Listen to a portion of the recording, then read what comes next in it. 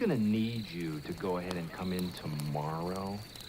So if you could be here around 9, that would be great.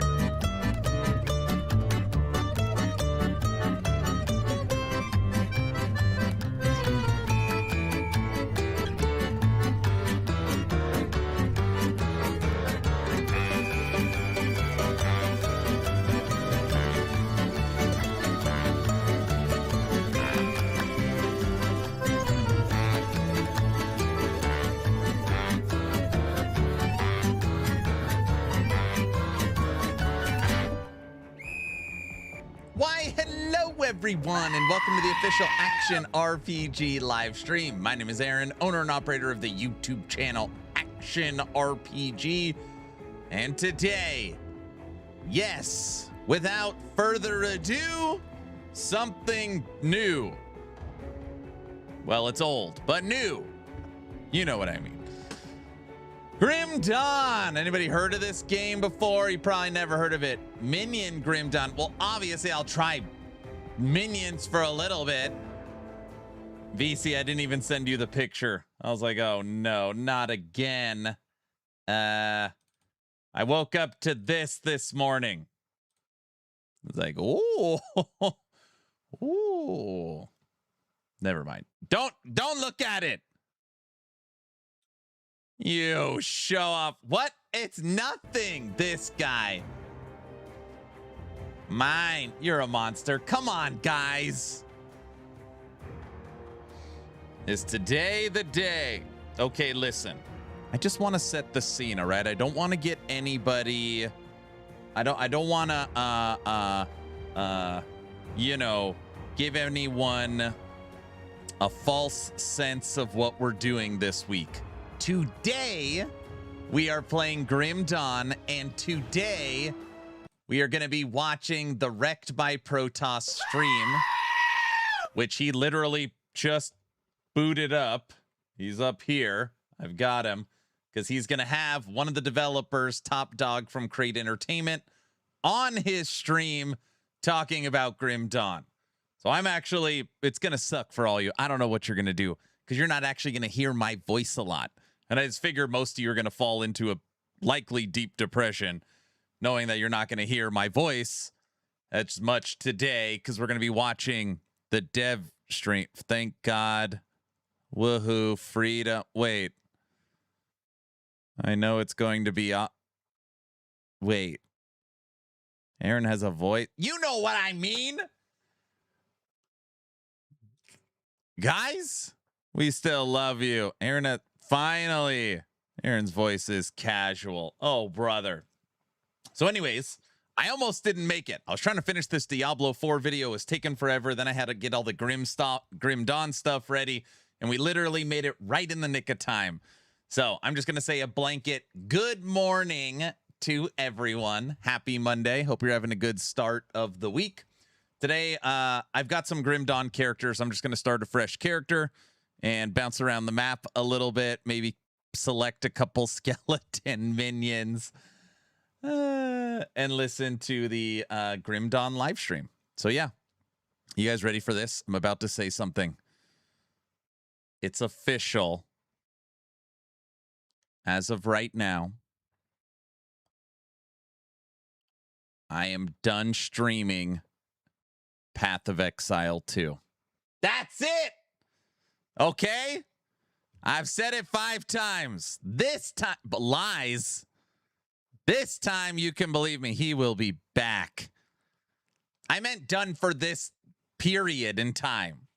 Dude, I've played so much stupid stuff like that. I've played so much PoE 2, it's insanity. Hey. It's insanity. He said he's done streaming it. Well, I do want to use correct terminology. I might try and finish up this final red monkey build. I got a radiance. Nice job. All right, let's see what's going on with Rekt. So Ascendant mode is available for all characters regardless. All right, I'm done talking. What content you've cleared. You just have to reach level 100. Grim Dawn. Live stream, developer, so if you Rekt by Protoss. Unlock Ultimate, but you're not level 100 yet, you will not be able to switch to it immediately. You'll actually have to level up first. That is mostly for tuning purposes, so you're not getting immediately wrecked.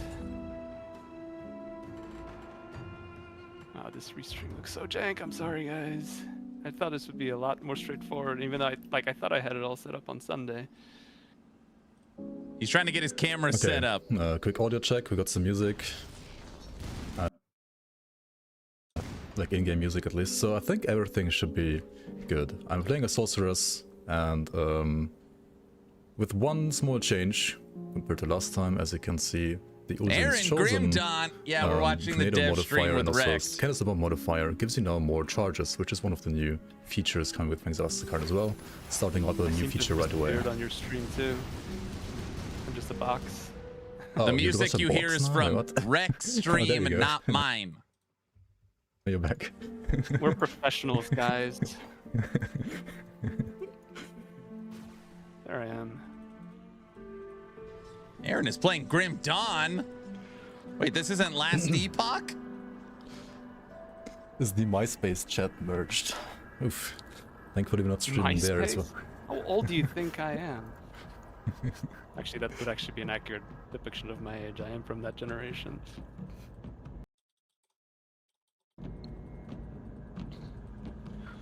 Alright, so over here in Fort Icon, I believe right now it is set up, and I think it's going to be the same for release.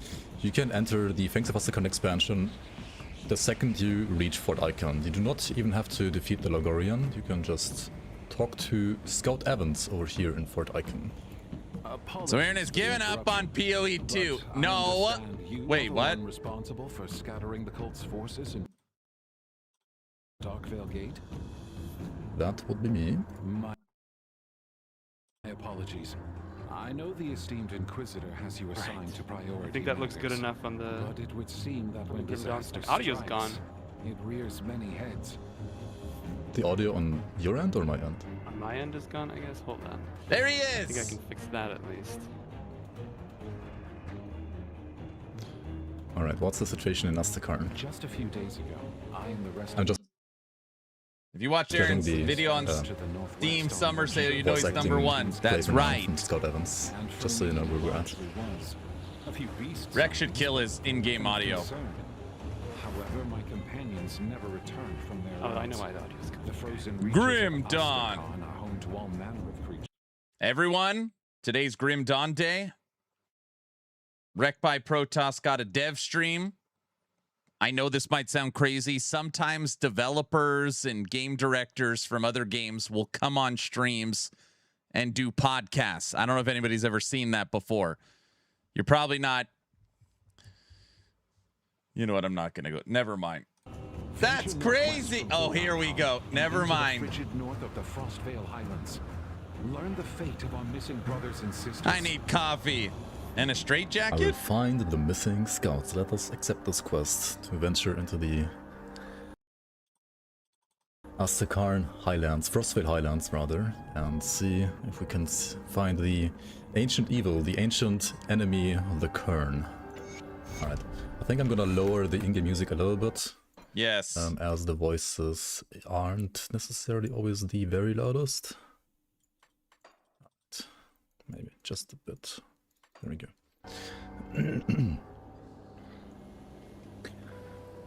Maybe I Alright, can. audio's back. Okay, I'll take a just look at that run map now. through the first map, and you can catch up on the questions maybe. Yeah, I'm gonna catch up with chat now, guys, and then I'm done with all the technical difficulties that totally were fine yesterday, as everything always goes when you're trying to stream something the next day. He's got this. You get the most important question answered first. Are the expansions worth it? Well, I'd like to think so. From what I'm hearing from the people that have already played it, it's, I think, pretty good.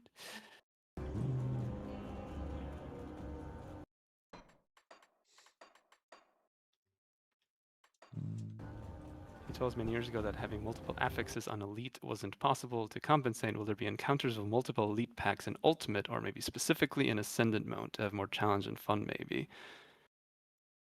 So what I guess that my question, the counter question would be, what do you mean by Elite packs, like hero packs?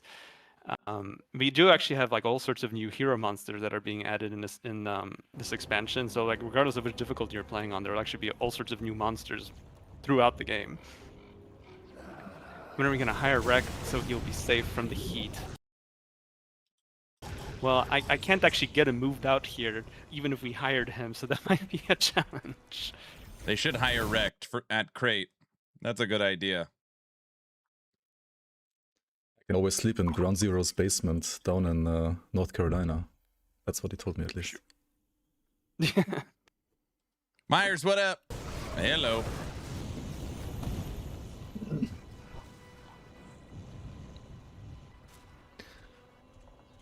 Are you going to go through the entire FOA area and questline? We would have to be playing for a pretty long time to honestly get through the new FOA content. Like, no joke, when we were saying that this area is like 33% the size of the base game plus expansions, like, it's huge. It's gonna, even if you're trying to rush through this content, it's gonna take you a while. So there's just no way, even if I gave him permission to play through everything today for you guys, like, he would not be able to unless he streamed like all day. So much we might need to do some kind of Grim Dawn event. Are there any of these mystery impactful things? Have we been spoiled? I mean, we were gonna try to keep this stream pretty spoiler free, I would say. Like even if he gets all the way to Kernholz today, I would say there's quite a bit of content left to see, including some things that, you know, might be for you to discover on your own. Their stream is going in and out, just FYI. Are with past main quest lines. However, there's a ton of side quests, a ton of stuff to discover that's not even actually officially a quest, but, you know, still out there for you to experience.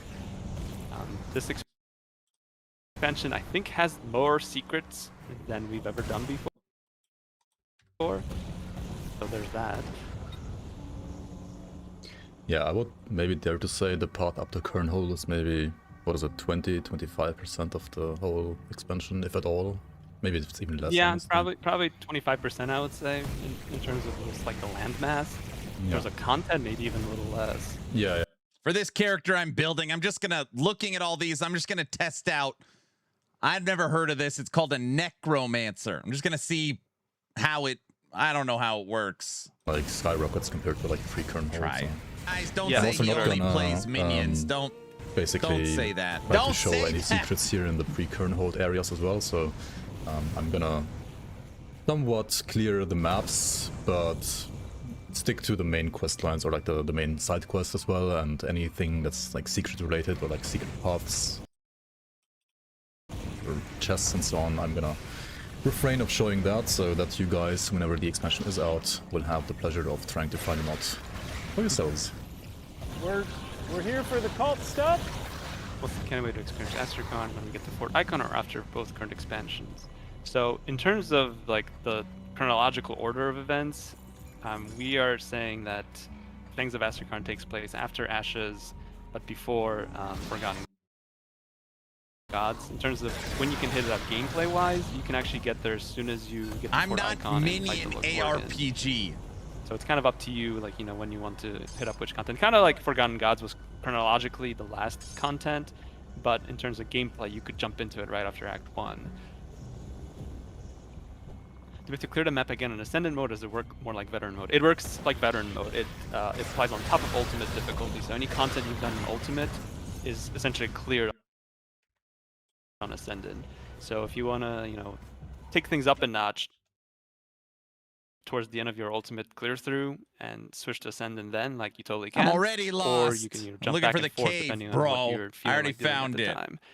Can use characters from the playtest and the new 1.3 without problems. Yes. So if you've been playing in our playtest that's up right now, it'll just be a seamless transition for you. You can just jump right into what will go live when 1.3 goes, you know, live alongside the expansion, and you'll be all set. I'm guessing he's calling in through Discord and their audio's going in and We're out. going to get more support packs with even crazier skins. We are actually working on Loyalist Pack 4. One of our artists has been working on the new sets, and they're awesome. So I look forward to announcing those to you guys, you know, probably soon after we get the expansion out. So yeah, there will be a Loyalist Pack 4 for those of you that want to keep supporting Crate. We definitely do appreciate it, and we hope that the skins that we're putting in there are worth your money. Yeah, unfortunately, if you're reading us on the Crate channel, there is going to be a little bit of a delay between what's happening on screen and what you might be hearing me respond to, because I'm basically restreaming it, so there's, you know, the standard Twitch lag. If you do want to, like, you know, everything to be perfectly timed, you can actually switch to the Rekt by Protoss channel and, you know, probably get a slightly better experience. Oh, he's not calling in through Discord. Oh, it's very Video interesting. uploaded to YouTube to watch later. Yes, both on my channel as well as on the official Rekt channel. Yep, there will be a VOD up if you can make it, or you need to watch some kind of football game that I'm hearing about that's happening at the same time. You can definitely jump over there, and it'll be up on YouTube later for you guys to enjoy. It's not football season. What's he talking about? Someone's gonna get mad that I said that. Considering how I'm much just content it has. kidding. Well, thank you. I hope you guys appreciate that too, and spread the word. The more people pick up the expansion, obviously, the more resources we'll have to keep making good stuff for you down the line. This guy, we kind of felt like crazy American. there's not much of a gain for us to price it ridiculously high when we want as many people as possible to enjoy this, as many people as possible to see like the kern and eventually what will be our RTS game. That was kind of partially why we ended up making this expansion in the first place, was so we could introduce this other faction of people that we've kind of hinted at before in the game, but never officially like shown or even put in by name. And so that will kind of plant the seeds of the story that you'll be seeing in our RTS game, in a year or two, I would say.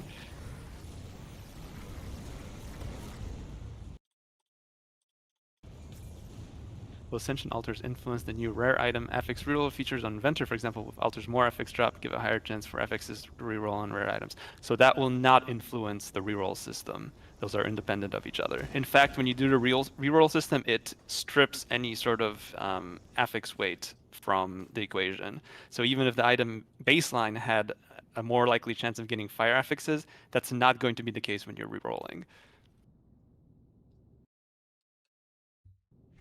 Farthest Frontier, yes. Has there been changes to the constellation system? Nothing fundamental. That anything that you see change to the devotion system is done through patches. So V1.3 has more tuning as usual, and so that can apply to all versions of the game, whether you bought the expansion or not.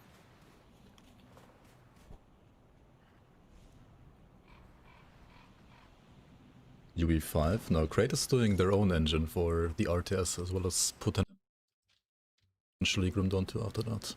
I got Or rather, you Carino! already finished your Wait, what did engine. I say? Yeah, so our new proprietary engine is actually in use right now. It is being used to develop the RTS. That's coming along pretty well.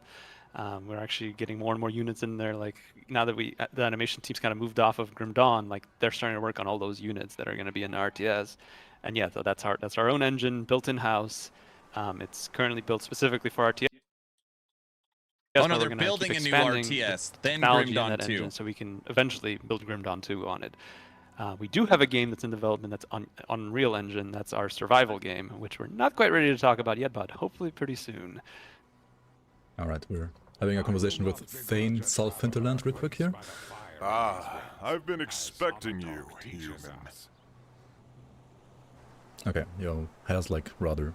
I don't mind the grind, I just get for most of confused the while voice acting, questing. Yes.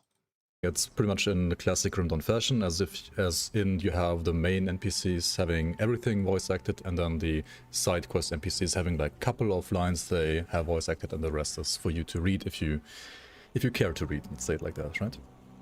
Yep. So we've kind of, for consistency's sake, we've maintained the way we've done it for the first game and expansions.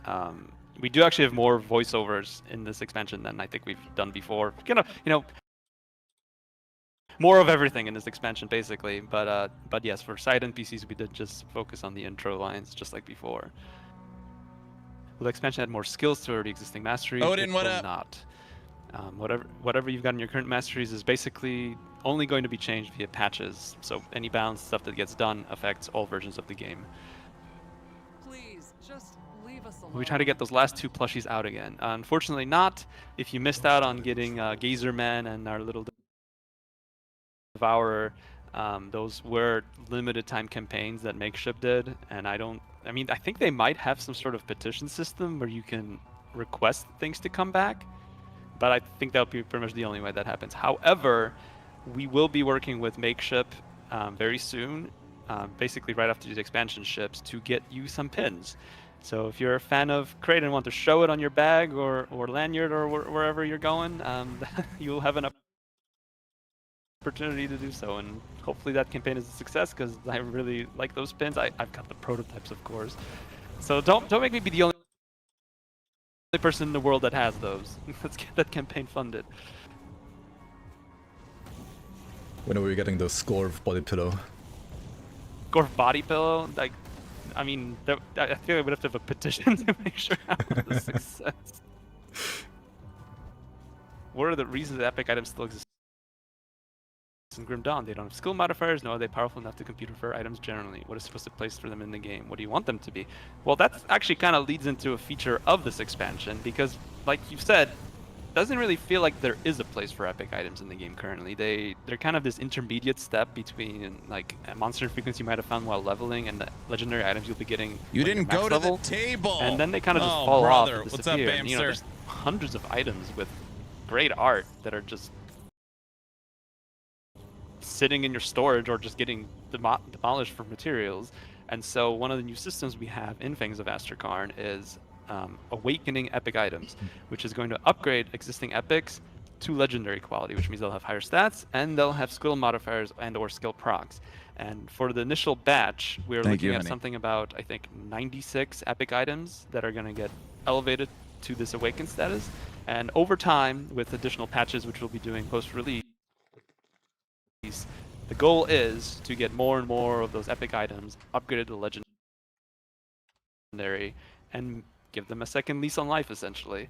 Like, the ideal scenario would be that over, you know, multiple patches, we'll actually get all of the epic items awakened. Whether we get to that, we'll see. But, you know, the potential is there. I'm not doing a minion build, many Bamster. I'm epics just do you have now? exploring Necromancer. So I think right now we're looking at about 96 for the Jeez. base game, or sorry, for the expansion's release. And then with each I'm patch, sorry for we'll yelling at see you. I how many love we you, get bro. through. My bad. Guys, don't say he only plays minions. Don't. Have you thought about Don't releasing say a Blender that. plugin? I'm already lost. Oh, we gotta go this way. That goes beyond my area of expertise, and I'm thinking we have to bring that up on the forum and see what our artists think. So you're doing a minion build? I don't know like how feasible that is, because we are using like an old version of Maya, or sorry, old version of Max to even get the models into Grim Dawn. Guys, can I just listen to this dev stream So I'm not in sure peace? what that would entail. Wait, am I allowed to do that? I'm just gonna pop up the release date and the price real quick on stream again because people keep asking for that. No, then as well. no, you're not. Why? Let me catch up with chat on the other side now. What happens after Fangs of Astrakarn? More free updates, another expansion. Not ready to talk about that. So what I can tell you, like right off the bat, is that we are planning 2 new roguelike dungeons that will be added post-release. Devil Dog, what up? Probably, I would say, within a year of the expansion coming out. So one probably by the end of 2026, and the next one middle of 2027. And besides that, we've got some more item sets planned. As I mentioned just a few minutes ago, we're going to awaken more epic items, and who knows what else we might have in store for you in patches. In terms of expansions, though, I am like firmly planting my foot here on the record. There will not be a 4th expansion for Grim Dawn. Sorry to those that might be disappointed, but I am 100% sure. Like before, when we shipped Fangs of Forgotten Gods, and we're like, yeah, 95% sure we're not doing another expansion. Turns out that 5%, you know, like in Diablo 2, when you have 5% chance to miss, that was our 5% chance to hit. And this expansion happened. But I can say confidently that we are now going to work on a 4th expansion. So sorry. Just got ambushed by the void. Oh, so yeah, you just open up a chest and hit a void mark. Yeah. It was like just a innocent, tiny little Those rocking. skellies are protecting him. He's playing minions. This So that's isn't actually one of the minions. mechanics in Ascendant mode. These are borrowed from the Community League, which Rekt works on. These aren't minions. When you open a chest They in are Ascendant mode, it has a skeletons. chance to pop out some Void Invaders and attack you. And if you kill them, you will get some useful materials for the new systems. But yeah, sorry guys, no 4th expansion. What I really want to do at this point, and honestly the team does as well, is to get our next couple games out and really start thinking about Grim Dawn 2. And if we're just constantly coming back to this engine, trying to squeeze as much as we can out of it, like, I think there's a point where it just gets too difficult to even get anything else in. Like this 10th mastery, to get it into existing itemization was a challenge. Like there's some items that just have way too many things going on them now, and I don't want to push that any further.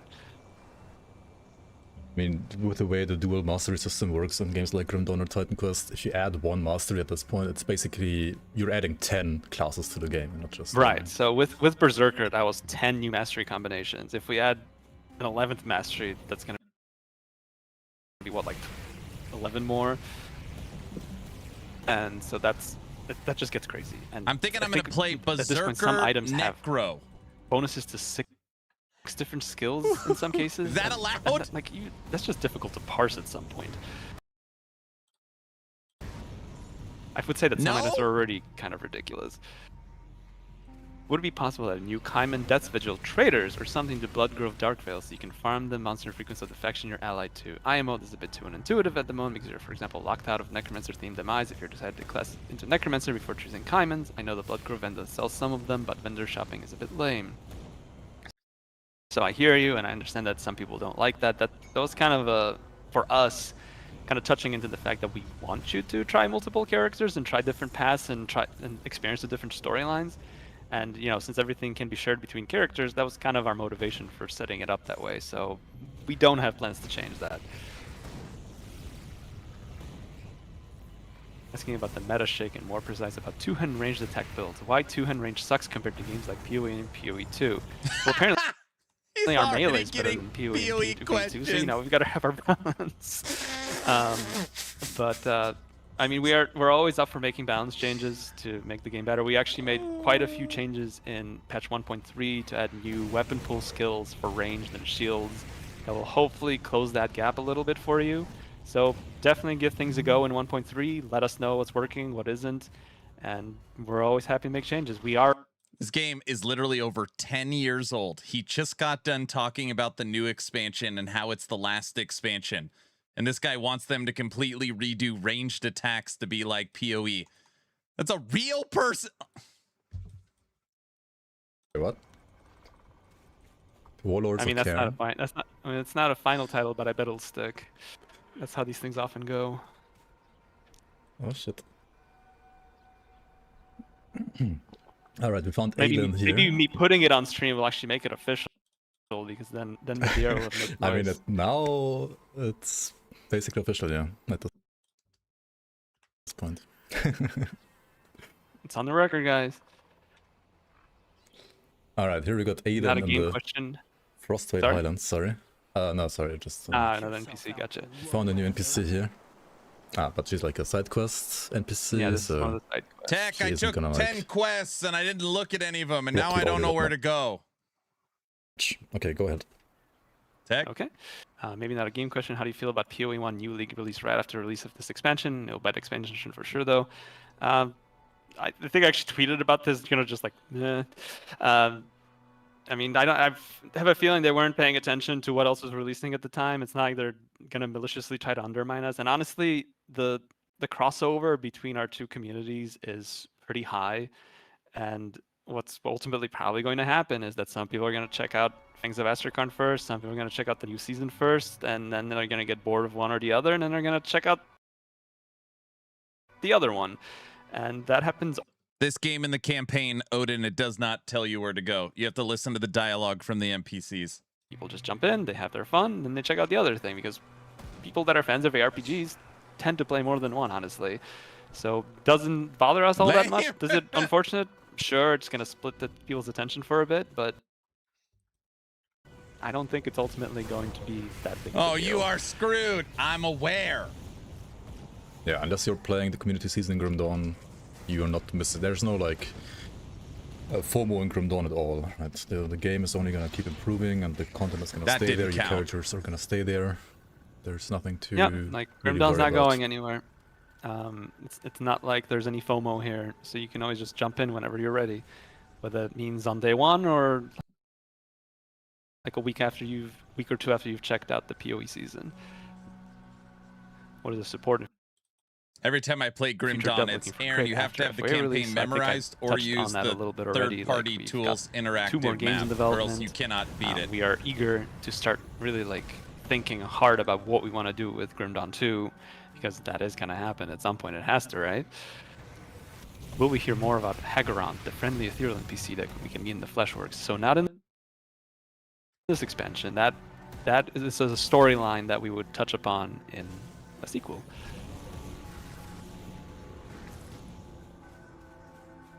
A year or two. I'm saying there's enough time to buy a single stick of RAM? Maybe. I mean, I'm hearing the prices are going to go up 50% again. Can we talk about the graphics updates we made? Yeah, right. In terms of graphics updates, like, as always, we're always trying to find ways to improve the game where we can visually. It's not something that we go back and just completely overhaul the whole base game, but you know, there are monsters that were had their models overdone, like completely redone, like Drangools, since we are putting them in Fangs of Astrakarn.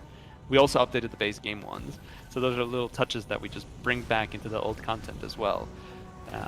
In terms of other stuff, like Fangs of Astrakarn does push the envelope quite a bit visually, because we have like new shaders, especially for like the ice and snow, that did not exist in the base game.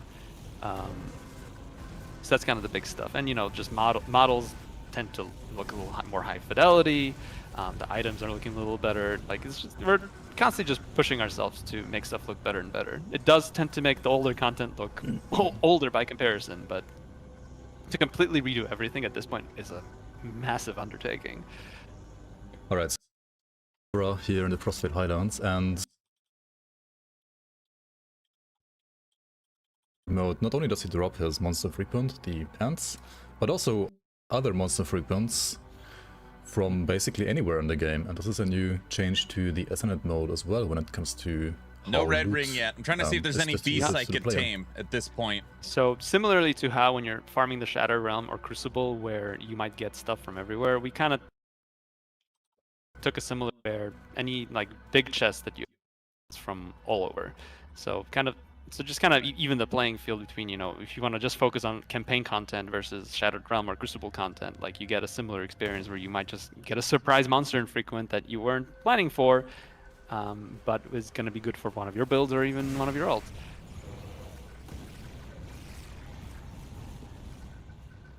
Have I played Diablo 4? If yes, what do I think about it? I've played Diablo 4, I've played its expansions. I think they had some good content, some mech content, but that's how games go. I think it definitely has a place in the ARPG, you know, genre. There are people that are really enjoying it, and people that think it's too shallow for them, and that's fine. Like kind of like Grim Dawn's not for everybody, Diablo 4 is not going to be for everybody.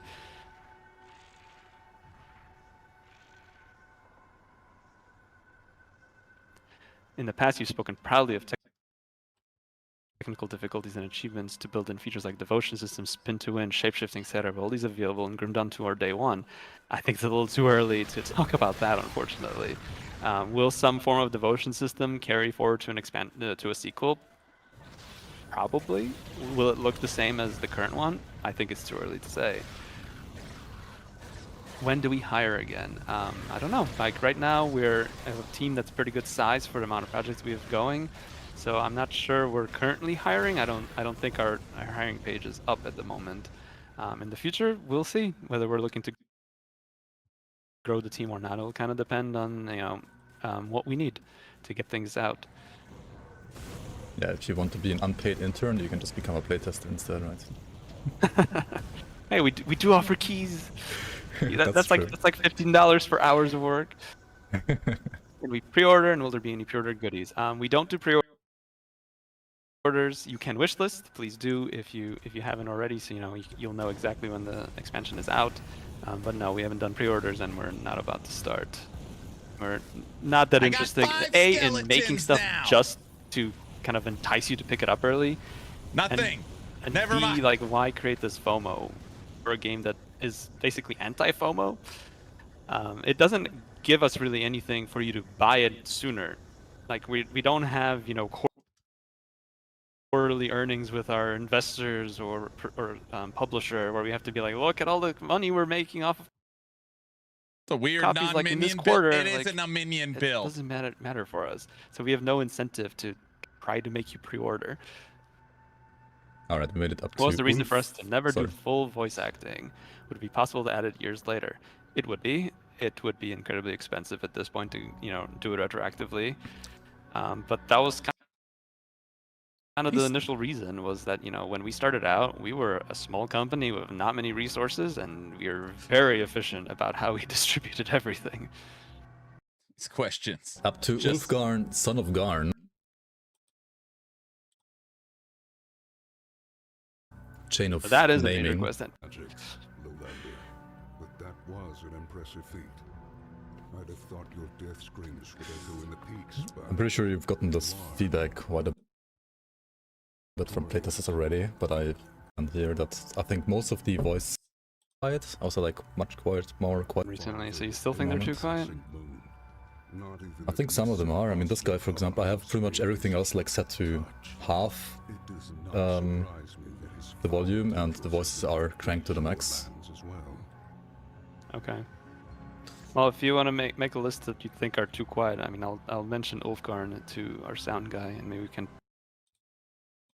bump him up a little more. Sounds like a job for an Surprised unpaid that intern, right? I don't think it'll take an unpaid intern for this one. I mean, it won't take him that long to just bump up the levels just a little bit. But yeah, I think he like literally compared voices side by side just to like see the volume levels, and it seemed like it was about the same as previous stuff. So it is weird that that's still an issue.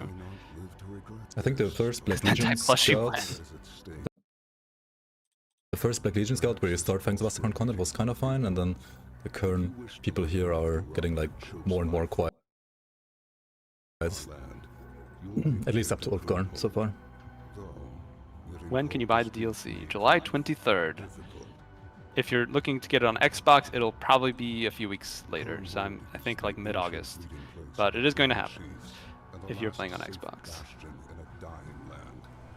Any chance for 200 ranges to get more love, feels slower than any builds that use SS and the damage isn't there. So as I mentioned a few minutes ago, maybe you didn't hear me answer that question, or maybe I'm just catching up with chat.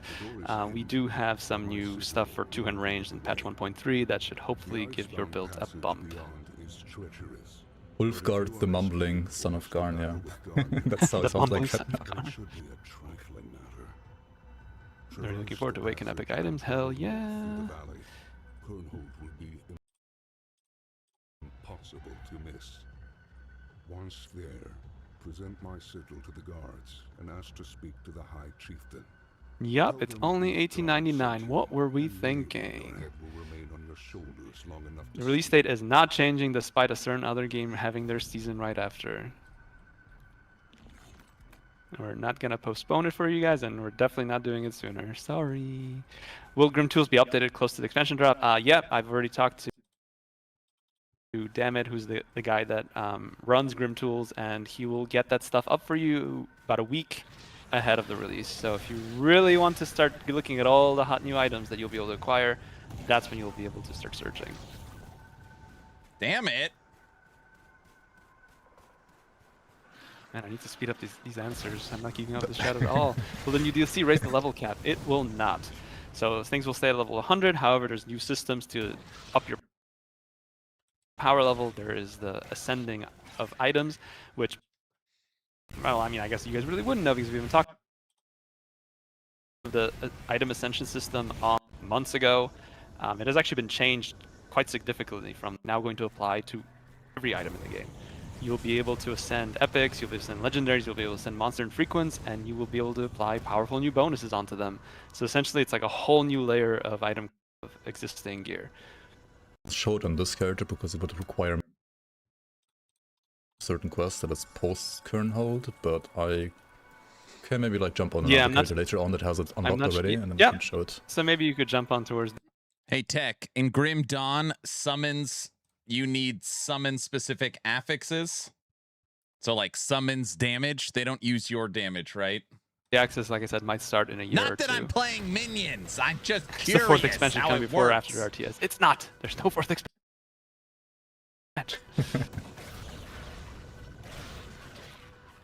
You have to finish campaign ascend mode is like veteran for first difficulty. Yeah, so it's like veteran mode for ultimate. You can just hop between it as you wish. He's playing minions. Yeah, I mean, oh, content-wise, it's a bit brother. more than just veteran, of course. It's a lot more. Yeah, it's so well, changes. veteran just kind of bumps the numbers up. Like ascended mode adds all sorts of new gameplay mechanics. So it's going to make your campaign more spicy, if you will.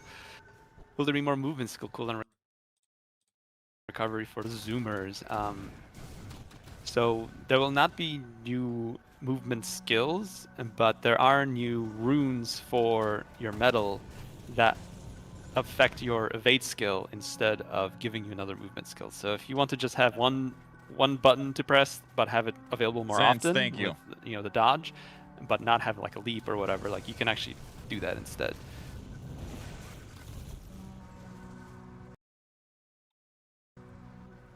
Yeah, especially if you are a werewolf berserker, you have already 2 movement skills within the class, right? And then if you have another movement skill granting class on top of that, there's probably no way you're playing like 4 movement abilities. I mean, you could, but at that point it's probably better but to... yeah, I think Werewolf Berserker might be the most mobile spec in the game now.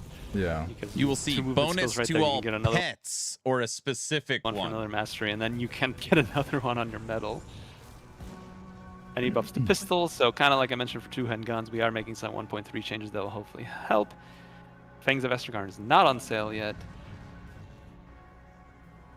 Which games are we planning further? RTS, Grim Dawn 2, and the survival horror game. Yep, you got the list. And we're still supporting our town builder, Farthest Frontier, which will have a pretty major expansion next year. Wish you could add bows. Well, in our universe, the technology has superseded bows. So there are crossbows and then guns. With Darius Cronley returned, Avengers Doomsday. Yeah, Cronley's dead, guys. You guys kind of did him in. One day is dead. I can't miss the quest if I just do full map clears. Well, hopefully they don't go up. Proof. Uh-oh. Why is the price so low? How are you paying your employees? We're paying them in exposure.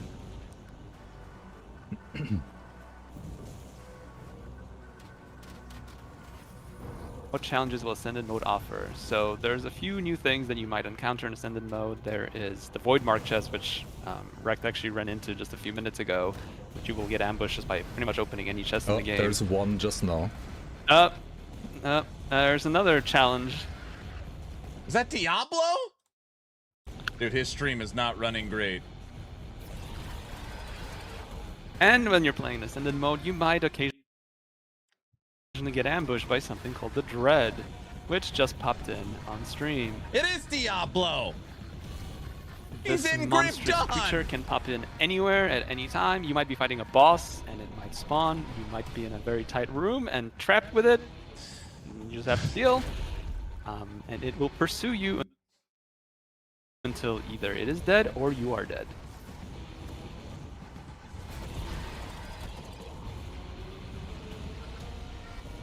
It's more like Bale. I think British pounds to USD is pretty close 1-to-1, so it'll be about the same. Would you consider expanding the studio into Europe? Not likely, I'm afraid. We are pretty much US based at this point. America based. Please add more upgradable city building sites in Grim Dawn. Kind of fun. But yeah, too soon to mechanics. That's the last 1 minute. You'd love if they lasted 2 minutes. Stream is brutal, dude. Yeah, 4 minutes. I mean, I think the balance between having it, something you're pressing for your heal.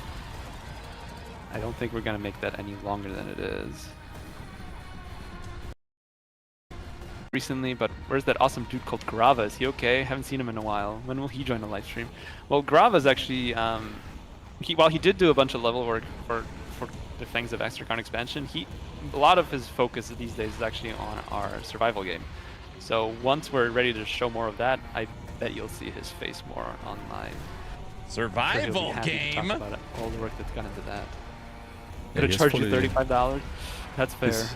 Grava is like has fully dived into Unreal Engine for like the last 5-ish years, I assume. Yeah, he's been on that project for a while now. Town But like I said, we did drag him that. back for making some Fangs of Estragarn levels, and just recently I had to pull him back in so he could write a few lore notes for us. So. No. That's I'm not always going to been try like and dive team into effort build the guides designers for to Grim just Dawn. pump out some lore notes for you guys to read, and I did just spend the weekend editing all those. So hopefully you guys enjoy it. It's funny / awkward story in that, because when I was talking to the translation team a few months ago, like kind of giving a projection of like, you know, what we'll have in terms of amount of words that need to go into the game, and like, you know, when the release date is. And, you know, I told them roughly an estimate like 6,000 to 8,000 words for lore notes, and they're like, that'll be tough, but it'll be doable. And after this weekend, I, you know, finished the editing, and we're up to more like 12,000 words. So I think what's unfortunately going to happen is some languages are not going to be fully translated in terms of lore notes by release. Sorry. But we'll get that patched in as soon as we can. Sorry, guys, we made too much stuff. Grabber mentioned, and the Dread drops the grabber pants, and that's kind Did he really? Yeah. Also, as you can see here, chat, if you kill the Dread, right, he doesn't truly die. He just basically just goes back to his realm, yet ready to haunt you once more whenever you. The Dread does not truly die. It'll be back. It does. Is there a way to get in touch with our artists besides the forum? No. If you're AI looking to reduce talk to our and artists, summarize. You can probably do it make in a post seconds. on the forum, and they might see it and respond. I mean, they are you know primarily doing art, but depending on what you ask, they might be able to answer your question, or even I might be able to, depending on what it is. Will there be graphical improvements on Xbox? Will it mean high resolution and shadows? As far as I'm aware, there aren't any big improvements coming for Xbox. Like the parity between the two is pretty much 1-to-1, like PC to Xbox. So like anything that we've improved visually for PC also applies to Xbox. So the Dread's mask is actually pretty interesting. It's the first green item with +1 all skills that is dropped by a, well, is it a celestial question mark? Currently it's not really marked as a celestial, but it's almost celestial level. I would say it's along the, or like about the same power level as like the weaker celestials maybe. Yeah, it's not quite super boss level, but it is up there. What's up, Frosty? Yeah, and the interesting part here is, I mean, you can like keep farming this guy and hope for some good affixes, or you could also roll the affixes, of course. Hey, Frosty! I saw the end of the video. I don't know. It's not funny. It's out of context. You didn't let me finish. Don't laugh, big guy. It's not funny, dude. The Dread get killed. That's not funny. He did not get killed, but it is like when you I think when he drops like to around 30 or 25% HP, he basically he vanishes back to his realm. I think it's 20%. Yeah. That's not funny. So he never dies. Grim Dawn. No, he never dies. And now the game will not play all my other games play. Now can you tell me why, tell me why, including what can you do? If you were on the playtest recently, and you went back to the live game, that is probably why it's not working anymore, because the saves are no longer compatible. So that is the place I would start searching if I were you. Unfortunately, I'm not going to help you debug this on stream, but do reach out to support or make a thread on the forum if you need further help. It's actually hilarious. We made DAP mods play the video to the end. Leads to the kernel ad. Graphics here are a bit grim. I've been waiting for someone to talk about Grim Dawn visuals, seeing as I get hit with Last Epoch visuals all the time. I can't believe it's 3 weeks and change to birthday. Well, happy birthday.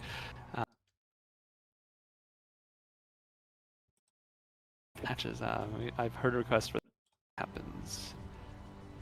So Grim Tools or official forum are, I would say, are probably the best places. Maybe. Yeah, lately I've been mostly focusing just like fresh start, beginner leveling stuff. I haven't really like made like proper hardcore endgame builds on stream for like almost a year now, but I'll definitely like get back to that after expansion release. I'm pretty busy like doing other stuff on and off stream. So. Yeah, makes sense. No, you're not allowed to do that. Your favorite part of a Grim Dawn is the lore. Do you have any plans to expand it via some media, like books or something else? I think that would be awesome. I just don't know when we'd find the time to actually write something like that. I'm not about to pop open ChatGPT and see what happens.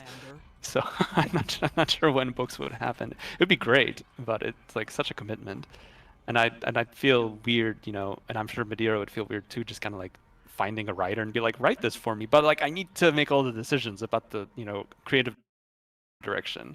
EHE should just It'd be tough. disband if they have some talented individuals join Crate and work on Grim Dawn. Last Epoch is a studio, I think, of 150. Where all the people saying the game is too Crate cheap, is you can always buy the game 15, expansions which for is friends. incredible. That's right. Honestly, one of the best things that have happened to Grim Dawn over the years was the community spreading the word. Like, marketing for an indie company is just almost impossible compared to publishers. It's so difficult to get noticed by the media, and the thing that has made Grim Dawn the success that it is, you know, today, is largely because of you guys spreading the word. You guys letting other people on Reddit and YouTube and everywhere else know, like, hey, check this game out. And that's how we got to where we are, because you guys helped us get there. So keep doing that. Yeah. Yep, spread the word. Spread the word. Any improvements for the Steam Deck? Some things unpolished there. Aspect ratio controller support. So that actually has gotten better with 1.3. We've completely overhauled the game's UI, like from the ground up, basically. Like, so now the main menu actually scales with resolution. There's UI scaling for the menu parts that before just did not scale, because back when the TQ engine was made, they only had, like, you know, 1080p was the top of the line that you could get, and they didn't need UI scaling to work. 9% to all pet damage. And so with this overhaul of the UI, you should have a much better time on this Steam Deck. In fact, if you recall, like, we had this warning that if you try to use the controller UI below a certain resolution, it would be like, this isn't supported. We actually got rid of that. You don't need it anymore. It'll work just fine at any resolution. Will there be more grobble attacks? There were on the streets that they're on the rise. In fact, there are more grobble attacks, and they are on the rise. Keep an eye out for those grobbles. They're up to no good. They are indeed on the rise, yeah. Lore notes are definitely one of the best things about the game. They're awesome. Glad you guys like them. Like I said, there's a lot of new stuff to read coming up. Designers have pumped out. So hopefully you guys enjoy those like you've enjoyed something in the past. Maybe there'll be a new favorite. I don't know. That'll be up to you. Who's stronger in their true form, the Dread or Logorian? I'd have to think about that one. Canonic. I just started Grim Dawn yesterday and played for hours. So much fun. 150 people and they can't get the Where can you season find more on info on time. I You don't mentioned know, the dude. RTS and the survival game. That's actually There embarrassing isn't like for a website EHG up then for with them, the but when we state of LE now. entertainment.com They got a lot website, cooking, They conjecture. have links to their own respective, you know, websites to visit for more information. They will be up on our forums. Our official forums are the main hub where we kind of, you know, keep our communities together and make a lot of announcements on the bottom of one chat. Nice. At least one of them, oh boy. I might Oh have to boy. switch to the other one for a bit.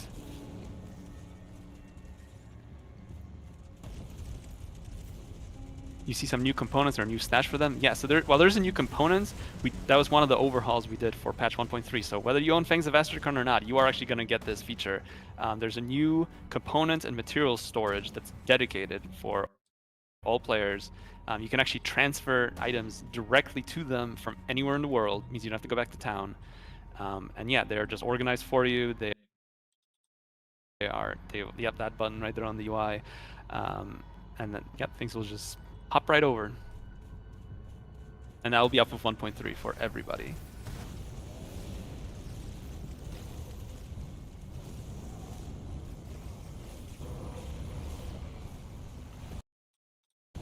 Is there lore behind the Dread? There is lore behind the Dread, and you'll find some of it by playing the game. Will this expansion have a cinematic like Ashes of Malmus did? It was sad when Forgotten Gods didn't get one. Unfortunately, it doesn't. It would be really cool to have one for every expansion. It unfortunately just was such a time commitment for us that it was kind of difficult to juggle with all the other stuff that we have going on. Like, in an ideal world, they would each have their own, but unfortunately, there will not be another one for this Diesel's expansion not either. banned from the Friday dev You can currently stream. get He just doesn't get his questions answered. This is Untenborg from the I Beast think. Totems and Icebound Passage, for example. Just so you know. Like some of the trees that spawn might be there. can banned, drop I don't essence know. of Oh, Untenborg, that's- which makes okay. not too much sense. No, it doesn't. I will check on that after, Just so you know. after this.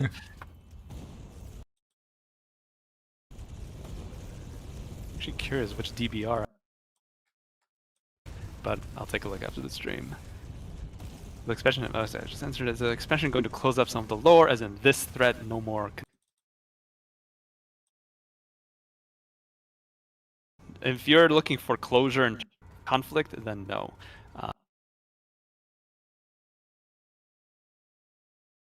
Big war that's happening, and you know you are a cosmic conflict, and while today, it does not make Cairn, you know, a safe place that's going to be rid of these great forces. Great, it's awesome. Been a supporter since the alpha release of Grim Dawn. I've never regretted it for a second. Great work. Well, thank you. Thanks for sticking around to what many years now. Over 10.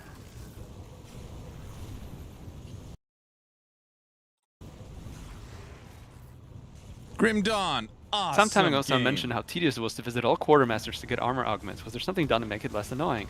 Why, yes, there was. So, fun little fact for Kernhold, the new questing hub in this expansion, is as you increase your reputation with them and earn their trust, they will actually invite merchants from all the other factions to come to Kernhold and stand in their bazaar and offer you their materials. Bazaar? So effectively, once you've maxed out the current reputation in Fangs of Astrakarn, you will find every single faction NPC that's in the game, a version of them in Kernhold, right in one little spot. No more hunting across the whole campaign world looking for vendors. Would it make sense to encourage co-op by locking achievements between co-op and parties?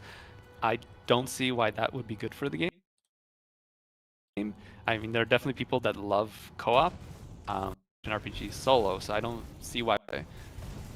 Yeah, I think she played like forcing us to play multiplayer, but I think it's fine the way it is. Like, yeah, I think it's definitely good that we offer having be the thing I would consider that's like the most important feature for people. It looks like we have the new beast nemesis that just spawned over here, or like a minute ago. The Underking. So there's a new nemesis for most of the factions that were in the base game and previous expansions. The only exceptions are Ethereals and Chthonians, who already had sort of a second nemesis in Ashes of Malmeth. But every other faction, including the Eldritch from Forgotten Gods, has a new nemesis. So that's another thing that will kind of spice up old content, is you will encounter these new enemies regardless of where you're playing.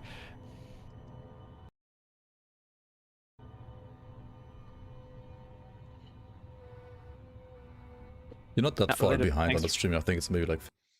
Hi, are you playing a single day, or can you make like with a few people? Today I'm only playing a single day, and then as we get closer to the expansion, we'll switch over. I'm kind of considering doing a Grim Dawn event. We will see. We will see. That should be out next year. Pretty excited to get that announced and show you guys what we've been working on. But that's gonna take a while. Like, we did just do that one little DLC with the dogs and cats, but a DLC of the scale that we're working on next is gonna take time. However, we are also working on some free content updates for Farthest Frontier. Patch V1.2 should be out by the end of the year, and I imagine patch V1.3 will probably be out before the next DLC too. So there'll definitely be some stuff to look forward to, and there's some basic improvements to stuff that's already in the game, rather than like new paid content. Does this imply new nemesis enemies for Chosen, like Kami's Chosen, Crony's Gang? Yes, they also have new nemesis. Yep. And also Death's Vigil has a new nemesis as well. Yeah, all the old factions have received the new nemesis, except again Ethereals and Chthonians, because they already had to. Yep. Well, with the Ethereals, it's like, I mean, technically they are like two factions, but I understand that some people might be like, well, actually they're different factions, but yeah. Internally, well, it's still like what, 8 new nemesis bosses, so quite a lot. Yeah, I only got triggered like one time running Pod Valerie and having like Valdrand spawn like 7 or 8 times, where I really wished we had like a second like nemesis for the Ethereal faction. Fair. But well, I wonder if we should maybe have them interchangeably spawn. Maybe. And, like, you just don't, like, you get Valderan or Alexander in the old content, or Valderan and Alexander in the new content, and just they spawn or don't spawn depending on just faction state. I'm That sure might be- people need more reasons to hate Podwabbery, but with Alexander Meteor spawning there, but I mean, I Hey, would be down. you just said it was boring.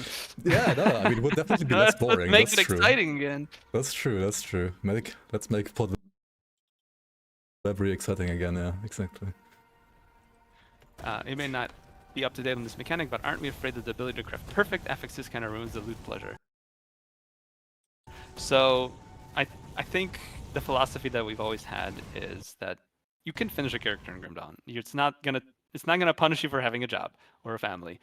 But at the same time, the recrafting system for affixes isn't something that's just like you click the button once and you've got your perfect loot. It's going to be a commitment, and it actually gets more expensive to recraft an item the more times you do it.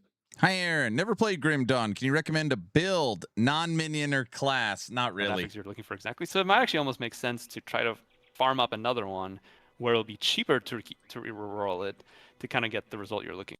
Just remember, Grim Dawn, Steve, is not live service. So you'll make this character and it'll be your character forever. You don't have to restart ever if you don't want to. So just pick something that's fun. Like, you could always respec, try something different. Like, I wouldn't worry about like optimized or like how do I speed run the campaign. Like, just know it, you know, it's not played that way. Will Grim Dawn have seasons and trade in the future? So that's something that to really support officially would take a fundamental rework of how multiplayer is built, and that's just not going to happen for a game this old, unfortunately. That's something we would have had to do from the baseline. It's really cool that Rekt and you know, the rest of the modders working on the community league are you know, doing the Lord's work there and getting that out for you guys. But like to actually make that official, you know, cheat proof and stuff would be a huge commitment from us at this point, that it's just almost impossible to do retroactively. Any new information to share about the Ascension Altar? Yeah, if you want to bump a question in here, kind of what you're looking for specifically, I'm happy to answer. Like, there are many mechanics that the Ascension Altar adds, and many ways to customize your gameplay experience with it. So that's something we look forward to you guys, you know, experimenting with and finding what works for you. Just noticed that Igran Wordbreaker, I think, as well as some of the other behemoths, as well as some of the dire mains that have the Auric. I think you guys fixed it at some point, but now the bug reoccurred where they have like their border like glued to the. Unless something has changed, should be noted that you can't respec masteries, only the points. Oh, that might be true. I always play the modded version normally. That could be true. It's not bugging out, and then it does that weird thing where you see you, and then you're like, which boulders actually do? Yeah. Earlier in the stream, Grim Tools will, assuming Dammit is up for it, get updated about a week before Fangs of Astrakan releases with all of the new items that are coming.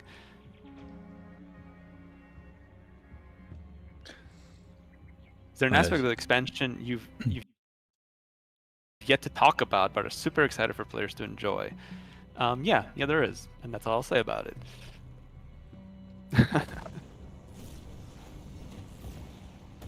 Does the new engine support the like potential multiplayer or even season architecture?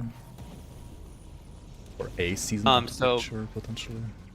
So I mean, currently the engine is built primarily for the RTS, and RTS is, you know, going to have online multiplayer that's hopefully going to have some seasonal stuff and you know, like competitive season stuff. So I imagine that will carry you over to Grim Dawn 2 in some capacity. Like, how exactly we do Grim Dawn 2 in terms of like online versus offline, like that's my question. Much up in the air. I do feel like, since what made Grim Dawn thrive is the ability to play offline, is that ability to mod the game, and I don't see us not doing that for a sequel. But in terms of having, you know, like an always online mode like Diablo 2 did, I can see doing that. I just don't know if like how it will all, you know, get itself sorted out once we're actually working on it. For sure, I think it would be foolish to like remove the ability to play offline for Grim Dawn 2. For sure. Maybe some hybrid, like I think Volson did like have a hybrid. I mean, Volson for many reasons is a game that shouldn't be named, but one thing I think they did somewhat decently well is having the ability to play offline, like true offline, just like in Grim Dawn, but also having the ability to play online if you want to, and then have like some kind of like online credibility, I guess, if people are looking for that. Yeah, I think that would kind of be the Epoch best has of its similar as well, but Wilson then last Epoch. Yeah, I think they do, and I think their goal is actually to have like seasonal content online and offline.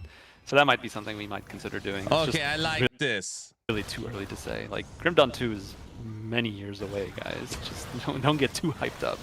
Like development hasn't officially started yet. Like we're finishing up Fangs of Astrakarn, and then it's kind of when the pre-production, the planning, the goals that we want to hit with the new game will be, planned out, and then development will begin in earnest. So it is kind of funny. away. Like not even like 2 years away. It's like 5-6 years away at the least, I would say. Yeah, it is kind of funny when I was, well, rather still a bit newish to streaming Grim Dawn compared to now. Back in like 2020, 2021, people kept asking me like, when do you think Grim Dawn 2 will arrive? And I always had this one answer: maybe next decade. And it seems pretty and that's pretty accurate. reasonable now. Yeah. that is pretty accurate, honestly. Like I don't think it's happening in this decade. I don't think that's Grim Dawn 2 mathematically possible. Playable 2033. Yes, so sorry for you guys on the Crate channel. If you're seeing ads, it's because I'm literally restreaming his stream and I am getting ads. Oh, so you guys see ads. Unfortunately, about that. The upside is that he's doing all the gameplay while I'm answering all your questions. I'm waiting for someone to say it comes out around the same time as Last Epoch Season 5. Ha ha ha ha. Wait, is that true? No, forget to like fully turn on ads for the stream today. I apologize for that, but I did at least pause my gameplay during the ads once like people in chat told me so. Will we add new ways to grind faction rap? It's kind of boring. Well, Season 5 still has no release date, right? Cronley, Kymans. So in terms of those two factions, unfortunately, there aren't new areas that feature them. We did reduce or not reduce, but we did increase the rep gain for a few factions, including those, I think, for version 1.3. So while we didn't include new ways to farm Cronley and Kymans and I love Grim Dawn with more modern graphics.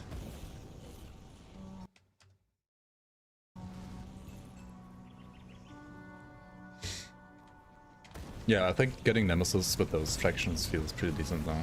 Like, or at least a lot more doable than it was in the past. Yeah, I don't think I had a character before that changed who was like not a single one actually, apart from.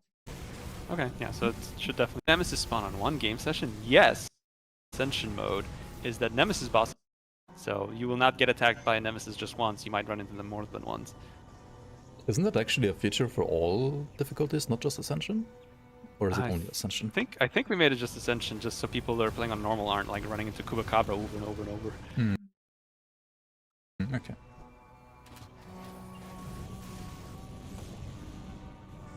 Would you please add a QL feature that allows to craft every step of an item if you have all the components for an intermediate component instead of having to go back and forth between items to craft? That'd be pretty great. I'm not sure how likely like a complete overhaul of the crafting system is at this point. So you're going to be crafting in this game? Yes. Quality of life feature to do in the future, that would be high up there. Have you done anything for the bounties in the expansion? Don't bring the bounty system up. It's my greatest shame. Unfortunately not. I'm so sorry. It's one of those things that like, since I am involved in kind of the planning of, each expansion that we've done, like I kind of had a proposal to like, discuss with Media, like, oh, we should do these features, and then we kind of, cut down to make sure that, we ship in a reasonable enough time, which not that we did for Fangs of Astrakarn. But that aside, we like every single time I'd have on the list of features that I wanted to touch up is like redo the bounty system, and every time I'm like, it's gonna take so much, and I'm not sure like the impact will be worth it. I think we need to focus on these other things instead, and then it never happens. Now I'm kind of curious bounty about the system- ideas you had, but I guess you're saving them for Oh, in Grim Dawn terms 2. of just doing it different, like it would just have to be like a dedicated UI where you can just open up and be like, hey, these things are on the map that you can do. And you pick them. Yes, this to is complete. Diablo And 5 like that would be Mortal. like what's available that session. Immortal. So not like running Kind of up like back an to a bounty MMO games table. when you... Sorry, kind of like an Yeah, a MMOs little- where you go to a town, they almost, have like a almost billboard like or something like MMO that. system, right? yeah. It would Yeah, just be so much cleaner to do. For sure. But it would the amount of UI work and code that would be involved to like do that feature, where I feel like what we have already for gaining reputations is pretty sufficient. But I'm just not sure the impact would be worth it compared to say like getting the Ascension system in game. So it'll remain my greatest shame for this game. The system that I cobbled together from, duct tape and sticks. But it is what it is. Tarnish, thank you so much for gifting a sub to Create Entertainment, so at least now you're not getting any more ads. There you go, you've solved that problem. Also sorry for like not thanking any of you guys for any follows or subs right now. I mean, I've obviously disabled the notification for the, well, just for the flow of the stream. But thank you so much everybody for all the support. Yes, thank you for your sacrifice to get rid of the ads for everybody else. Y'all are crazy. This is the first epoch. Is this Destiny 3? It's PoE 3. Oh, brother. Why not just have an NPC that gives you 3 to 5 quests to fetch him, do some stuff or kill, so we can give you reputation, is somebody asking here. I mean that's that basically what the bounty what- tables already are. I was gonna say, So yeah. that doesn't really make it any different. Yeah, Who was yeah. that? Thank you. I mean, the bounties table is basically that NPC, so... Aaron, any chance you'll be hosting EHG for Season 5 or LEO? I should be hosting them for both, but no, nothing yet. About it many years ago, you stuck with Grim Dawn as some kind of spiritual... You stick to Grim Dawn as some sort of spiritual connection. I wonder which way of game 2 will get. So obviously, I don't know what improvements they're still got. Continuation. I did pretty cool like monster fought in there. I haven't played it since. That's their stream, So not I mine. have no idea how, because I was just kind of waiting to, I think in terms of like the feel, like the game visually feels like Quest, like that, like when looking at it. In that regard, I think they really nailed it. Yeah, I would agree. Do Like, wish them the best in terms of continued development. He's like, I can tell you from experience, making an RPG is a lot of work. Does Fangs have any improvements for the loot filter system? Not currently. If there was something that, again, if we did any more quality of life stuff post-release, that would be something I would like to touch up. We'll see, how much more in terms of programming time we can dedicate to this game in terms of, instead of, say, moving on to Grim Dawn 2.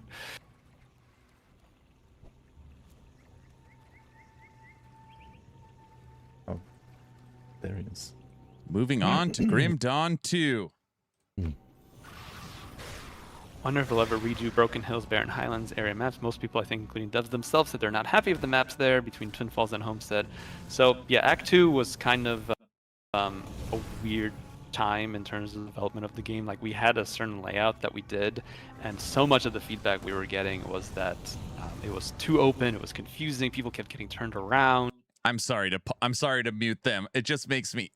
When are you going to redo the entire bounty system? When are you going to redo all of Act 2? When are you going to redo the melee, right? He's literally saying the game's done. We're moving on to the next one. And these are the questions.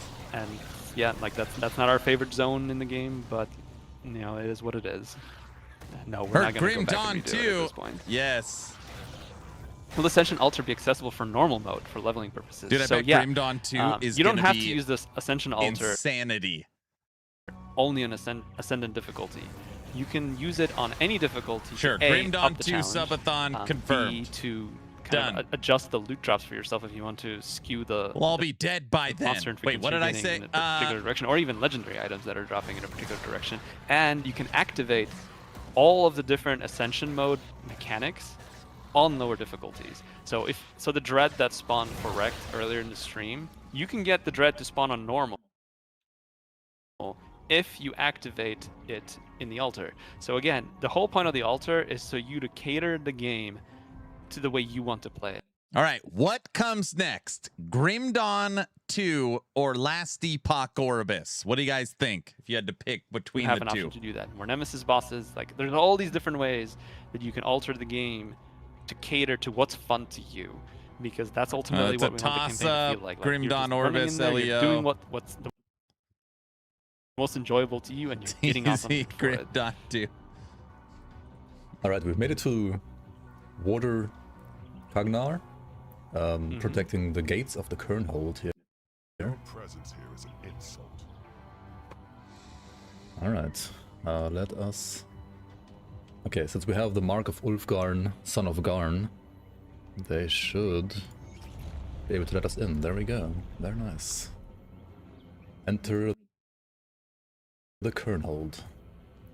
Yeah, so this is the major quest hub for the expansion. You'll be basically, you'll probably want to like make your respawn point here to get access to all the like crafting NPCs, to as I mentioned earlier, to get all the faction quartermasters over here. The Ascension altar is here, so I imagine most people will probably want to park here. Yeah, there's gonna be like quite a few of mechanics that we can show in this area. So first of all, let me just get the Rift Gate real quick, and then to the northwest of the Rift Gate. Real question: we get Grim Dawn 2 or GTA 6, Altar? 7? An extension altar. Tech, I'm messing around with these Which, yeah, you can followers. click on. So it's but not I currently cannot- unlocked for this character because Oh. you need to progress in the questline a little more. Oh well. This is a I'll have to move on to a second character then later on, or like no, a couple of minutes maybe. Pay respects and leave. All right. Oh, Those you are changed minions. this. They're This not was accessible minions, right away dude. In the past, wasn't it? They're not minions. That was a temporary thing, but it is locked by at least, speaking of the chieftain getting permission to walk around the town. It Companions. makes sense, It's it not makes sense. minions. Also, you might have some Would you familiar suggest starting a new NPCs. character upon release, or is the content exclusively endgame? A lot of the content is available throughout the game. Like I mentioned, there's new monsters, new heroes. Friends who do stuff Mode together. that is exclusively level 100. Like whether you want to start a new character or you want to jump right into the new endgame stuff, like I don't think there's a wrong way to go about it. Like kind of what sounds fun to you. Do you want to roll a new character, like check out Berserker from level 1? Go for it. And if you want to just jump right in level 100 on an existing character, definitely. They're both gonna be fun ways to just jump right in. In fact, you can play the new, expansion content right away on Ascendant, challenging, than say like in Forgotten Gods when you had an endgame Ashes of Mammoth character and you just steamrolled and killed Korvac in 2 seconds because you're already decked out. Like that's not gonna happen in Ascendant mode. You love the Ascension Altar with the ability to increase crafting legendary recipe drop rates. Is anything like that planned? So, sort of. What you can do with the Ascension Altar is increase the drop rates of everything monsters are carrying with one of the crafting materials you can offer it, and that will effectively increase the drop rate of recipes that specific monsters drop, not necessarily just like Bunny, the general hi. recipe loot pool that's available like from chests and stuff. Was let's Korvac go. actually a good guy? What do you get when do you get to revolt against the fake witch gods? What do you mean fake witch gods? What is this propaganda I'm getting on stream here? It's always like people spamming Korvac did nothing wrong. Korvac did know. nothing. Need more Wrong. dynamite. Yeah, Korvac did nothing wrong. Father Karen was right. So you are I think Is Knight Blade of D4 two early spears will have an possible? It armory, is not. armory mechanic Spears in in, D4. Grim I Dawn don't think so. are two-handed Maybe I weapons, would so you cannot dual claim wield to them. keep you as a curiosity. Study Am I saying was Grim to Dawn 2 is learn coming? more of Yeah. our great We're gonna have to make enemy Grim Dawn 2, Seth. guys. Like, how can we But all not make things Grim have Dawn 2? changed. The Erelon Empire is shattered, and a war They're not gonna between let me ancient retire until powers we've worked on threatens Grim Dawn all 2. Are you life, kidding? binding humankind together. Grim Dawn 2 confirmed. There are days of great purpose. What is your purpose? Will Zentai stream Season 8 so we can hear him complain about season balance and bugs? Yeah, Rekt. When do I get to complain about balance changes? I mean, that's a very good point. I mean, why don't you try out and play the next season with us, season 8? Which One of these days I hopefully- should. Like, maybe Yeah. when I'm not, trying to ship 3 games at the same time. I mean, Things should hopefully slow down. Yeah. You can enjoy your own game from a different perspective for once. That would be different for sure. Or, well, it's not. You guys know I love Last Epoch and 11th Hour games, but I truly sit here and think that Crate Entertainment is made up of 15 or 20 individuals shipping 3 high-quality games in this expansion. 11th Hour Games is made up of 150 people. It's actually a really big studio. It's 150. Garn is not a man who's approved. Come to speak, then speak. Mitch, cloud saves on Steam. Steam has a pretty generous cloud up, but they also have a file you can have in cloud storage. And in terms of their cloud system, it has a certain number of files that go into Steam, basically capped. Like, we can't increase that without corrupting his local saves for that. Very well. We'll be able to romance NPCs, maybe when the Paramore system gets added. Your pre-order level 100 boost. Get out of here. You want the wolf as a companion? Well, there might be some items in store for you, right? Well.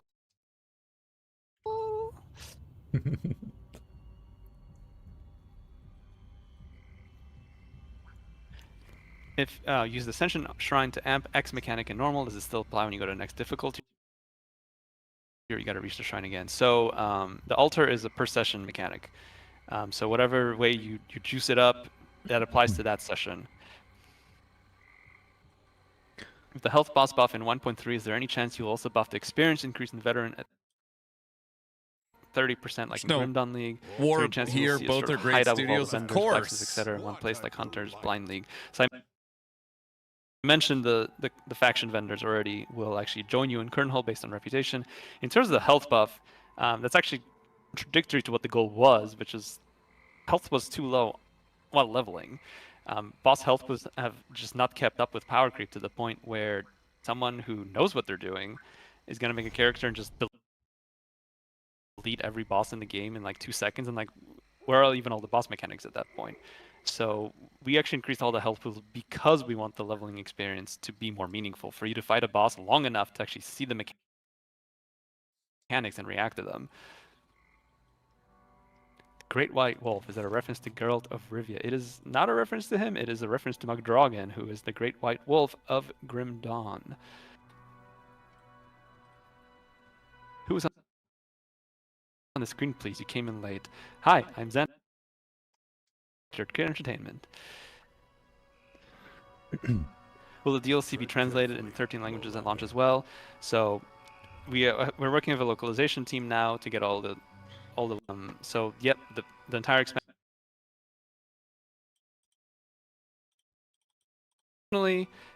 right for release will not be, because we apologize in advance for that. If you've played Farthest Frontier, you might recognize that name.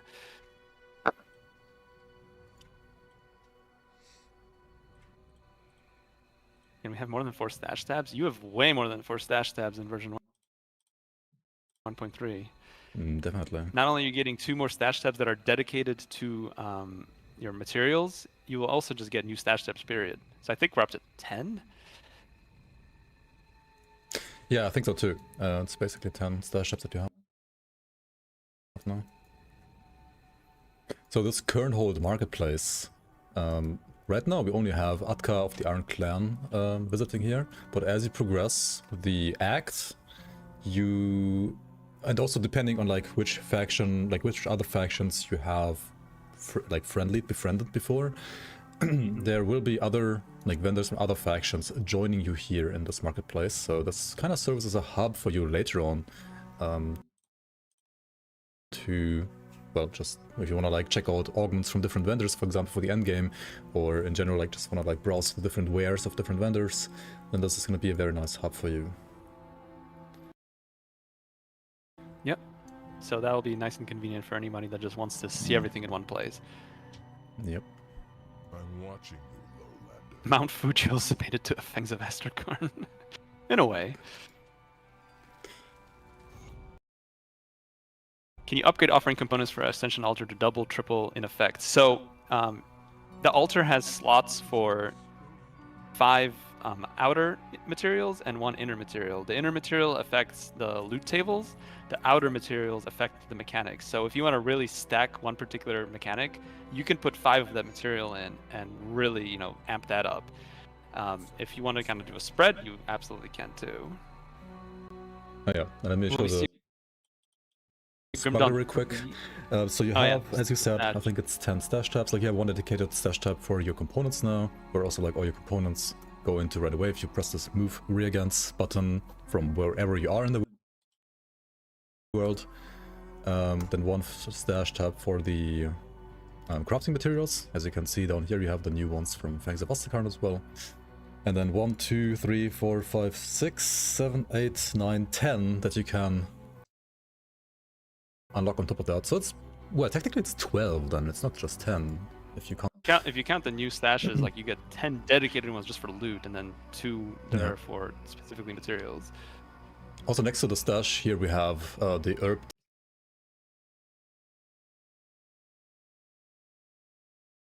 to one of the new like mechanics. Like after talking to her.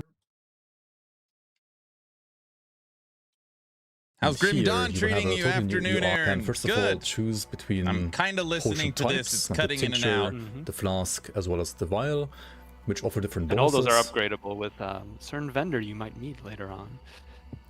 Yep.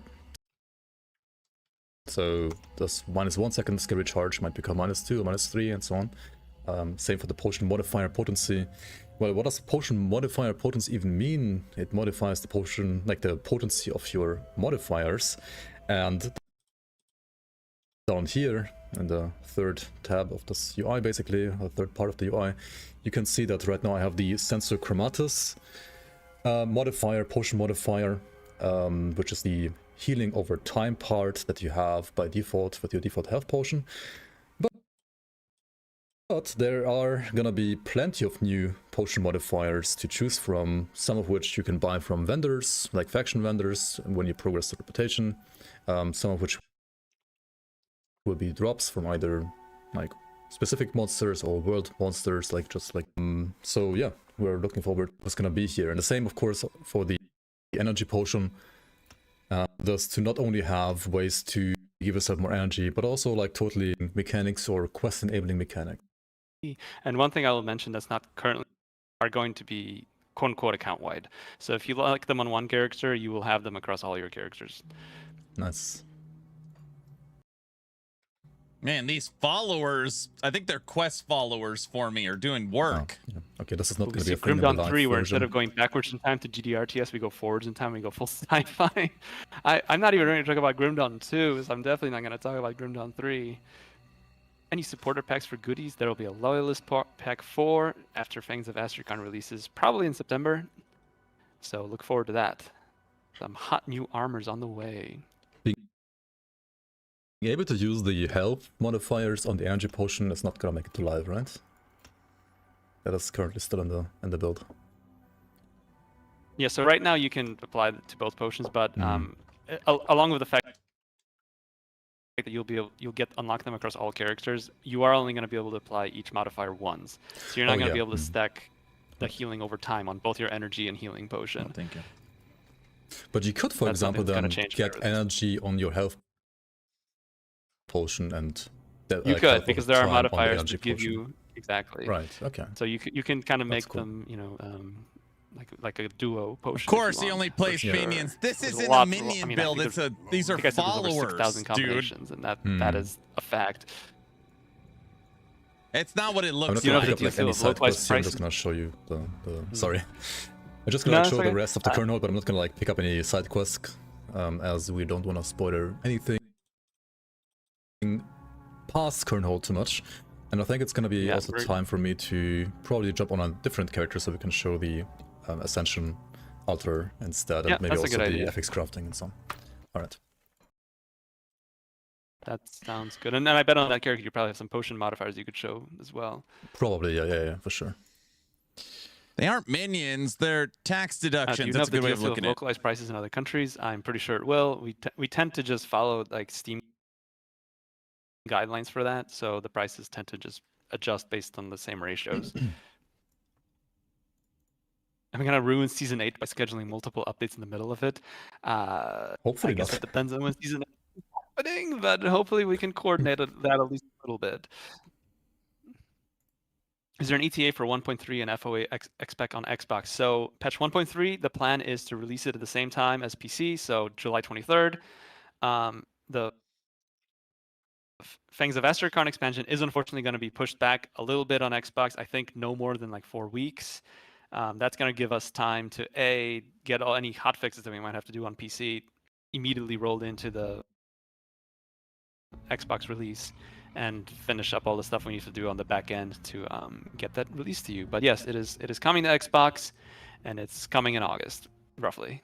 Why is Xbox so much more difficult than can models everything make else? changes to the Ascension Altar? This is a question as well. Yeah. Yeah, the Ascension Altar is actually very flexible in terms of what you can do. You can actually hook it into Lua scripts, for those that know what that means, and do all sorts of crazy stuff with that. Ask Phil Spencer. Like, you could make stuff spawn in the world based on what materials you put in the Ascension Altar. If you want to get... Right now, I do not plan to make guides for Grim Dawn, but we will be playing a ton of the new expansion.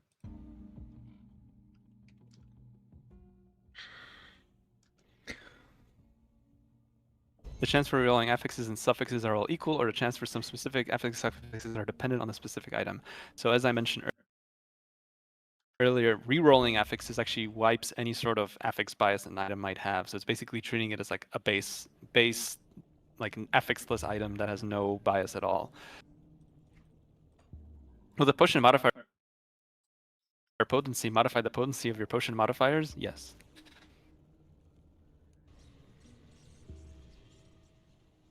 All right, we're back to the current hold versus... with a different character that has... Oh, there's even the ruined orb here now, I think. But yeah, that's... Okay, so we can talk about the Ascension Altar maybe first. If we click on this, sure. We have this UI opening up. My wife brought me a little bowl of cantaloupe all cut into squares. Add components to the outer inner circle. It affects what kind of items will have, like for example, additional... Yes, you can skip that entirely if you're not looking for anything in particular.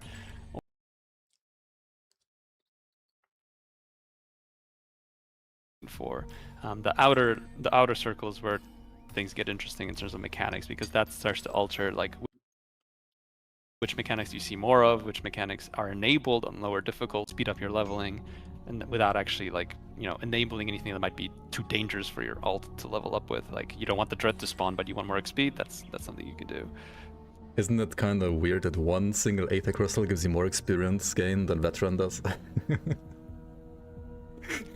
I mean, I can think about increasing Veteran XP perhaps. I don't think it's... I mean, I don't know if it's like really a big deal. I don't know how much Veteran increases HP and damage as well. Is it similar to one Aether crystal? 40%? I forget off the top of my head. Yeah, whatever. I just realized it might be something to look into if you still have time to do that. I think you're gonna be busy enough doing other stuff right now anyway up to release. Taking a look at that. Alright, reputation gain we have from the Aether Shard. Ashes of Awakening give you a higher chance of soul fragments and soul echoes. I wonder what you will need to ascend your items. That drops so using Ashes of Awakening. Juicy drops. As we can have on potions. So each potion can have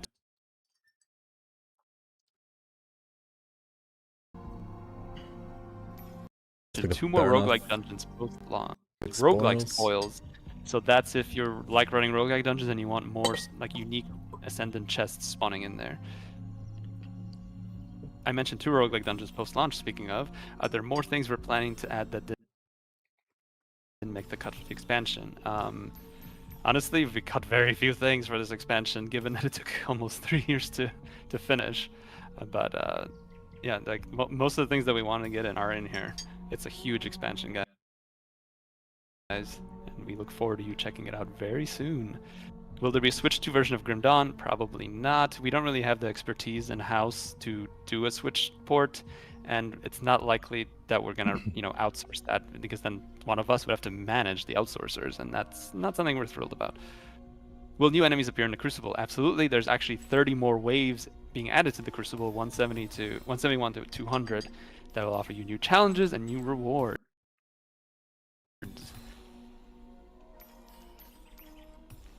So if you want to make the dread spawn in normal, you have to sacrifice a celestial essence from Forgotten Gods to make it spawn. But also at the same time, you have all enemies getting more damage to minions. That is kind of telling, isn't it? Minions? Yeah, so you'll increase the chance of spawning the dread or enable spawning the dread, but all the minions in the world will become stronger.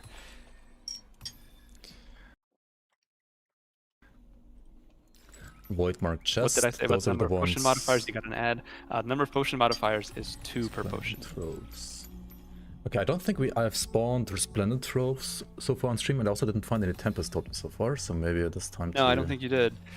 Yeah. You can increase the chance of those spawning, just like a difficulty. Besides Fangs of Astrakarn, can you tell me more about? So yeah, there's more skill and attribute points from Gordon. There's ascending items, which we'll touch into in just a minute when he. The Yorn. It's over here. Yeah. And the items. And you can.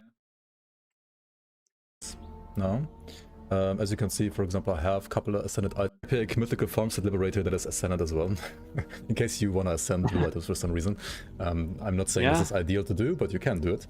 I think it's also actually a little bit cheaper to ascend the blues than it is cheaper to ascend epic items. Purples, yeah. So ascending epic items and common items is significantly cheaper than ascending monster and frequents and legendaries. Okay, I could ascend this Carnage Ring here, for example. Is it still gonna delete my component? No, right? Hopefully not. I hope we're gonna find out. That should be fixed. Okay, so now we have an ascended bonus. We have a 5% chance to use Feral Hunger. That's actually pretty good for this build.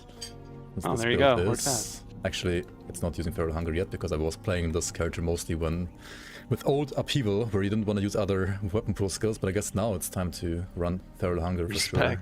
Yeah. Where's Rekt by Protos's minions? I don't see him on the screen. What in that skill?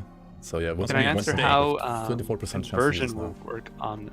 Oh, can I answer how conversion will work on shapeshifting? Global conversion are they only worked on shapeshift form skills. So if you get a conversion modifier on a werewolf or were-raven, that's actually global.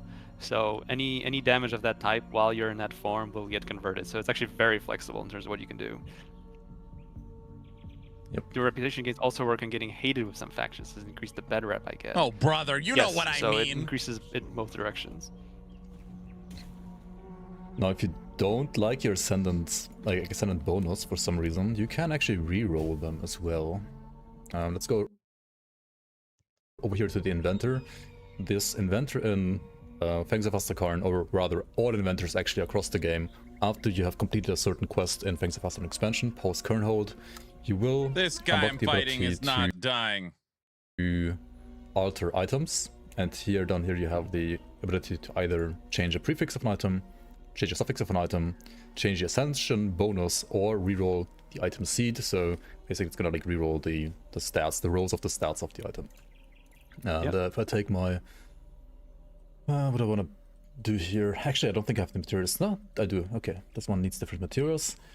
So if you don't like the crit damage and OA on my 2-unit weapon for some reason, which honestly is already pretty good. Like, you can get skill modifiers on the ascendant bonuses, but you can also get like raw stats.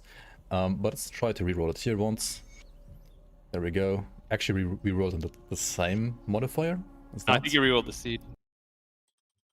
You have to change. No, you have to switch to the. Yeah. Okay, my bad. There you go. Okay, so this one does need soul fragments. I don't have those. Hang on. Do I have like the small ones so I can craft some more soul fragments actually? I do, okay. So in Ascendant mode, more or less like all enemies are gonna have a chance to drop soul fragments and soul echoes. And actually it's not this smith, you need a specific smith to craft the soul echoes. Need right? more damage. We killed him. Is also present in the Kernhold now. Over here, you have the Hranakian relics, whoever the Hranakians are. And you'll learn about who the Hrnak are. Yep. And that will be a very important smith in your future. Yes. So this smith allows you, for example, to craft soul fragments, like complete soul fragments or soul echoes. I've been expecting you. Oh yes, you do have a bunch of those. Perfect. So that'll be enough to reroll. Yep. And I was no one complaining in the chat about the sound going in and out. rerolling It's style so equipment to annoying. be? Maybe I'm old. Maybe they're It's just very forgiving accessible in and terms of how understanding. successful you'll be with it. I guess that's how hard you pray to RNG this. So I can't promise you guaranteed results with that. Any plans to add any type of soul self-found functionality to the client? It's a bit tedious to have to copy-paste files back and forth otherwise. But I do hear you. I think that is a joy. But unfortunately, I don't think you have to ask any minion changes came to. There's absolutely all sorts of new stuff for minion players. If you are a fan of Necromancer and want to have like a particular skeleton type, there are items that actually lock you in to doing that. So if you want like Chaos Skeleton Mages or like Frost Archers, there's numerous items that let you do that now. Yeah, there should actually be a VOD on my channel, since that item is an item that drops around Act 3 already. Where I was playing some Don't even Chaos think about Mage, it. You know what? Or like Chaos Skeleton Mage. What? Aaron, why don't you build. get on the why don't you get Crate on your podcast? It should be somewhere in my channel. I don't know anybody at Crate already now. If you can't wait for the expansion to get. All right, I'll ask him yourself. The Hranakian Relic Crafter is also going to be the smith where you can like awaken your epic items, isn't it? For example, here we have the Eastern Glass with their awakened bonus on the screen right now. Will you have to find the blueprints for awakened items, or are those going to be? You do not have to find the blueprints. You will have to find the item, though. So to awaken an item, you need the base item, obviously. But the blueprints are all already built into that crafter. And as I mentioned, there will be something like 96 epic items that will be on the list once the expansion Does your website ships. review builds for this game? No, Okay, no now we can Grim Dawn, finally unfortunately. Also reroll our Ascension bonus on this Pumps Liberator. So currently we have crit damage and offensive ability. Now we have attack speed, maximum attack speed, casting speed, and maximum casting speed. I mean, that's pretty good too. As you can also tell, the soul fragment cost is increasing here from 2 to 3, as well as the iron bits cost. Yeah, and it looks like you've actually rerolled this item a few times before too. You're up to reroll 4. Yes, exactly. So yes, you can reroll your bonuses, but they will become increasingly more expensive.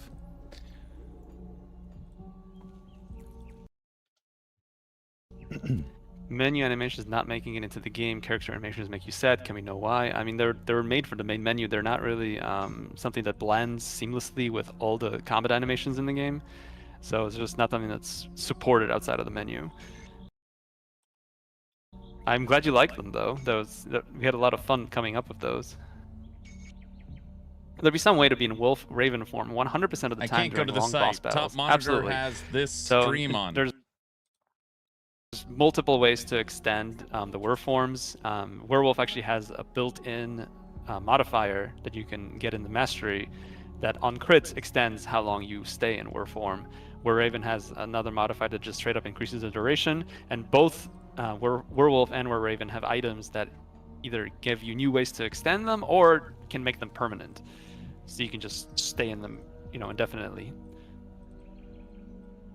All right, I'm gonna show getting some pretty more impatient. potion modifier has already, I think, the highest tier of seconds. The flask has like better stats. The vial has better stats as well. And I'm currently, for example, running, well, still not here over time actually, as well as Ventoros, which gives you 10 movement speed and 8% maximum movement speed as well. So this, for PvE players, I guess, can remind you of the Quicksilver Flask in a way. So we are getting Quicksilver Flask in Grim Dawn in a way. We like actually, Quicksilver let me Flask. change We're those to, working for on fixing example, those too. Min Heroes, which grants you I believe it's similar to the Turtle Devotion, a turtle-like absorption shield that you can run. Or what else do we have? For example, there's stuff that make the potions change how they work, like for example Revorum. This will give you another 100% more potion modifier potency, but the base properties are disabled. So if I put this, for example, on my Elixir of Spirit together with Min Heroes, now this character basically has no energy potion whatsoever, but instead it is gonna have a like huge absorption shield instead. I believe there's also one that makes allies benefit from your potion instead of yourself. So that's gonna be a good one example, for those pet players out there. Yeah, exactly. If you want to heal your pets and like with potions, you can do that now. Guys, Also, I don't assume only for play multiplayer it's gonna minions, be so pretty don't even interesting. start. There was like the four-man group who pushed Shatterram all the way to the end Oh at yeah, some point, right? So, I can see someone taking advantage of that potion, kind of min-maxing that. Maybe having a person that's just like a pure healer. Yeah. and not only that, you can There's a also lot of fun combos in there. more or less get active skills like Exposimum, for example. So if I press this potion now, we have like an explosion skill that reduces enemy damage and knocks enemies down around you. So if your skill, like if your build, for example, is missing that damage reduction debuff to enemies for whatever reason, then yeah, you can complement your build now by getting it in a potion modifier instead. Yeah. A lot of fun stuff in there in terms of how you can customize. Couple that I don't have yet. There's definitely like a bit more still. Yeah, there's what do you have in there? 1, 2, 3, 4, 5, 6, 7, 8, 9, 10. Yeah, so there's actually a few you're missing on this character. Yeah, for sure. Chromatorum. This oh yeah, this would make my. That's like, kind of like a maybe a middle ground between what was the other one, like Revorum and not using Revorum. Evening, Aaron. This gives you What's 50% up? potion modifier potency. Oh no, actually it's the other way around. It gives you 50% potion base potency. What's up, Rutari? But instead these properties are over time instead of instant. So if you Mutually exclusive, like you can't combine those to do more. That wouldn't make any. Like that one is good if you don't need that.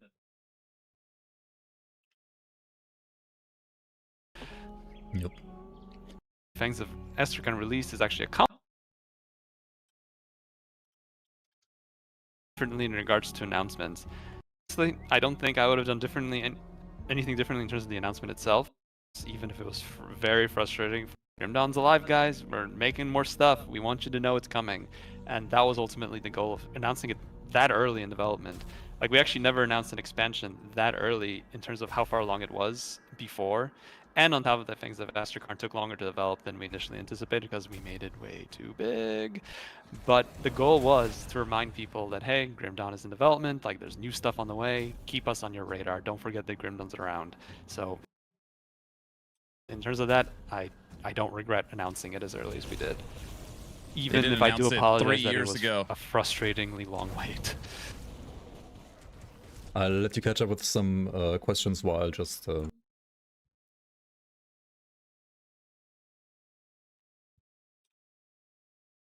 I think he's talking about relics. Oh, so not metals, relics.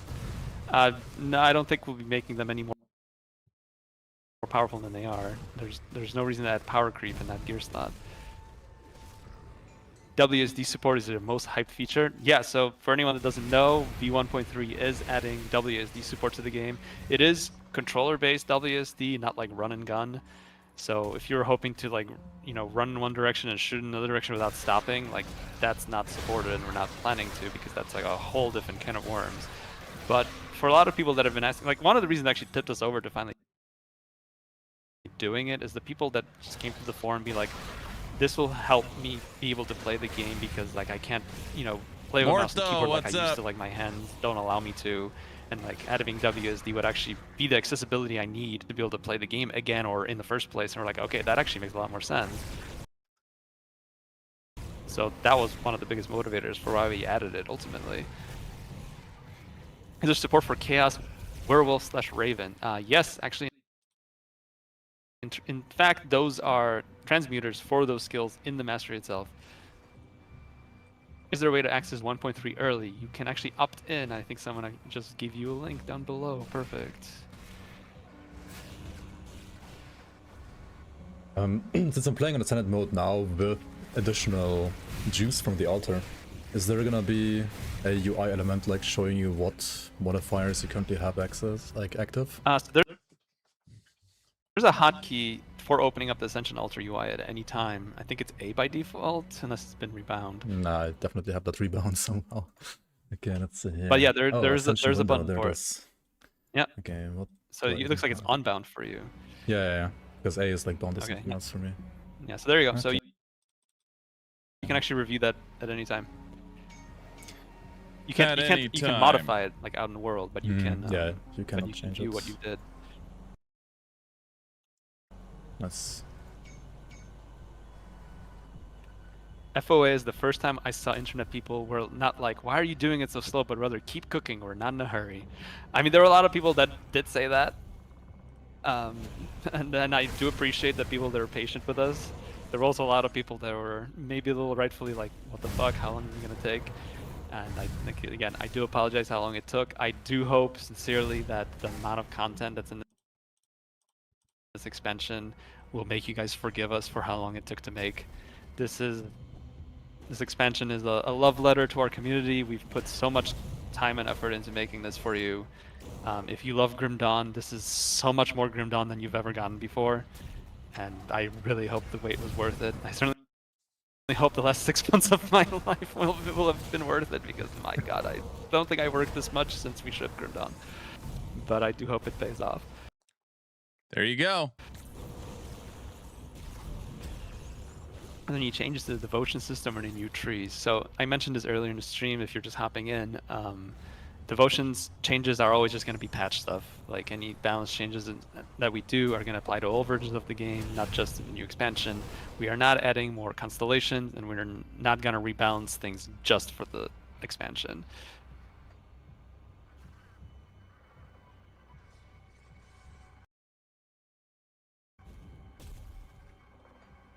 We are gonna get a new loading screen as well, right? Loading? Yeah, there's a new loading screen of the expansion. In terms of the main menu, I think you've already seen it during character select. Yeah. Like you can just go into the menu options and select which one you always want to see if you are really in favor of seeing Ashes of Malmeth or Forgotten Gods old time. I mean, I really like the Ashes of Malmeth one.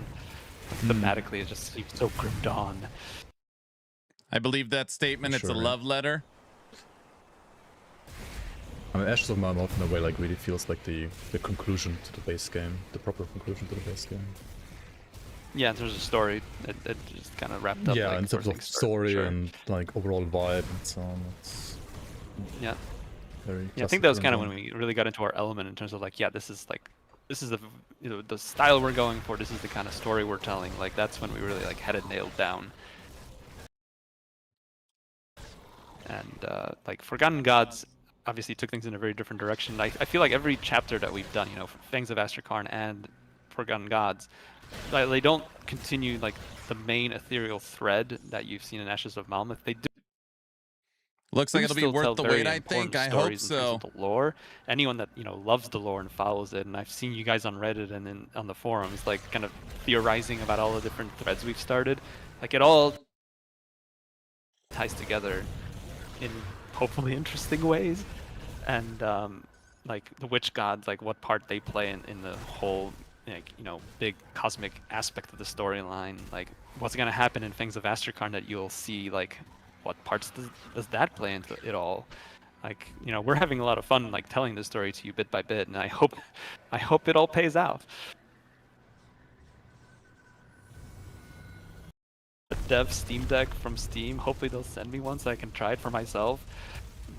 But that I'm pretty sure it is now basically checks all the boxes for compatibility.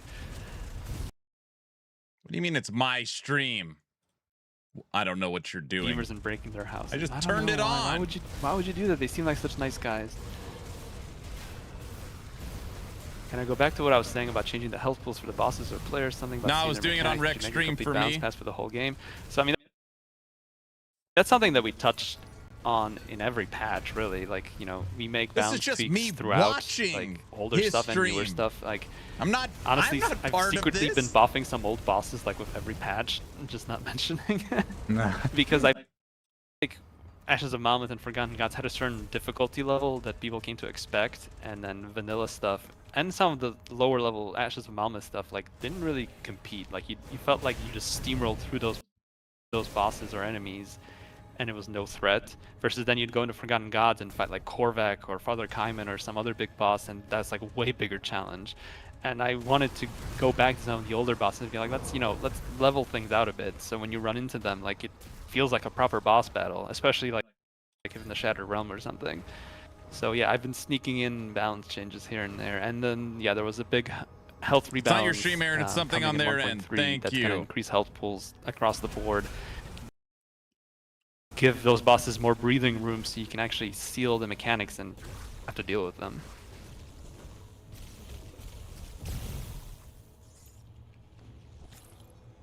Yeah, I noticed literally that. I think yesterday I was saying there was definitely more. There's definitely like more going on than just the health rebalance. There must have been some ninja changes here and there. Some of the bosses, rightfully so. There's definitely some ninja changes for sure. Like look, Corin got a touch up in patch 1.32. Yeah. So some people they were saying like, oh, you just face tank him and he's just a big sponge. I'm like, well, I'm not gonna let that happen. That bite hurts now, I'm gonna say. You know, that bite bites now.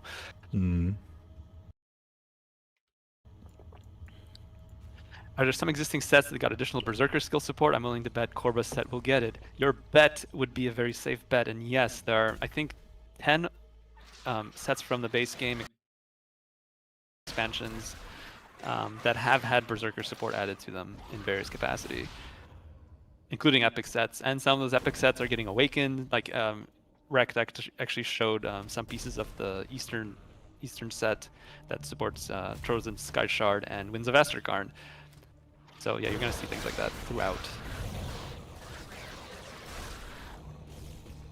I'm gonna reach out to Rekt, see if he can hook me up with the contact at Crate, see if we can get him on Town Portal with me and Frosty. Components into the Ascension Altar for the totems. So far... Oh, did you not mix it out? Not quite, no. I haven't played this character in a while, to be fair, so I wasn't sure. But I mean, dying would have been... We're not a minion build, you have a lot of friends. They're followers, they're not minions. They're just... I can't get them away. Start new campaign at level 1. So you can already start a new character at level 1 on any difficulty if you use the difficulty skips. And that's actually one of my favorite ways to level alts, is to just start right on ultimate. It kicks your ass a little bit at first, but then you kind of like really get things rolling because you get a ton of XP for like every kill and every quest. Will there be a super boss in Fangs of Asterkarn like Crate with similar secret quest line? No comment.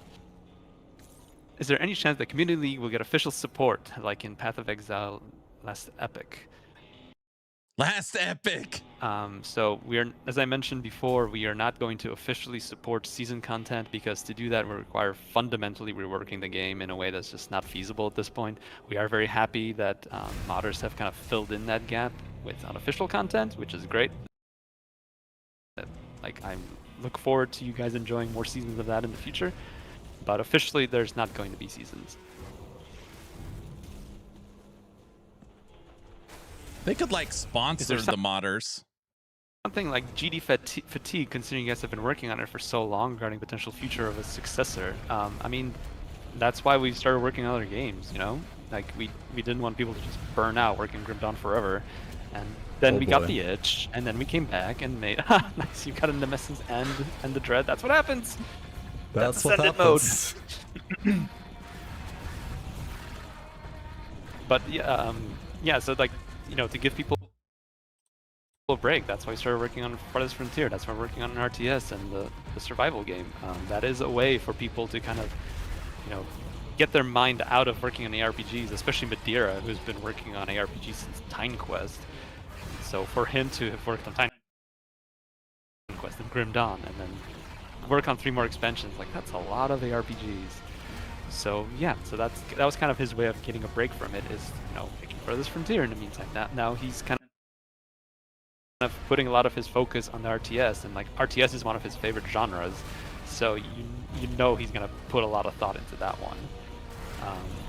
But when the time comes to kind of bring people back in for Grim Dawn 2, I think by the time it really ramps up, the people that you really want working on it, the top men, if you will, they're gonna be refreshed. They're gonna be ready to try new things, like do things, you know, from a clean slate. That's honestly the thing that gets us most excited about working on Grim Dawn 2 for the guys that have been working on it forever, like me and our art director Amanaxi, is just starting clean.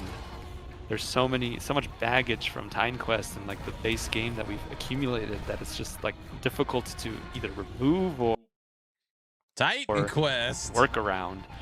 To just start over is really refreshing. Like there's so many things that we can just change up because we can just rip it all out. We don't have to worry about how physical damage is calculated. Does Aaron's Like minions have 20 voting times rights? No. Instead of like all at once, because we'll do it differently from Grim Dawn 2. And that has me excited to just even start thinking about it, like, oh, what would a mastery be like in Grim Dawn 2? What would the loot system be like in Grim Dawn 2? All of that stuff can be done from the foundations. Dude, Grim Dawn 2 is gonna be fire. It's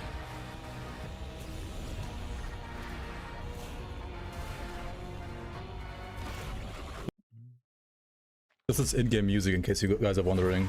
The red music gotta be like one of my favorite musics in the whole expansion. It's absolutely epic in my opinion. Yeah, that was the thing that happened really late in development. I was just like talking to our composer Steve Pardo, and he was kind of wrapping up the soundtrack. We had like the final boss track that we were working on, and he was just like, "Is there anything else the game's gonna need?" And I was like, "You know what? Make sure Madeira is cool with this, but what if we added one more track?" And that's how we got the Dread soundtrack in. Very, very worth it in my opinion. And I'm very happy with it. Yep, absolutely amazing. Finally, we got a Tempest Totem. Let's go. Oh, there it is. Oh my god, okay, what is this?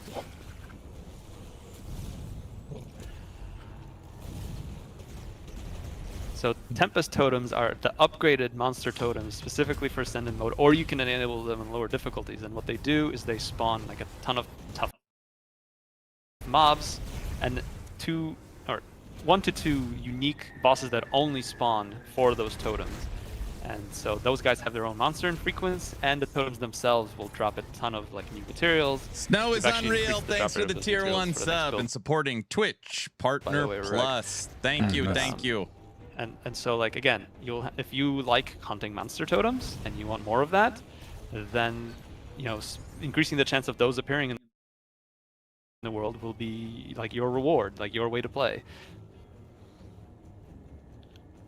Yeah, they're dropping these energy style weapons, aren't they? Like the Rime Blast Spear and so on, I believe.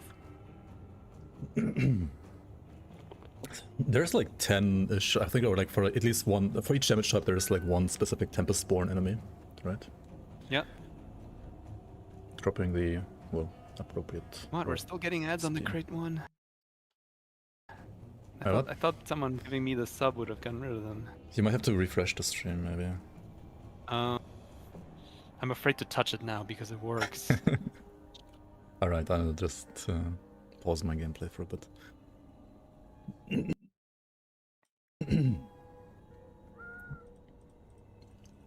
Oh, the Twitch chat you're seeing inside of the game window, that's Rekt's channel's like stream chat. Yeah, maybe it's a bit too much going on at the same time, but it is what it is. What is Madeira like as a boss? Very spongy. Too much health. Too buffed, yeah. Too buff. You're glad Steve's back on the expansion OST. Grim Dawn OST, easily one of your favorites. Well, I have good news for you guys that have already picked up the soundtrack. We have made the decision, and this will be happening in the next couple weeks. For anyone that's already bought the soundtrack on Steam, you will get all of the new tracks for Fangs of Astrakarn added for free. So you can look forward to that. A lot of those tracks you've been hearing. Aaron, if you were to purchase one game of your top 5 dream sales, what would it be? Spawns, like all those tracks will be included. If I owned none of them, it would be Last Epoch. If you remove Last Epoch, because that's my favorite game.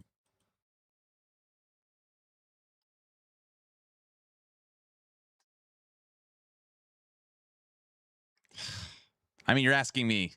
I'd buy Wicked. If cost has anything or excitement for Grim Dawn, it should be your top purchase, though. Can you imagine Just that? buy those Wow. three. Wicked, Only took Last you 2 Epoch, and hours. Grim Dawn. Only took 2 hours. Well, in case you're running out of questions, I have some more that I gathered, like Really? I did a YouTube post like a couple days ago when I was announcing the stream, and I Well, let's was hear 'em. encouraging I can people jump to. into- I was encouraging people to post their questions below that post in case we are running out of questions. Let me just find it. Yeah, let's hear some of them. quick. Maybe there'll be some more in the chat by the time I answer those. Oh, I seem to have disappeared from the camera again. It Yeah, seems like when sorry. you switch windows, it hit me. Yeah, I'm just exactly. I need to have me, Discord. the box okay, of there we Crate go. Entertainment. Literally. No. All right, let me switch this over here. Okay, question number Do you have 1. plans Does for- sorry, go yeah, ahead. no, you can take one more, and then I'll. All right, one more. So, Start do with you have mine. plans for future non-ARPG games? You really like Furthest Frontier. So Furthest Frontier is gonna get more stuff for sure.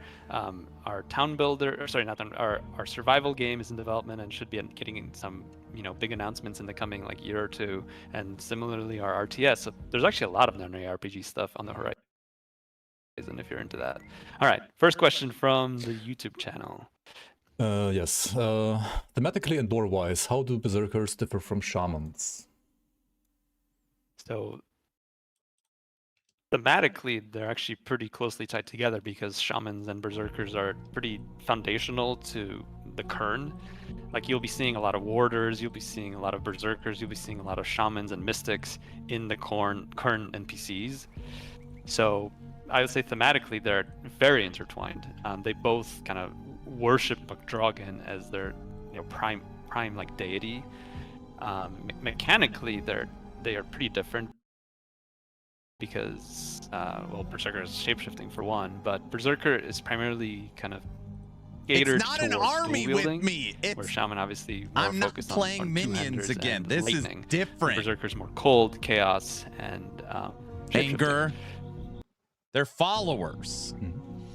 Have you used AI in any of the making of Fangs of Asakarn? Moonbeam Studios, in brackets, Darkhaven, the old Diablo 2 devs, say they are proud of not using AI in their development.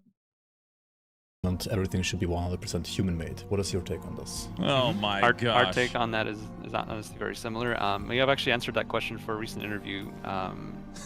Our take on it is that you cannot replace human creativity. And humans are involved every step of the way in making all of our stuff. There's nothing in the game that was made by AI, and we have no plans to have anything that just straight up is AI. We have used AI as sort of like a brainstorming step, sort of honestly similar to going to ArtStation and Googling inspiration. We have used it to be like, hey, make us some images of this or this, and be like, okay, that kind of gives us a visual over to start. But that's kind of not where allowed. we stop currently in terms of art. There's never been a point where someone generates a full image and then just makes a few tweaks and that makes it into the game. That's never happened, and we have no plans to do anything like that. In terms of programming, I think like Claude and stuff has gotten decent enough where I think they have at least utilized that in some capacity. But from what I've heard, it's actually gotten worse in the recent models. I am. So I'm not sure how much I think that's they got getting so used expensive anymore. with their tokens now.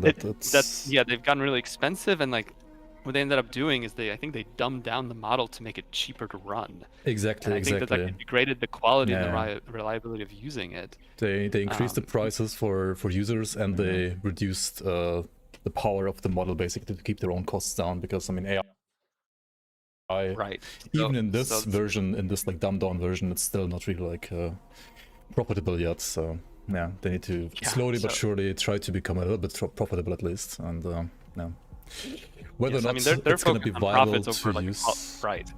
They're focused on profits over a quality product at this point, I would say. And like I've tried using, like Gemini to generate me like a list of like adjectives as like inspiration for some dialogue I was writing, and it couldn't even follow the simple instructions of giving me 10 unique adjectives, and I'm like, how am I supposed to use this? I generally don't. In terms of where things are going with AI, I mean, it's so hard to say. Like, we're definitely keeping an eye on like what the industry is doing, like what the common practices are going to be down the line. Listen, I'm not pro AI, okay? I don't think that they should replace humans in storytelling, okay? But that being said, I think the studios that are like, we can't do anything with it because it's terrible. Even like backroom office and scheduling and like using it just for productivity, I think those studios are going to struggle. I really mean that. I don't know. I could be way off. They've read like video games they've played, the movies they've seen, their personal life experiences. And like you're not gonna teach the model to do that. No. I don't think we're gonna be replacing that anytime soon. And if you ask AI to be creative, they're also only like regurgitating stuff that other people have already done at some point. So it's not actual true creativity. And like so much of it is like recent modern stuff. Like yes, I don't know. It's just not there. All right, next question. What were some of the hardest decisions in designing Fangs of Astekarn? Hardest decisions? I mean, one of the hardest decisions, I guess, was kind of the item ascension system. Like, we kind of tried it one way, and experimented with it and played with it for a while. And you guys actually, like in the playtesting group, ooh, you almost died there. Almost, that was close. Gave it a try.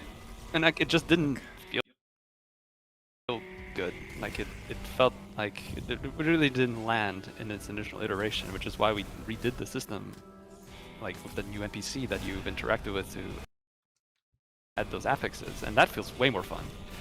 So I think that's one of those hard things that like you come up with a certain design direction and you implement it and you actually play with it and you're like, either you kind of force it and be like, this was what we spent time on, like we have to get this in, or you're just honest with yourself and be like, this isn't what's best for the game.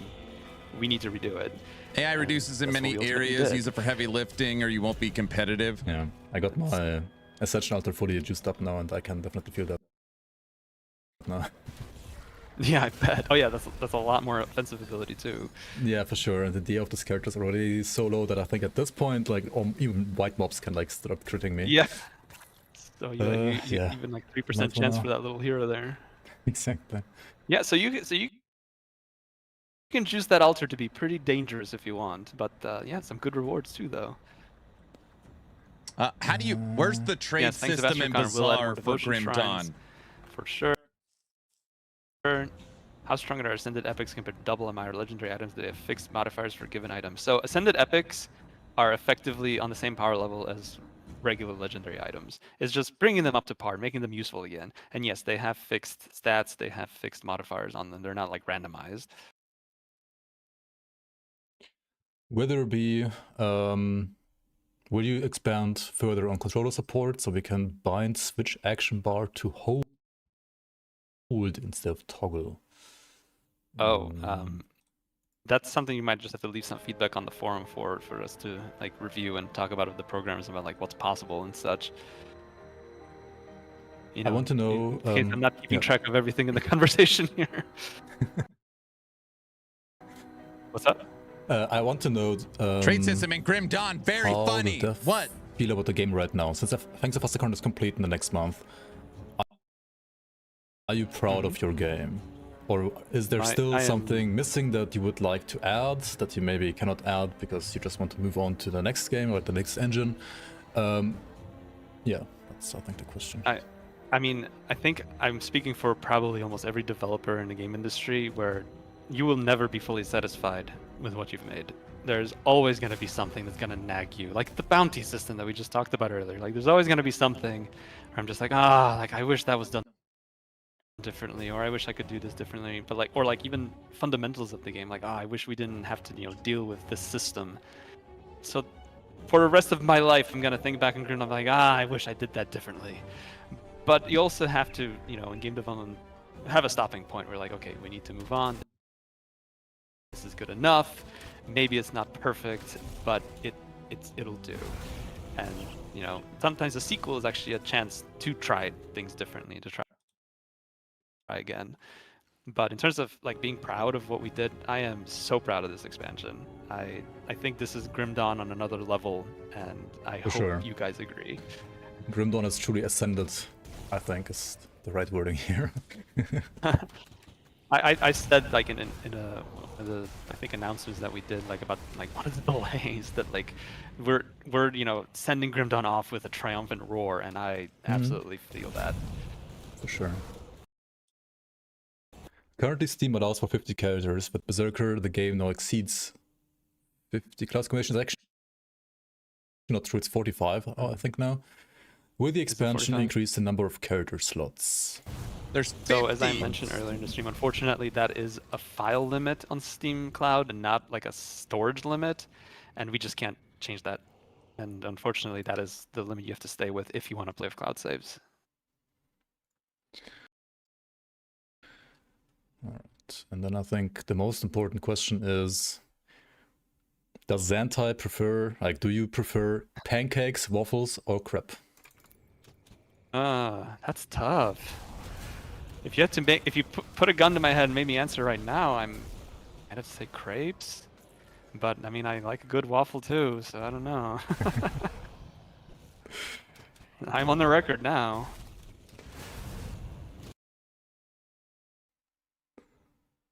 I mean, there's one more question. Are there great again? Yeah. other plans to introduce even more classes in the future? But I mean, I'm pretty sure that would only go with an expansion. The so no. Yeah, it's similar it's to how there will not be a 4th expansion, there will not be an 11th class.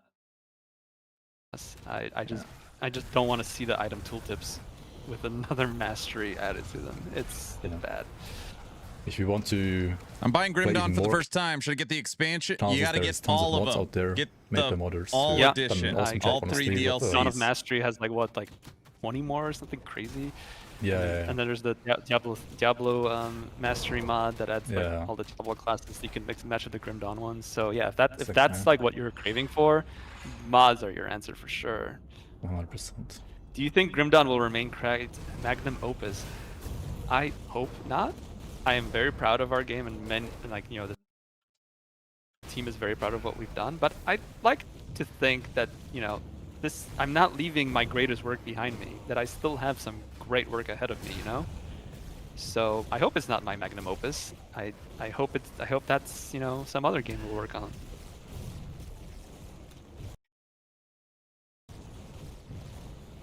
Maybe in hindsight that will be the case, but you know I hope we make some good stuff. You know, before I retire. What big stuff is scheduled for post-release patch updates, like the aforementioned 2 roguelike dungeons? So there's the roguelike dungeons, for sure. There's going to be some new item sets. There's some other kind of stuff that we're kind of juggling around in our heads about adding post-release that I'm not ready to talk about. And of course, there's going to be more awakened epic items. Will we get more Scorf content in this next pack? What about only Scorfs? You mean like a mode where it's everything is Scorf? Oh, that sounds pretty appealing. I mean, who could only scores? Hashtag only Scorf. That's fair. From the expansions, so specifically. I've always been partial to Nightblade as one of the masteries. And so Berserker Nightblade is one I've had a lot of fun with. Nightblade would go to mastery combo, and that's Zentai themed, all about like my playstyle. So you know, check out that set when you get it.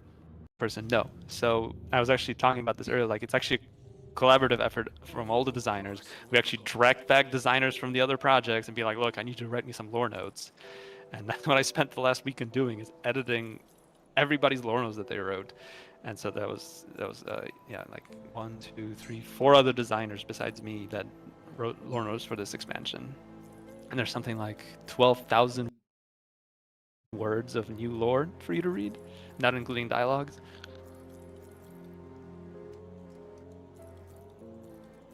Quite a few item spoilers that we're getting here, even from Nemesis that didn't spawn on stream. We have Radoth as well as Ignos Mantle here. Ignos Mantle, I believe these dropped probably from the Dread or something earlier. Oh, maybe they did, yeah. Might also just be like Ascendant mode shenanigans, dropping them in, like in some way. I don't. Maybe from Tempest Totems.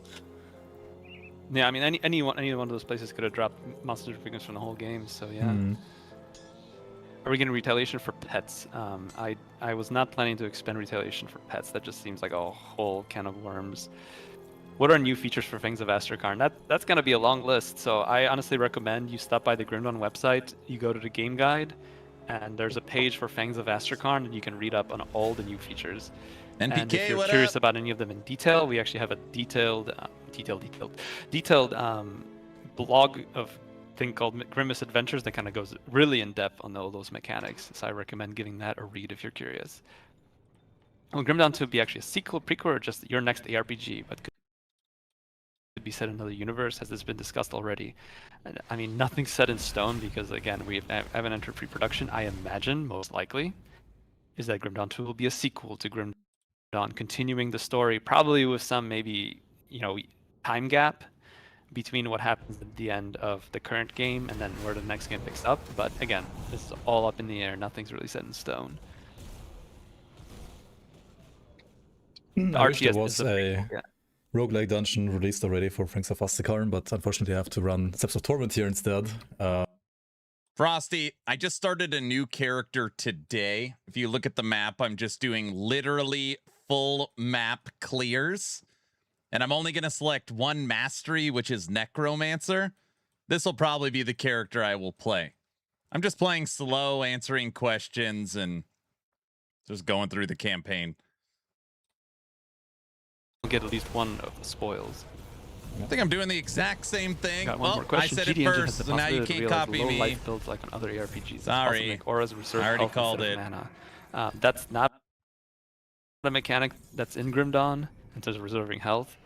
It's something that we could, in theory, add, but now it's you not can't something play. we planned at this point. Is Hagron's storyline finally getting addressed? Unfortunately, no. If you're curious about where things go in terms of the ethereals, that would have to be a sequel.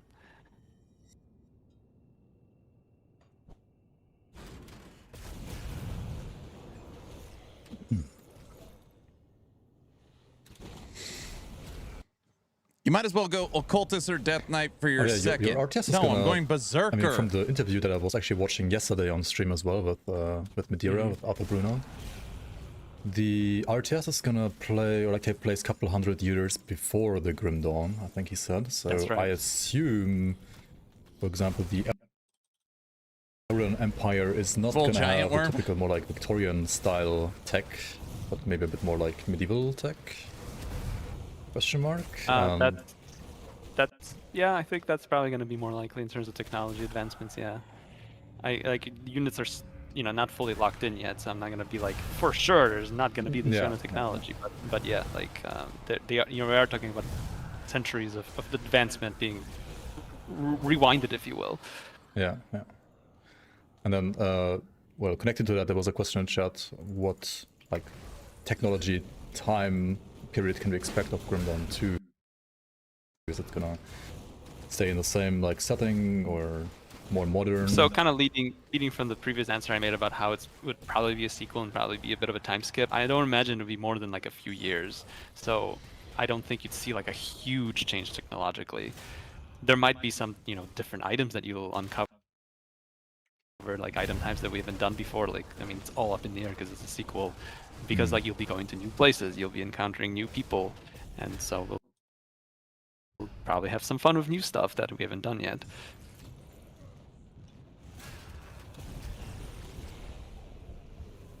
Another Moosey. Oh well. And I got frozen instantly. A wreck. Do I think Fangs of Astrakarn will get a discount on Steam Winter Sale?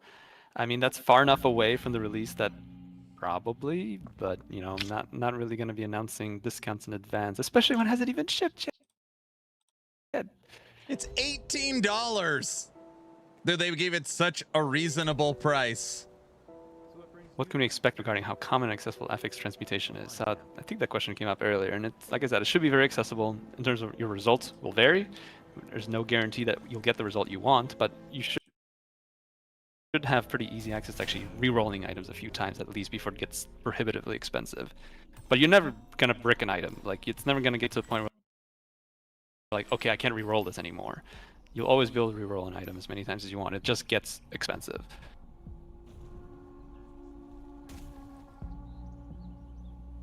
Is this build hardcore viable? Well, not for a fully juiced Ascension Altar, it seems. At least not against Moosey luck. Like Moosey. What was my freeze rest? 74%. I mean, yeah. Greetings, traveler.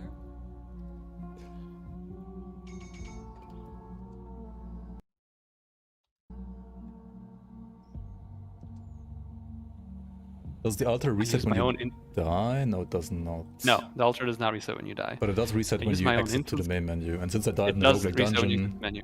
and if I run the same dungeon again, then I would have to like... Yes, so that would require you to choose.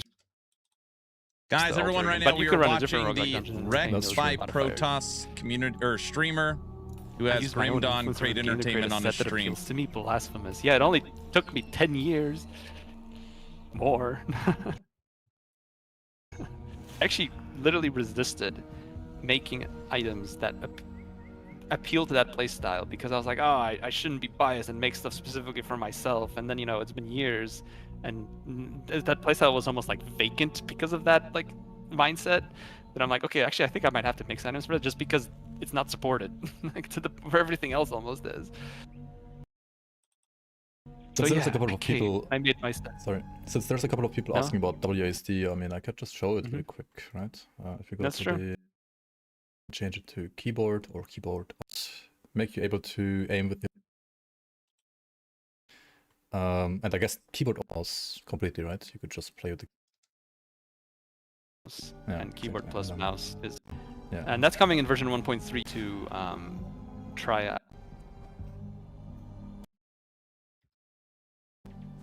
Yeah. So this is gonna be, I mean, for this character, it's maybe not good character, and you wanna... Do we know the changes coming Fight. to the main game with the then that's gonna be very expansion? nice with WSD. It's like a Yeah, whole there's nother stepping is a lot Grim Dawn. easier It's like with, Grim Grim Dawn WSD, 1. For sure. But again, Again. you can't run and gun in this mode. It's not something we've enabled. Yeah. That would require rebalancing the game around it. Does the classic HUD still get all the scaling improvements in 1.3? Yep. So all the UI improvements, whether you're using the classic health bars or you're using the orbs, they both scale with the new tech. Yeah. This reminds me, I should probably like show off the orbs a little bit as well. So let's run a Yeah. bit with the orbs. Yeah, people say that we just caved and be like, oh, you're just doing what Diablo's doing and what Path of Exile is doing. Like, honestly, our art director, who's been on the game since the forever times, he always wanted to do health orbs, and since we're doing a UI overhaul, we're like, you know what, if you want health orbs, let's do it, man. We should make it an option instead of like the mandatory UI, but like, let's do it. Let's give You you those health caved, orbs. bro. He likes them better. He thinks it's more readable for him, and he really wanted to do it. And you know, a guy that's worked as hard as he has on the game for all this time, I think he earned it. Yeah, I think you Damn, can you hear approach it in a that? similar way as you can approach WASD, and you don't have to like it yourself, but having more accessibility options or like more style options, catering to different like subjective likings is a good thing. Yeah, just more options is good for everybody. I think the answer is now. Could I start a character now? Yep. One thing that people keep bringing up almost every time I play with the orbs though is that the constitution layer on the orbs might be... Is it stronger than in the bar UI? Maybe it's Oh, like not, you think it's but right? yeah, I guess the piss overlay in quotation marks, as people call it sometimes, is overlay. more prominent with the orbs than with the bars for some reason. Okay, I'll make a mental note to mention that to our artist. This overlay, that's a good one. Yeah, everybody knows. Please make a this is stored in transmog the or a set orbs. that would resemble Guts style. No comment. Can you turn the werewolf into a were-rat? You cannot. A were-beaver? That would be ridiculous. Being able to turn into a beaver person? That would be truly ridiculous. Like, who would do that? Yeah, like it would take some crazy person to come up with something like that.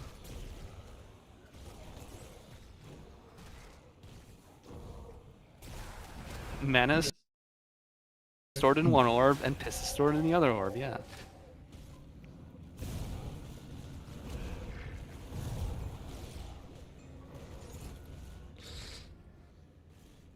Should be the health cranes.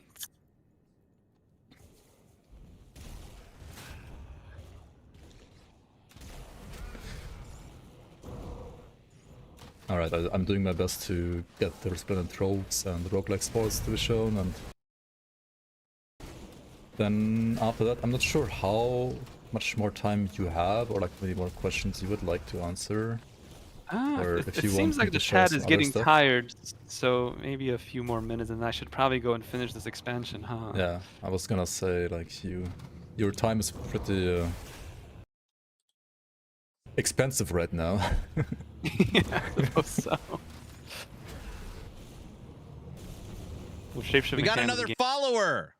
game, surely we'll get some crazy modding going on. Oh yeah, like, I mean, like I've mentioned, like animations are kind of the big, like cost of doing lure forms, but modders can go crazy with that stuff, and like you can do all sorts of word transformations. Like, I mean, the guys that are working on, you know, the Diablo mod, there's so many mechanics in Fangs of Astrakarn that literally let you remake Diablo 2 skills that I think they're gonna have some fun with that. Like Frozen Orb, you can make Frozen Orb in Grim Dawn now. Oh yeah, sure, there's a new skill template for that, I think. So nice. How Onslaught buff works to summon entities, the summon will be buffed by entire duration. Onslaught does not work with summons. You cannot like make Onslaught work with player scaling stuff, so like if while you have Onslaught up, that will to FOA. Is for sure. Fangs of Astrakarn and Forgotten Gods takes place.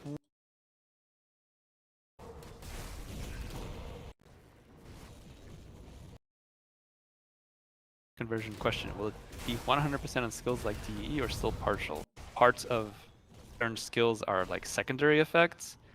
So mechanically that hasn't changed. Like you still need global conversion for those to work. So like you know, like The Warden for Eye of Reckoning, Cellar. for example, the Soulfire. Wow, you almost got wrecked again. Yeah, I was For I Soulfire, was like you still surfing need the global wave of conversion. Musi. That's a classic mistake. Will Fangs of Astrakarn have more support for less conventional hybrid damage types builds like Chaos plus Bleed or Double Triple Elemental? I mean, I hope so. There's a lot of new items, a lot of damage combinations that got made. I can't be like promise you to be like, oh, for sure that's gonna be viable now, because I haven't tried every crazy combination that there is. But there's a lot more gear that supports, you know, more damage types. There's a lot of more damage combination gear that got added. So I'm sure something new will come about. There's a set that's specifically dedicated to taking that hybrid Winter King playstyle and doing like pets plus player damage that hopefully, you know, will have some endgame viability. We'll see what people come up with for that.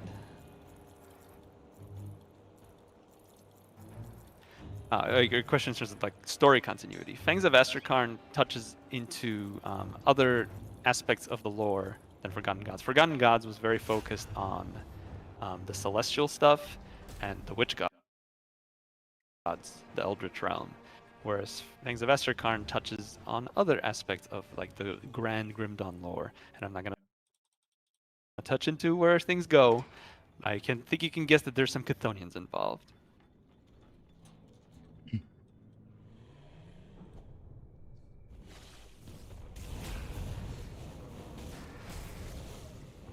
Oh, wait. You're streaming with the Crate Entertainment channel, obviously, but Oh, did someone give me a sub? is you... no, but are you watching with your Zentai account or your... No, Crate I'm logged in account?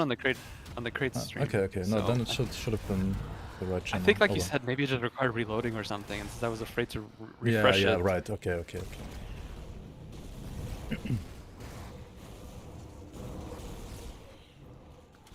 Will there be any improvements to text readability and notes and mastery window? I mean, I hope that kind of goes into UI scaling. Any consideration for future presentation of lore nodes being more visually oriented, like how example the Pathfinder games do with storybook events? I mean, that would be really cool, but the team our size just does not have the capacity to pump out stuff like that. I mean, I love that sort of style where like there's like Wrath of the Right just did that, and Rogue Trader did that. I really love the ones in Rogue Trader. But yeah, like doing that for us is just out of scope. We just don't have enough people, enough artists to like do all the things that we need to do, and then also do something that really cool but not critical to gameplay. It's like a nice polish touch, you know. That's locked.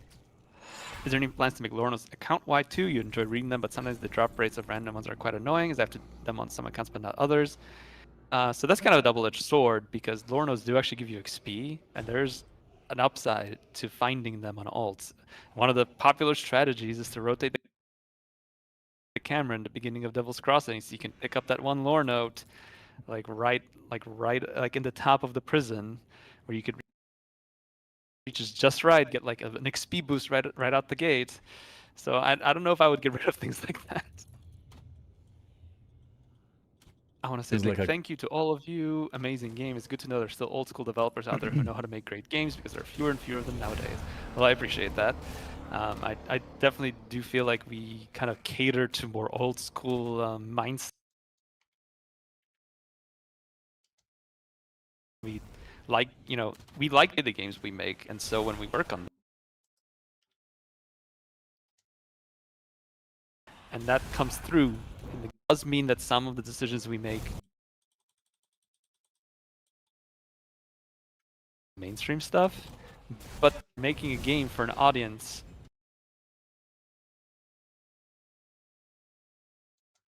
mainstream audience that's gonna sell 50. But because of that, we're also making game, if you will, like we don't need to sell 50 million copies to break even.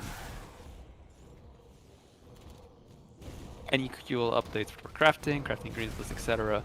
As I mentioned earlier in the stream, that is something that I really love to do. If we end up doing any more quality of life stuff post-release, that would be pretty high up on my list to touch up, but we'll see. We do eventually need to start moving people to the other projects and, Grim Dawn 2 development, so I don't know how much more programming time we're going to have on Grim Dawn after sort of like the... Dude, that's all he has to say to these questions. We can't keep putting time into Grim Dawn 1 because we want to make for you guys Grim Dawn 2. That'll shut it down. Rekt, are you running from a fight? Moosey spawned like for the 4th consecutive time. I was hoping for the other nemesis to spawn. Yeah, where's the other nemesis when you need him, right? Yeah. After fighting Moosey 3 times and 1 time out of those dying to him, I was like, yeah, let me please find those roguelike spoils instead. And maybe the other nemesis as well. That would be more interesting too. I mean, they did literally confirm Grim Dawn 2. Fangs of Astrakarn. If Fangs of Astrakarn sells 50 million copies, will I eat a boot? If Fangs of Astrakarn sells 50 million copies, I will lose my mind. Spoils today. I'll eat my mind. Did you say I'll lose my mind or eat my mind? Spoils today, guys. We're spoiled. We'll have to wait until July 23rd for that. Yeah, you'll have to wait till July 23rd to see what those Ascendant spoils look like. If Fangs of Astrakarn sells 50 million copies, I will lose my fucking mind. There you go. I will be speechless. I cannot even imagine that happening.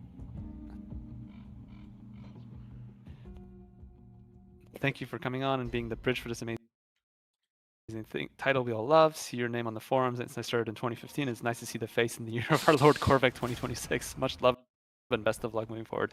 Thank you. I'm happy to be on here with Rekt and actually focusing on the questions instead of embarrassing myself on stream like he is for me. Yeah, I'm happily taking over that part. But I do hope I'll have more time in the future to actually do streams again. I've enjoyed interacting with you guys in this way in the past. Very busy in the last few years, but hopefully as things kind of calm down a little bit here at Crate, I'll have and maybe do like a Furthest Frontiers. Maybe some future announcements. Have you already decided for the game engine for Grim Dawn 2? All right, his stream's starting that we've to been developing internally. It's starting to get really bad. Will I dance naked in the rain for 10 million copies? No, because I don't want to get arrested. Yeah, engine is not going to be UE5 for Grim Dawn 2, guys. We have our own engine that we're very happy to use for future projects. Ability to move on to Grim Dawn 2. I think that's likely. I think that's a system that people are familiar with and enjoy in Grim Dawn 2. The formula will be exactly the same. Like, fundamentally, I could see bringing over that system again. System or like an ARPG where endgame you're just chasing with 100% crit chance, and that's like something you want to I feel like just achieve getting in that all crit chance builds. that crazy high. It's just not What's the point that of rewarding. crit then? No. Eventually, it's not crit chance anymore. It's chance to not crit. Exactly, yeah. Like, and that's not satisfying, I would say. But yeah, I do like that aspect of the defensive ability system that I can definitely see carrying over. Yeah. Did I confirm new synergies for Defiler? Please spoil a bit. There's definitely new gear for Defiler. Like, we definitely took a look at some of the mastery combinations that I feel like not necessarily were underserved, but struggled in endgame. Defiler, Apostate are two that definitely come to mind. And that's something that was in the front of my mind when I was like coming up with new items to kind of fill the gap for those and have more options for that. Like, and even some of the changes we made to resistance reduction bonuses that aren't masteries. Like Necromancer got new damage type, new reduction to new damage type that didn't have before, and that kind of helps expand that support between, say, Inquisitor and Necromancer, for example. We like Necromancer Yeah, like support. a cold apostate seems much more likely now. Like yes, to actually full work. apostate is one that definitely comes to mind. Yeah. Will Battle Mage finally be great again in the X-Pack? It was never great. I don't know, it has some good builds. It's just very it's just a very tanky play style. Like, if you're into, like, pushing timers, it might not be there for you, but it's a very tanky one, very safe. And that's kind of always been its thing. Yeah, that's true. Like, as long as we have the current resistance reduction system and Soldier and Arcanist not having any of those like -% side resistance reductions, that class combination is just never gonna like break any like speed records when it comes to clearing content. That's just the fundamental It's still a good there. class. It's And that's honestly, okay. like, in hardcore as well, it's kind of decent, but yeah, if you're running to just chase timers, it's not gonna be. Yeah, and I think that's okay. I think with 45 mastery combinations, it's good to have them fill different niches. Not everything is going to be a glass cannon speed clearing through everything. Yeah. When do you think Grim Dawn 2 will come out so I can get ready 5 years after that? So, as we kind of joked, not in this decade, and that's really not a joke. It's for sure. Grim Dawn 2 is not happening in this decade. We're talking at least 5 years, honestly. At least 5 years. What happens when you use WSD with melee? Click and hold mouse to attack an enemy, or do we attack standing in place, or we move to enemies first? So we did add an option that lets you decide how you want that to behave. By default, it does keep you in place, which is what controller does, but we did add a way if you're playing with mouse and keyboard controls, then by clicking the mouse, your character will actually move up to the target with that one setting toggled on. Speaking of, you always had a love-hate relationship with resistance reduction in Grim Dawn. Will the system be identical in Grim Dawn 2, or will you be exploring new ideas around it? I would say we'll be exploring new ways to do that. I think there's a place for enemy resistances where some enemies are just tougher to kill for certain damage types. I think thematically it fits, and mechanically it just kind of creates like different tension for different builds. Like, cold builds take a longer time to kill Kubacabra, and I think that's, whenever you run into that, a nemesis on a cold build, you're like, oh, great. But another build, you might just like wreck him and not even think about it. And I think the crit guy talking creates interesting. Pretty sure he's the game director. Experiences that vary from build to build, and that's worth replicating. But in order to have those sort of dynamics, some form of resistance reduction might be necessary to kind of make it so it's still playable. So you're not struggling against every enemy that's resistant to your damage type. Aaron, but a 3-hour how we handle podcast, it, how we think Valley balance it, I did think that? that's definitely Oh man, a it has conversation been that's gonna 3 be happening hours. from Grim Dawn 2. Don't bring up Last Epoch. They're gonna do this. I was gonna use this elk as a point of conversation. Since you have added like wildlife in the Fangs of Astakarn, are we gonna see maybe some wildlife coming to base game regions as well, or like the other like older expansion regions as well? Probably not at this point. We'd have to come up with some more, ambient wildlife, which would be a ton of new models, and then all the animations for those, and to we'd have to go through all those old levels to populate them. So while it was a really nice touch for this expansion, and we're glad we did it because it adds more life to the world. I don't know if we're really going to go back and populate everything retroactively. That's a lot. That's another 66% of the world to go through. Min-maxers and speedrunners would rephrase it as we have more Shadow Strike targets now. Oh, so that was your motivation. You're not in it for the Elks. You're in it to Shadow Strike between them. Yeah, exactly. Will the RTS have campaign, skirmish, multiplayer with okay-ish balance? What's the plan? Well, I certainly hope it'll have okay-ish balance, but yeah, that would be the game modes we'll be focused on for the RTS, a sizable campaign with some decent replayability, I hope, a skirmish mode versus AI and against players, and then actually close multiplayer with ranked play, I think is also very much on the table. Why am I getting excited that we're also for the floating around is having a mode where people can RTS? contribute to a battle map based on which faction you're playing and winning and losing as, to kind of do a tug of war between the three factions that are going to be in the game. I lose. And, maybe have a seasonal effect that happens, maybe depending on which faction wins, there's some sort of prize for everybody. And then it resets for the next season. Coping RTS. We're hoping season. RTS makes a comeback. That's something we've been tossing around in our head. I've got wish listed Dawn of War 4 or 5. 4. One more thing. Can we have 2 slots for consumables instead of only 1? So I think, are you talking about how consumables stack up? So there's different types of consumables now. Some that are permanent duration and some that are short duration. And that was done for balance reasons, and we don't plan to change that. You do have your potion customization, Fangs of Astrakarn now, that gives you He's already wishing more for 5. ways to customize your potion, get different buffs and debuffs and effects on there. So I think that's plenty of different consumable effects to have going all at once. Can someone confirm the graphics are more polished, or am I crazy? You are not crazy. We did actually, increase the fidelity of many of the items and environment art for this expansion. What about giving 200 weapons 2 component slots? That's not gonna happen at this point. We counterbalance 200s with their constellation and with their base stats, so you do not need 2 components. It'd be nice, built for it at this point. Yeah, too much unnecessary rebalancing out. A ton of rebalancing at this point, and multiple things attaching that are the same type. I guess it's time for a fresh playthrough and be ready for the next expansion. Yeah, Can you show some skill modifiers on Ascendant items? On stream, no more tinks. But we'll save most of them for you guys. There's something 900 modifiers that are in. There's a lot to discover.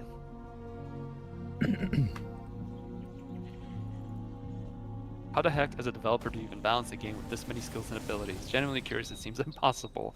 I joke that I spin the balance wheel, and where it lands, we did buff or nerf. It's a couple of things. One is that I'm actually paying attention to the communities, what's being said. Not necessarily what you guys think needs to change, but what you guys are complaining about and what you think is working well. And that kind of serves as a baseline for what we look at next. So if there's a lot of feedback around this particular skill, then that actually pivots our attention to try to make that better. And besides, there's the thread again. And besides that, I am a spreadsheet master. I have so many different spreadsheets that I've created over the years that have all the items organized in various ways and all the data in one big place that helps me kind of keep a global look at things and quickly cross-reference stuff. So hopefully there isn't too much overlap between different items in the same slot, or repeats of modifiers and stuff. I mean, we're not perfect. There are sometimes things that this basically does the same thing. Yeah, that happens. But for the most part, that's kind of what allows us to keep this game balanced with so few people.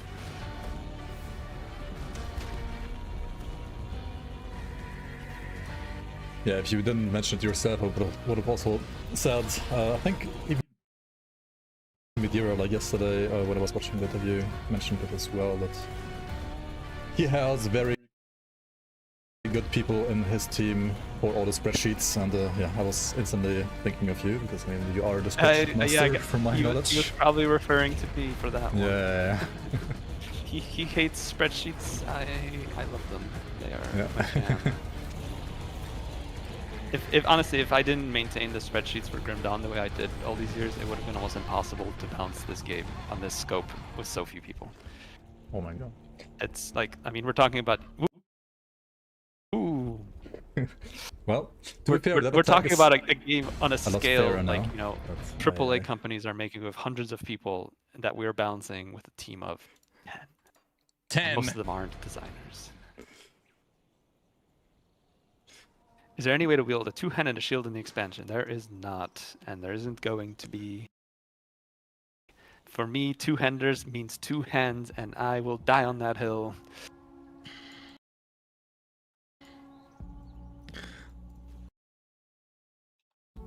I'm not trying to bring up any right now. Oh, that's true here. Like, we're gonna hit 100 degrees on Thursday. Oh my god. I'm like sitting here at 103 or 4, whatever. Rough, dude. Something like that. Focusing, so I don't blame you. Yeah, I was actually didn't properly. So. Every expansion kind of was a step up in terms of fidelity, in terms of like us pushing what the engine could do. So yeah, you like looking back on the base game Grim Dawn versus Ashes of Malmeth versus Forgotten Gods versus Fangs of Astrikar now, you can see that things look more detailed. And that does make the base game feel a little old by comparison, unfortunately. But going back and redoing all that stuff now would be huge. I think the audio is like. I mean, I'm not sure if it's this patch or something, but I currently have Kernhold music walking around Broken Hills. What? And yeah, I don't know why. I feel like it's been just like, so you know, it's like a. Is it? I wonder if it's because of the dread. Aaron's in game focus mode. I just killed the warden. Maybe, but I feel like it didn't. This didn't happen like in previous patches. It's something that only happened like in this very recent version of the playtest for some reason. Okay, at least it stopped now in Steps of Torment. So I think Steps of Torment did manage to override it at least. But to be fair, I mean, we'll see if we can replay that after the stream. Yeah, that's his kind of like sound the is old cutting Titan off. Quest legacy. Like Titan Quest had like so many like environmental like music bugs, so audio bugs as well. Maybe there's still some Wouldn't be surprised if something sticking around in Grim Dawn, yeah. Like there. Is it driving you crazy? We fixed TQ bugs as recently as last month. there's bugs that we like looked at and just like, yeah, that's TQ code. So you can just imagine that stuff's still in the original TQ that, you know, is on Steam. Like, I doubt they fixed those things. Yeah.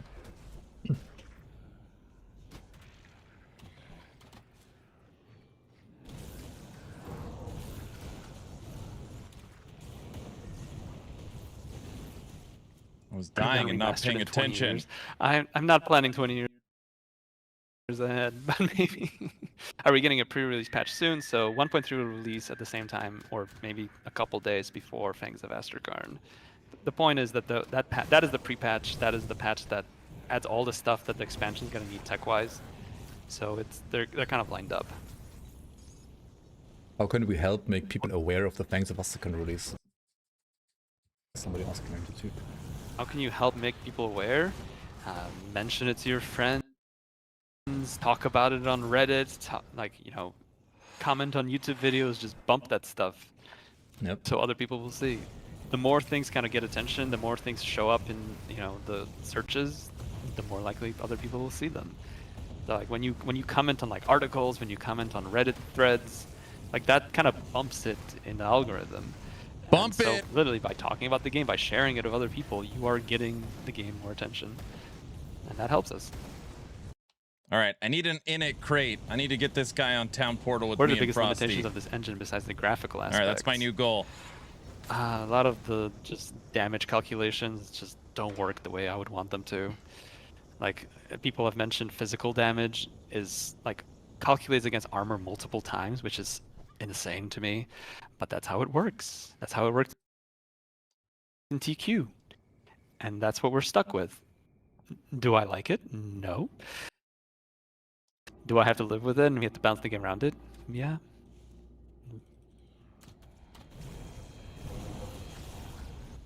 Okay, guys, I think I'm gonna give it till 4 o'clock here, which is in 6 minutes. So if you have any last questions to drop on me, do it now. And after that, I'm gonna get back to finishing this beast.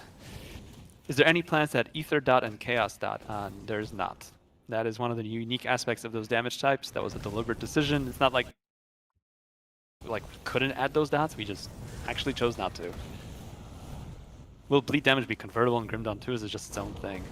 I can't honestly speak about what damage types will be like in Grim Dawn 2. I do think we will kind of revisit how they're done. For example, that's actually another aspect of Titan Quest that I don't think is really great for itemization, is just having separate scaling for dots and main damage, flat damage.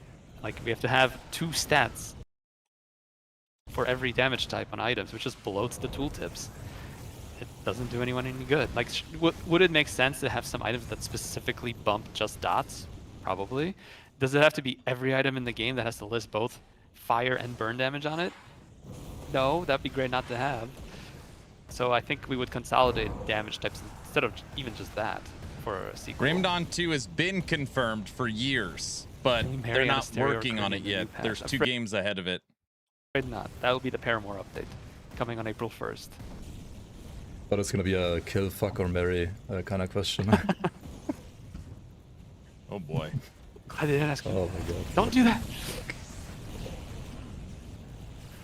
What is left to do to finish the expansion? At this point, we are very much polishing. We are just running through stuff, just making small adjustments, cleaning up any issues we find. The content is finished. The final boss has actually just been recently playtested by the internal testing group and seems to be pretty well received. So that's where we are at. We are very much polish, polish, polish. Certainly gonna be a truly cinematic experience. I'm glad you think so. Cinematic experience? I gotta please. Closed testing group is an invitation-only group that we invite into from our community. So that's something I've said before, to people, if you are a positive contribution in our community, you don't have to be super experienced end game player. You don't have to be casual. You can play pets. You can play whatever damage types you like. Pets. We're looking for people that are a positive contribution, that are eager to help make the game better. And those are the kind of people we invite to our testing group. Yeah, you always want to have a proper mix of playtesters that also kind of represent the actual player base. Exactly. We don't invite just all the top players in the community. If we did that, the game would be balanced around all the toughest, best players in the community, and everyone that struggles with the game for whatever reason that might be would have a bad time. So we are actually looking for people that do play the game casually, that maybe you do just want to... Wait a second. Do these action RPG studios have community testers? I thought... You know what? Let's continue. For players like Rekt, the game would be a very different game. Let me just...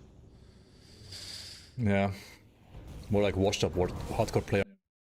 You didn't get the memo? Sometimes, at least if you look at this stream. You can just blame the heat. Yeah, I'll definitely blame the heat. And to be fair, I've only died on Ascendant mode when I fully juiced the altar. I did not die without fully juicing it. So there is also that caveat at least. Can we make the Raven wings bigger? You have a bit of a wing fetish, huh? Wings? I think they're pretty big already. Oh, brother. Could transmog be applied on slot rather than particular gear?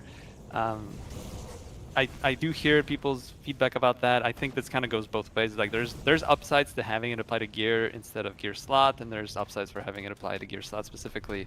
My main reason why we didn't do it with gear slot was that we actually did want people to see all the gear they're picking up, because a lot of times what happens, like in games like World of Warcraft and stuff, where you do have a system that applies to gear slot, is that unless you like actually go and take a look at what you just found, you might not even have any idea that you found like a cool new item look, because you didn't even see it, because it's already like overwritten by your transmog. How many of the Ascendant mods changed the mechanics of the skill? Like Ether Ray one, we teased out of the 900 we added. So they vary in terms of how much they impacted, especially for the comp. Like the modifiers are more power effect. How you decide to use I'm not gonna pick a second class. legendaries and monster infrequents, like those bonuses, because they're not supposed to just like completely change your playstyle. Because if you get like a modifier that doesn't apply to your build and it like changes your damage type, you'd be like what the fuck? Like I can't use this skill anymore until I re-roll this item. And we don't want that to happen. He'll pick one off maybe stream. I might make it a berserker. Some like couple minutes to show off maybe like 1 or 2 yellow items that are assembled as well, or green items. Bridge repaired. Wait, how did you set it up now? Like, is it only magic items, like common base, and then like magic prefix, common base magic items suffix? will roll more powerful affixes. Okay. Streamer RNG just strikes again. Wow. Torrent and Alchemist Ring. Are you kidding? There's obviously playing a streamer build, guys. This is not realistic drop rates. Don't get your hopes up. Streamer build. I mean, maybe Ascendant difficulty helped that. a little bit, but I actually for these monster specific drops, I'm not so sure if it did.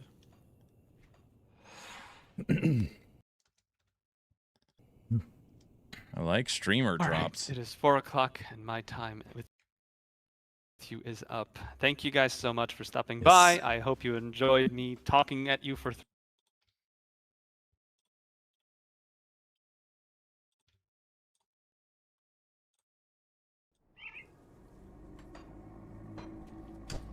Why, hello everyone.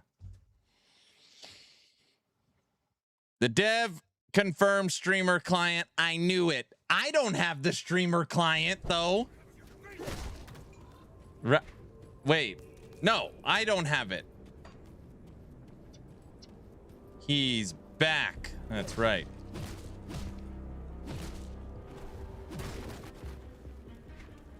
Wait, do I have it? Prove it.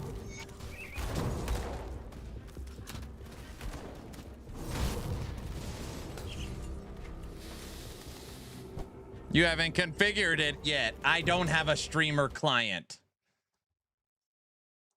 Interesting, but the audio was rage-inducing. Yeah, it drove me crazy too. Go figure, he's playing Minions. Guys, this isn't Minions, okay? It looks like Minions, but really they're just they're following me places. And well, filthy casuals. That's not funny, Solo Cup.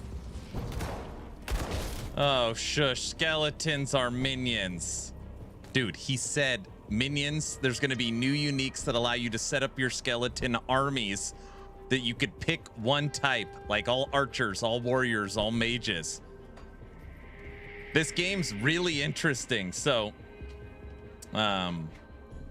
if you don't know, right now I've already got 24 points to skeletons, which means a couple of my items I've already got +8 to skeletons, which is huge. But when you summon the skeletons, it gives you random skeletons. So for example, I've got some mages in here, I got some brutes, some littler skeletons, and every time you summon them, you don't know which one you're gonna get. It's kind of like a box of chocolates. So yeah, it's pretty cool. In this game, plus the skills cap at 10 over max. 10 over max? Wait, is that true? So I can only get 26? I don't think that's true. Is it true? Okay, Forrest, you know what I mean.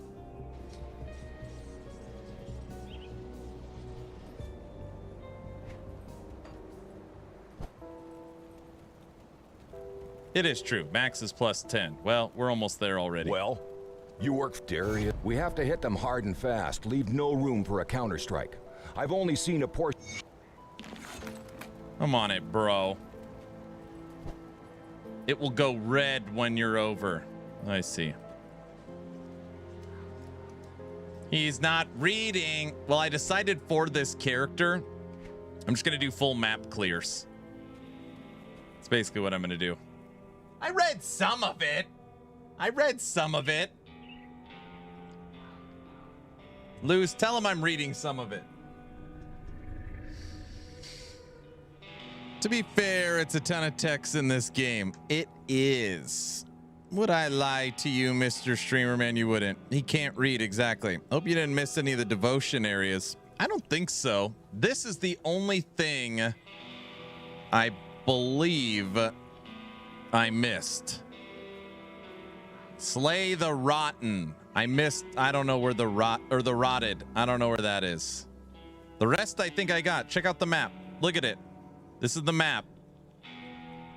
Oh, I guess there's a little spot here. This actually took a really long time. Oh, there's a little spot there. That's pretty good. It's in the middle. Is in the dump. How in the... Go to the dump. Oh, he finished Act 1. Go to the dump.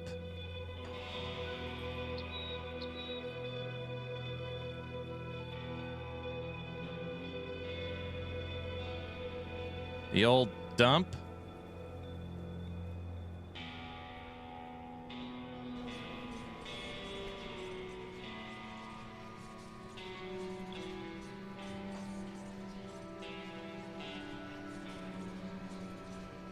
Yeah, that's what it says.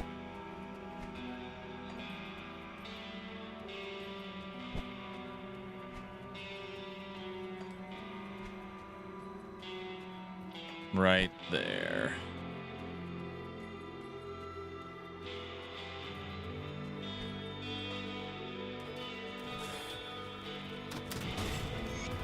He's already kill-defied.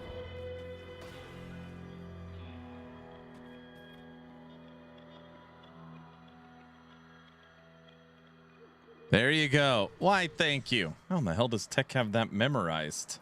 Deleted. Oh no, he has another quest. Oh, it's already done. Nice. All right, Tech, any of these ones, I think I did everything on the right-hand side, right? None of these are Act 1. Warden dead.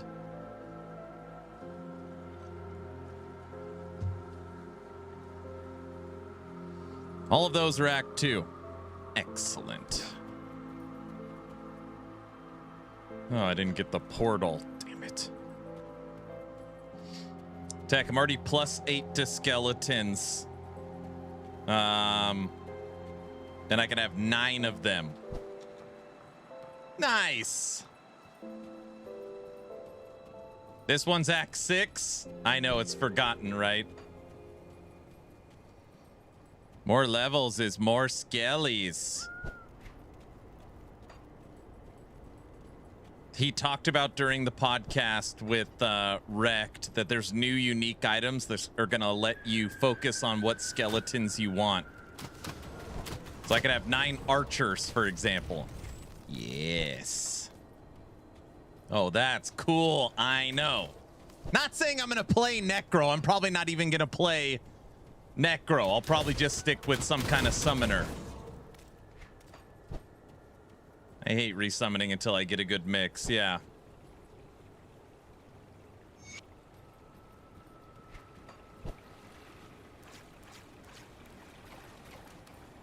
Spoiler alert, he's gonna have Necro as one of his classes. Listen, when you pick a secondary class, it changes the name of your character, which means it won't be a necromancer anymore. It'll be some other name, which means I'm technically not a necromancer. Does that make sense? Does that, guys?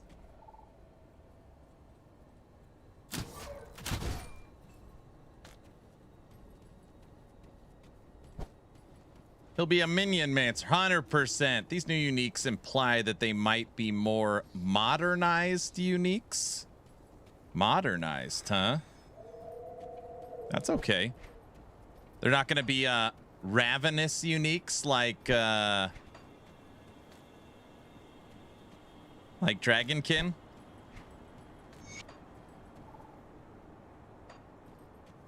I supposed to help these kids?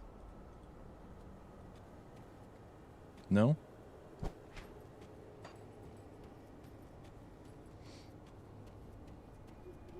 The game keeps crashing on me. Which one? Grim Dawn? Like last epoch uniques. Grim Dawn. I haven't had any crashes or rubber banding. I've had nothing bad happen in the first 3 hours.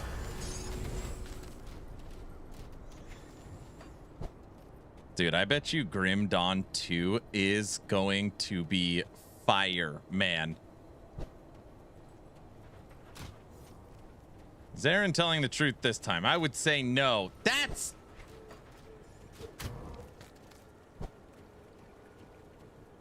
not true. Magic 8 Ball said so. I know. Oh, I can't get around any of this stuff. Gotta run around.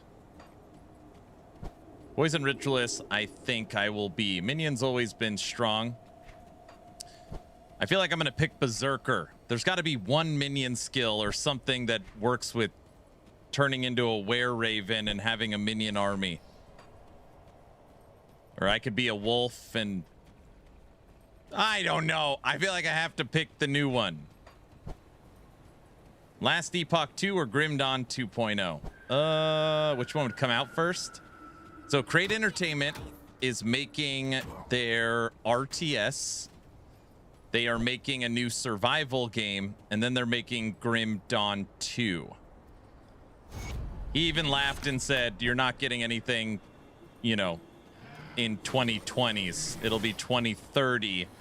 And even then, best case scenario is 5 years. So realistically, if Grim Dawn 2 launched in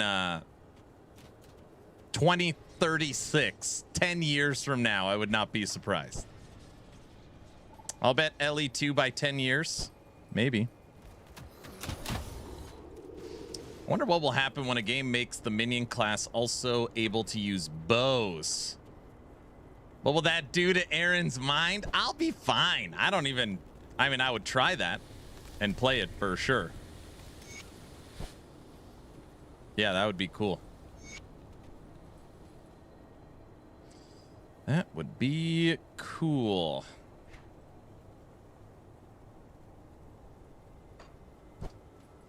Oh.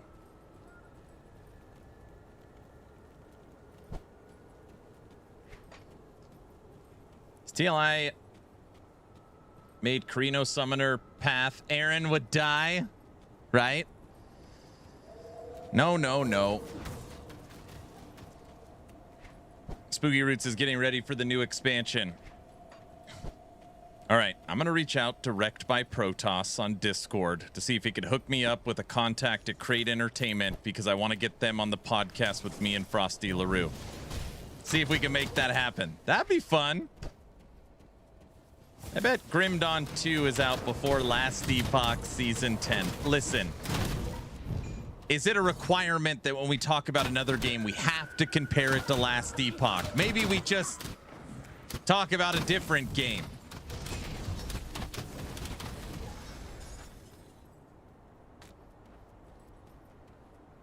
Is that a good idea? Any Xbox news? They said Xbox, it'll be coming like a month after.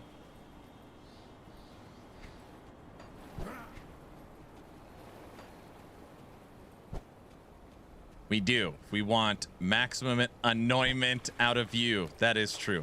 I love this game, but the rotating camera freaks me out. I haven't rotated the camera once. I'm just playing it like it's not there. Once I start rotating the camera, I can't stop doing it, so I'm leaving it. We've already had 2 people comment today on the visuals of Grim Dawn. And I get so many comments about Last Epoch looking like crap and it doesn't compare to D4 and PoE 2 that I keep saying, I wonder how many people are going to be like, Grim Dawn, what is this game from like 1990? 2 people today.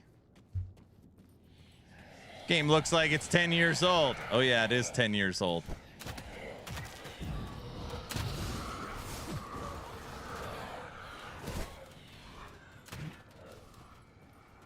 And we had multiple questions involving a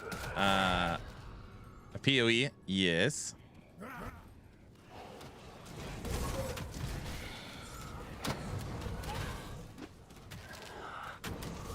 Mine was sarcasm, as in graphics, it was grim. Get it? I get it. I get it. You guys don't get it.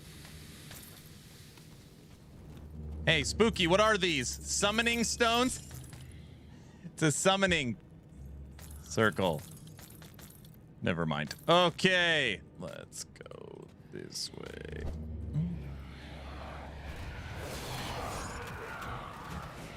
Get me out of here. What?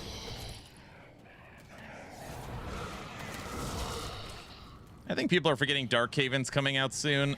Define soon. Someone has PoE on the brain right now. No, no, no.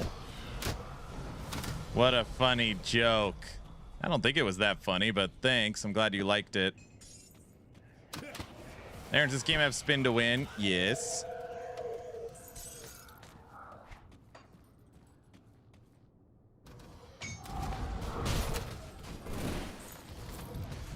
Is this a necromancer? It's, is it a necromancer? How do I describe this? It's a class that has, you click buttons and the, there's things that pew, pew, pew behind you. And, all the enemies die without pushing any buttons.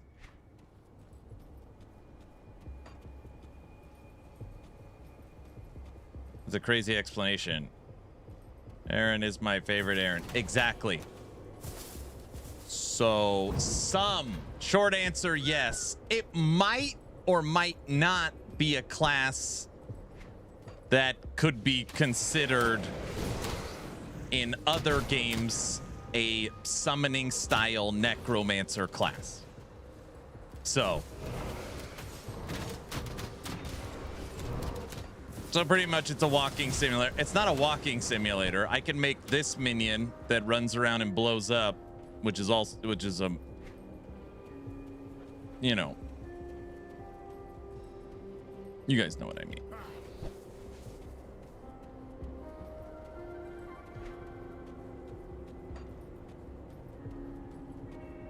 So that is a no. No, it's literally called it's literally called a necromancer. But once we select a second class, we'll no longer be a necromancer, we'll be a whatever the next thing is. So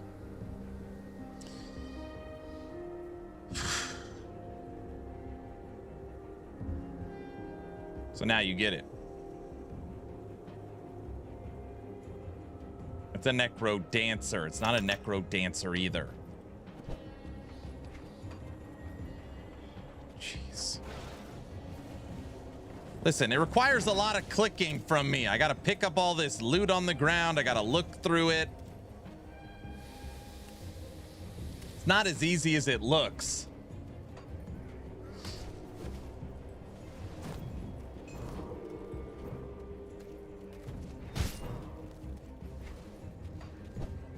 I mean, it is pretty easy.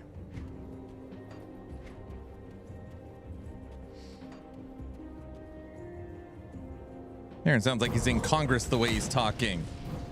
Definite possible, unable to confirm. What? I need dynamite. Darn it. Right.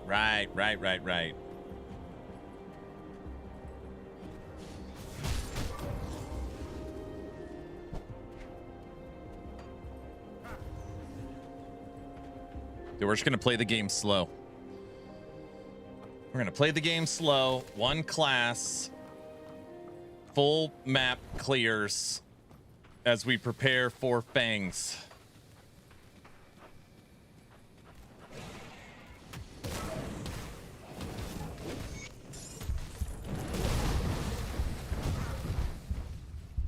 Holy crap. I almost died. Not allowed to happen.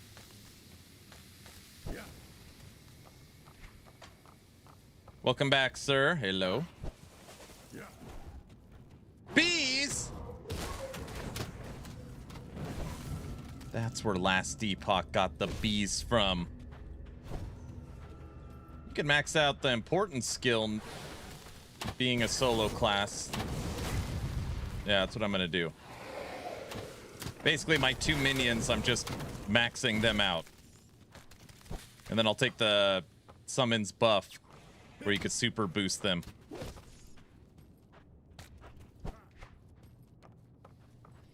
That is the plan. We gotta go that way. Yeah, I need to look at the actual skill tree for the Berserker and see what a Berserker Necromancer would look like. I would guess very silly, but I just gotta see if there's anything that synergizes there.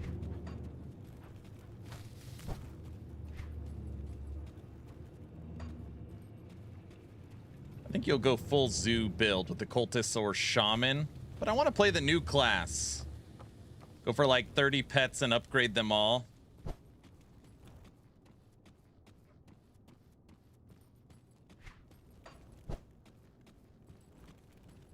Tech, I'm not just gonna run around with pets the whole time. Like, I need to do some damage too, you know. Tech.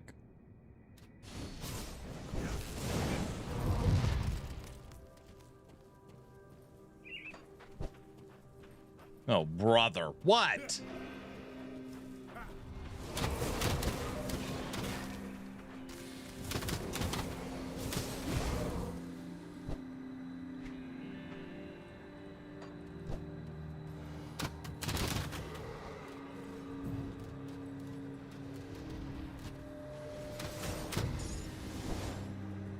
"60 things on the screen while we hide in the corner."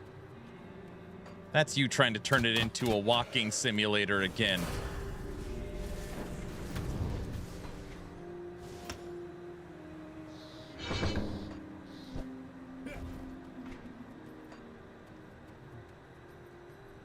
Minions, minions, minions. Diesel, they're not all minions, all right? I can attack too if I wanted to. I'm just choosing right now not to, so I can interact with you guys and not have to worry about, you know, all the micromanagement of it.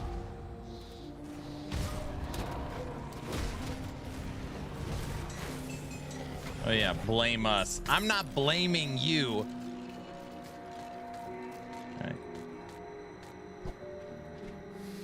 Look at all this stuff.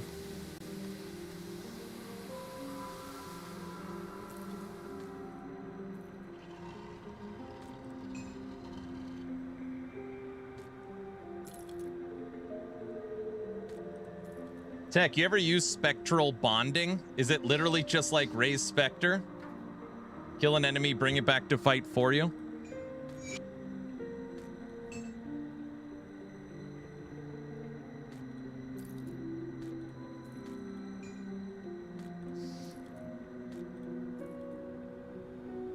Wait, Aaron is playing minions again. Hey, I'm just testing stuff.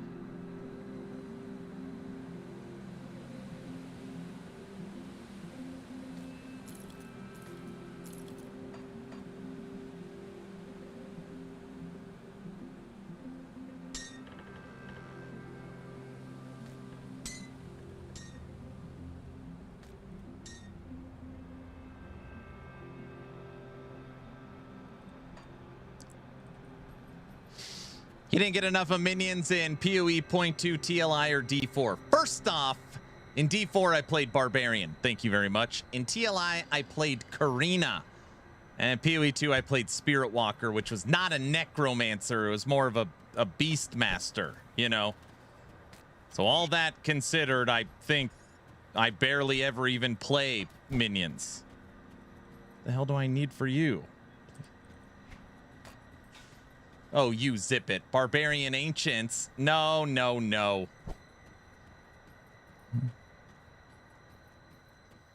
Barb with 30 Ancients. I played a lot of different Barbarian builds. All right. And Barb Ancients are more like, you know, that's more like Varashta. Those are Varashta minions. They're more like a spellcaster. Barb with tornadoes that are everywhere.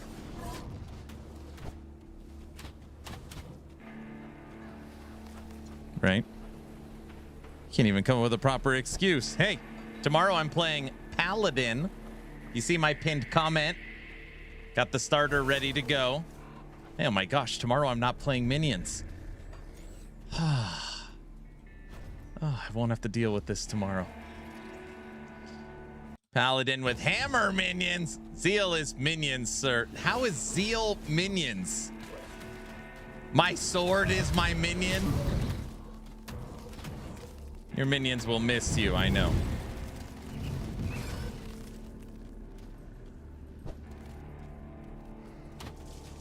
I put out my D4 starter video this morning.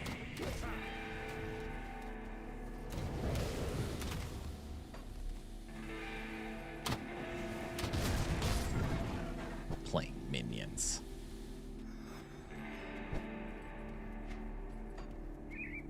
All right. What do we got this way? Bat people.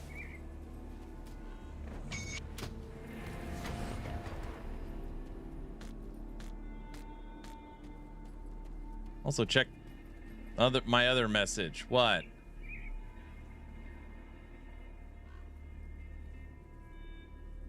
It's too far out. You got it too far up. You'll have to repost it.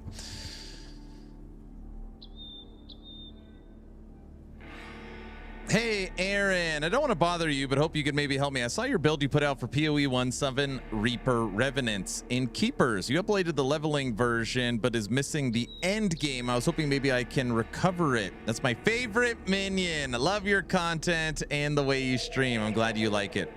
I saw a build you did for PoE 1 Reaper Revenants. You uploaded the leveling version, but I'm missing the end game.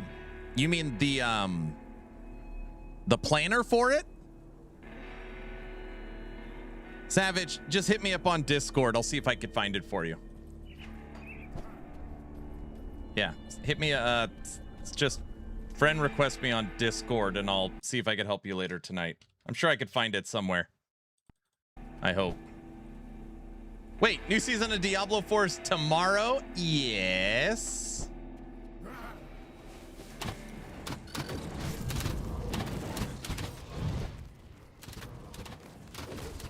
I'm ready.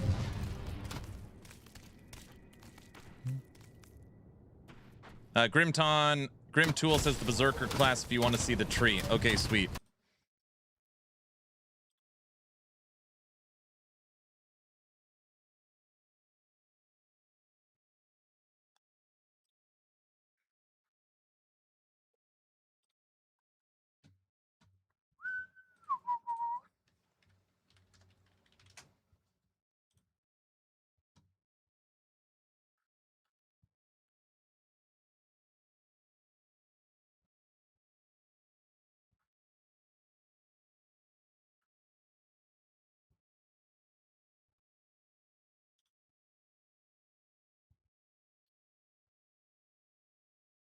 I've never used Grim Dawn tools before.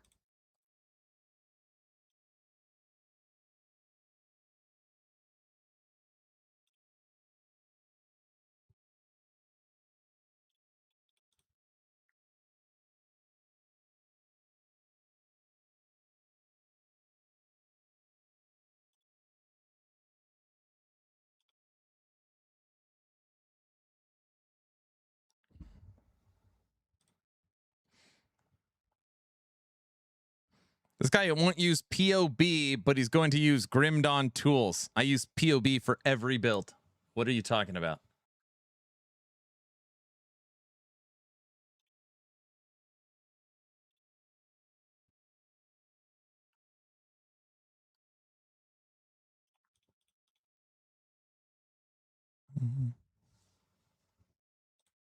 All right, I gotta mess around with that.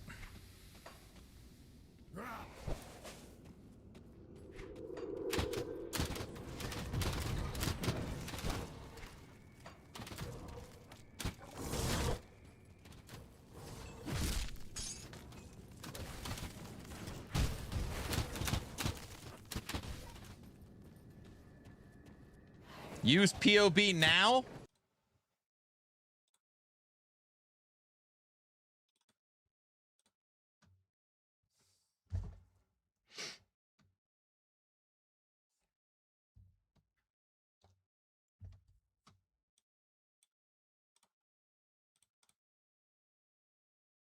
I have to authorize my account to go through it again.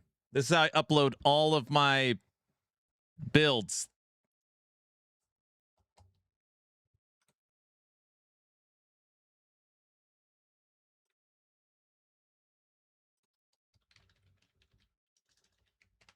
I don't even know why I like placate to Nash, who doesn't believe me, and just don't even, why do I waste my time on stuff like this?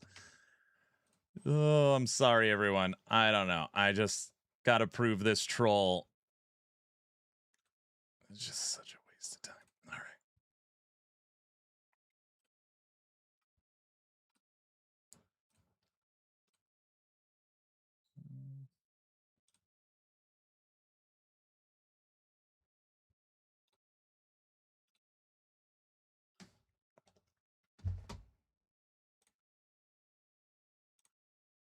There. Fully imported from my PoE2. And then what? You want me to export it?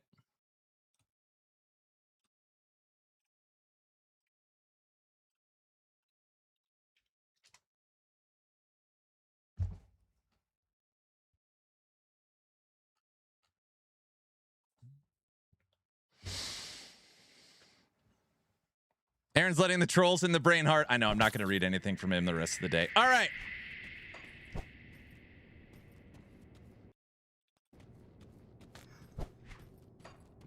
Done with this little dungeon here.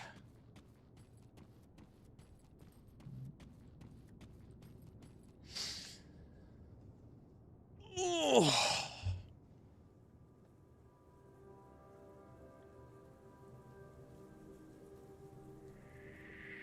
Excuse me for my ignorance. What's POB? Path of building. There's no training dummy. There's no internal data as far as like details on Path of Exile. So you have to use third-party tools to break down the numbers.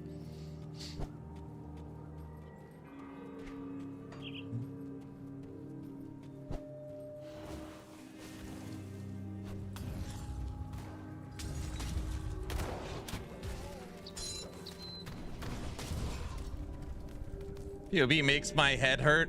It just helps you with answering questions that you can't get in game. Thank you very much, Mr. Streamer. You're very welcome.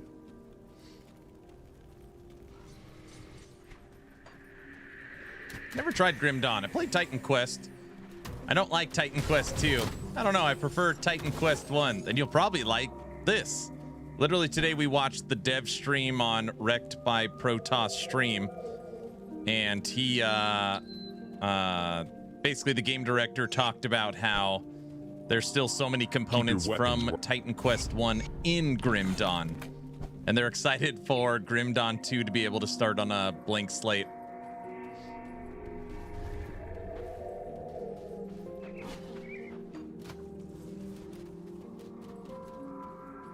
You see, they're working on an LE version of POB. I don't care. That's silly.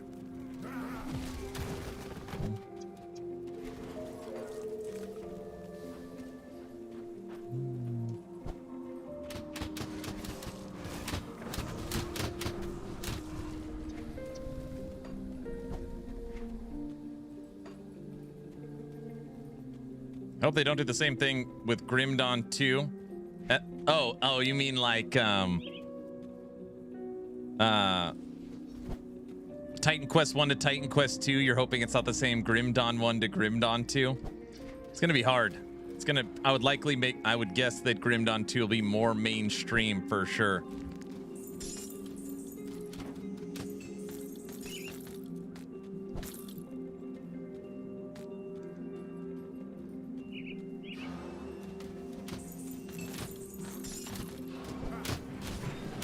I guess that's a hard needle to thread. Appeal to the masses, but also keep the integrity of the original project, but obviously up everything. It'll be built on their new engine, so it's for sure visually it's gonna look awesome.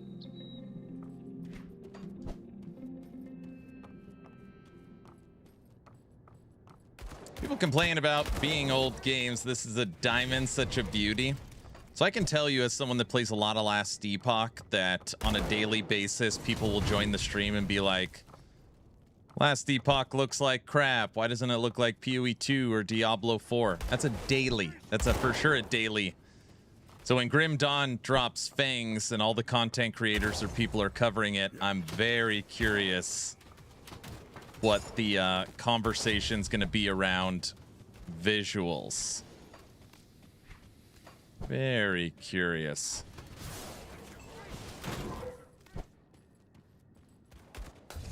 I find Titan Quest 2 to be very cool.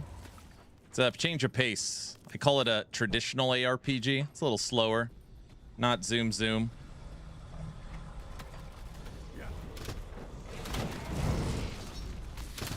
Now he has 2 golems. Yeah, but I've taken them in their non-permanent form. So I literally have Golem set up as my right click, is basically my spam ability. They're basically like bombing poison golems.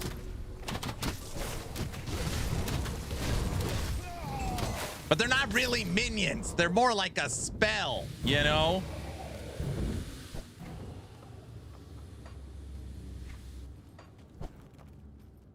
Graphics are extremely important.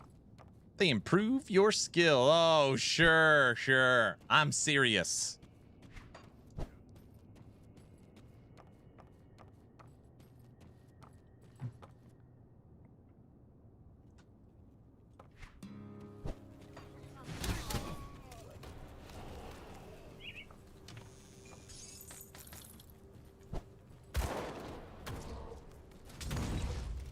How far did you get in Grim Dawn before? Pretty sure I beat the whole campaign twice. Haven't really played the end game. It's been so long. This game always frustrated me whenever I streamed it. Just because there's nothing... there's basically no indicators for the quest. I mean, there is, but there really isn't, you know. You gotta, like, listen to the dialogue and track everything. It's not just linear A to B. Go left, go right. I am his Grim Dawn Google. Yeah. People are always like, you have 1 or 2 options. Memorize the campaign or use the interactive map tool.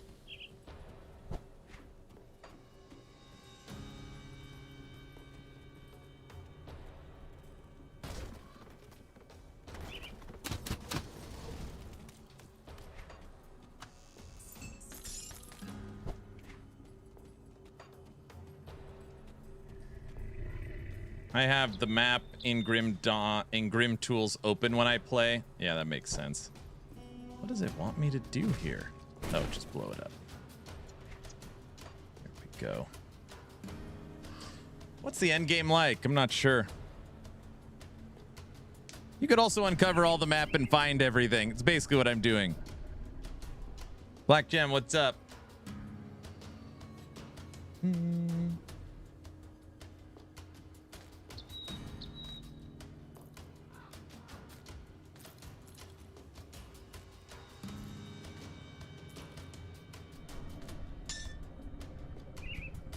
3 to summon Hellhound. We've used Hellhound before. Not this time.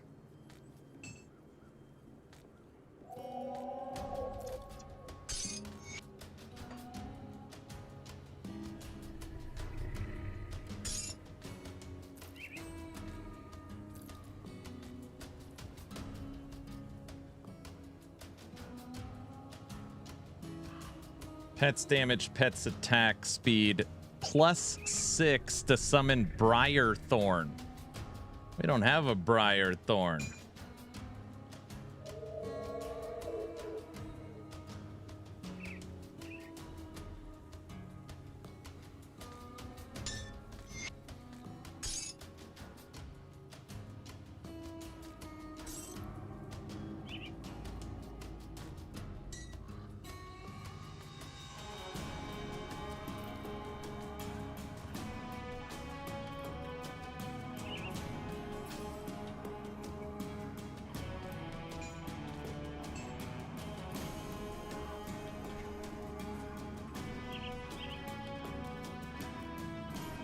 Obviously, I missed this spot in the middle here.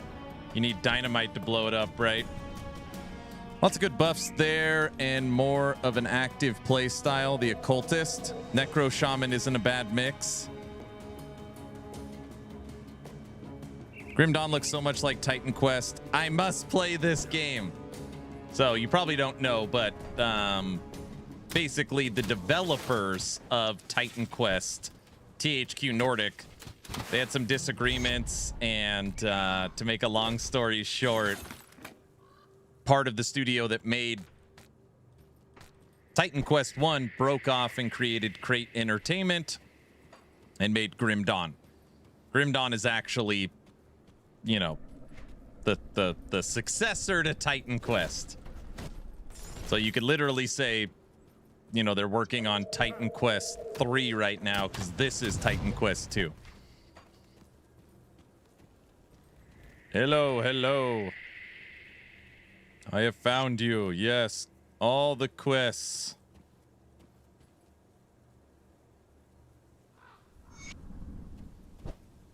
You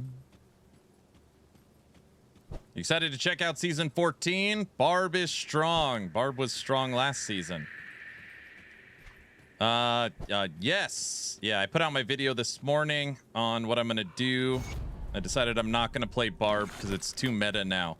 It was fun when I was the only streamer playing it. Now I can't play it because it's broken good. So we got to play whatever's the worst thing. Okay. I'm excited to see the new changes for Grim Dawn or D4.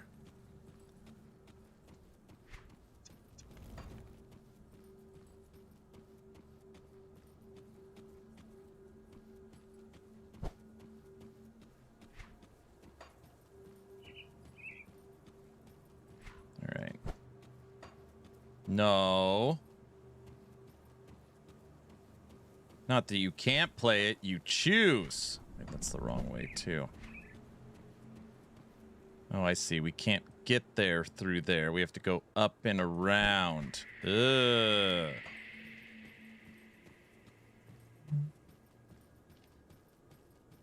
Man of many quests. I said I'm going to do a very, slow playthrough of Grim Dawn. That's the plan. I'm not trying to speed run the campaign. We're snagging all the quests. We're doing full map clears. We still have, 3 weeks, more than 3 weeks, until the expansion comes out. So we're just playing nice and slow. I already downloaded the patch on the 25th for D4. Patch is downloaded.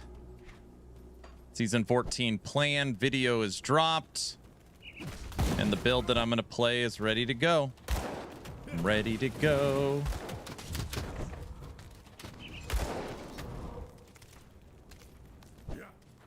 Plenty of time to enjoy D4. Dude, this month, July is crazy. July is just... I just don't even know what to say. July is crazy. He's gonna play Necromancer. No, I'm playing Paladin. See, Paladin doesn't have any minions. Ha!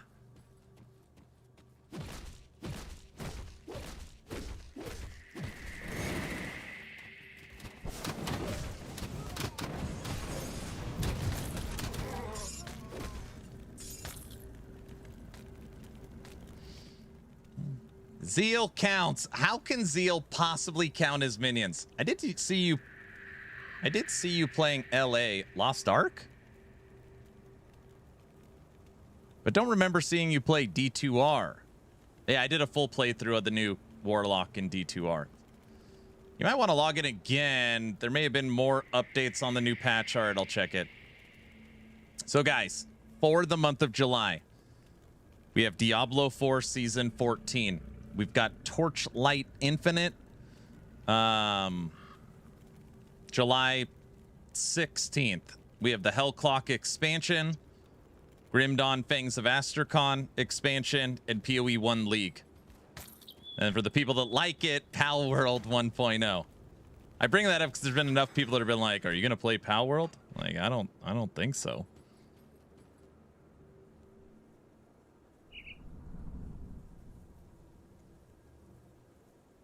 Okay. All right.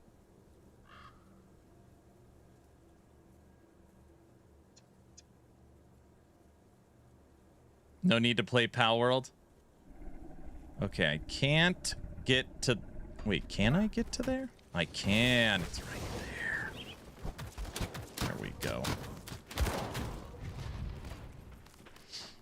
you ever tried a season of Grim Dawn? Yeah, I played season 5 or 6. Like on, obviously, the modded version of Grim Dawn. Yeah. Minion build player, not playing Pal World. Disappointed. I've never played Pal World before. I have never played it. You guys think I should?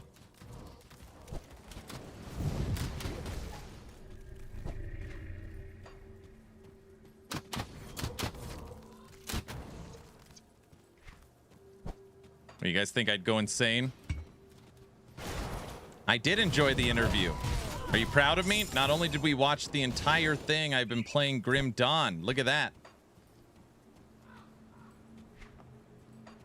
By the way, I'm going to reach out to Rekt by Protoss tonight to see if I can get someone from Crate to talk to. I'd love to bring them on Town Portal with me and Frosty.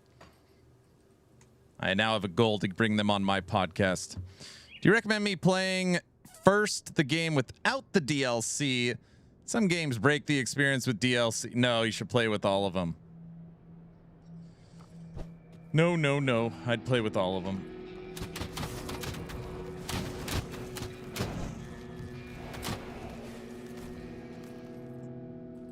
I would watch a Crate interview. That would be fun.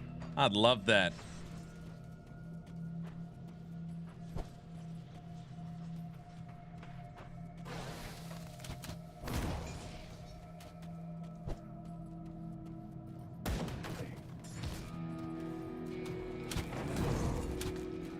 Town Portal with Crate would be awesome. I know. Crate devs do podcasts now. Yeah, I guess it's the thing to do, you know. You'd really enjoy Zant. His sense of humor is top notch.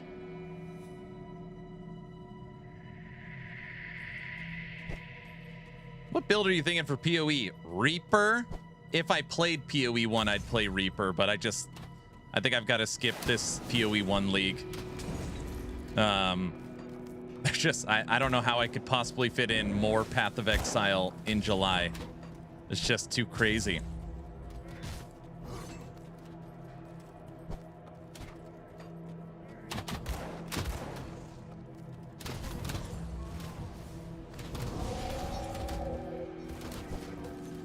Yeah, I think we'll end up skipping this PoE 1 league. There'd have to be something. I know a lot of people are saying, you know, Grim Dawn is not a seasonal game. So you could play PoE 1 and then jump on Grim Dawn at any time. I don't know. This expansion's been 3 years in the making. I think we owe it to Crate to play it. PoE main skipping. I'm not a PoE main. Okay, hold on a second. What am I a main of? PoE? Last Epoch? Wicked? Dragonkin? Which one is it? LE main, exactly. PoE 2. Bro, you should play Farthest Frontier as well. I know about Farthest Frontier. He mains nothing. Aaron is for sure an LE main. Guys, Finkel is Einhorn, you know? No Rest for the Wicked coming out. No other ARPGs for me for a while. Dude, I am going to play so much Wicked. Yes to all of them. Yeah, we're going to go crazy on No Rest for the Wicked. The Wolson main? Bro, Rekt today brought up Wolson and Last Epoch in the same sentence. I'm very proud, Aaron. Good, I'm glad you're proud. And by the way, I'm not playing just a minion build. I do have a few followers, but they're not even really doing any of the damage. It's mainly coming from my items giving them the damage. You know what I mean.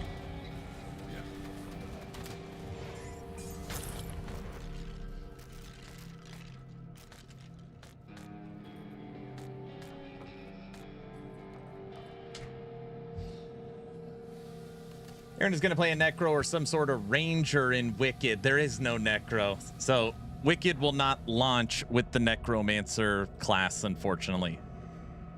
Not that I know that. I'm guessing it's not going to. I don't think it's going to.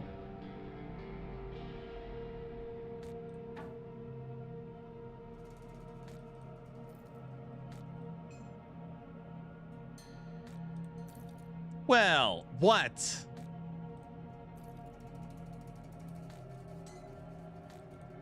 Thomas already said that. It's not leaking.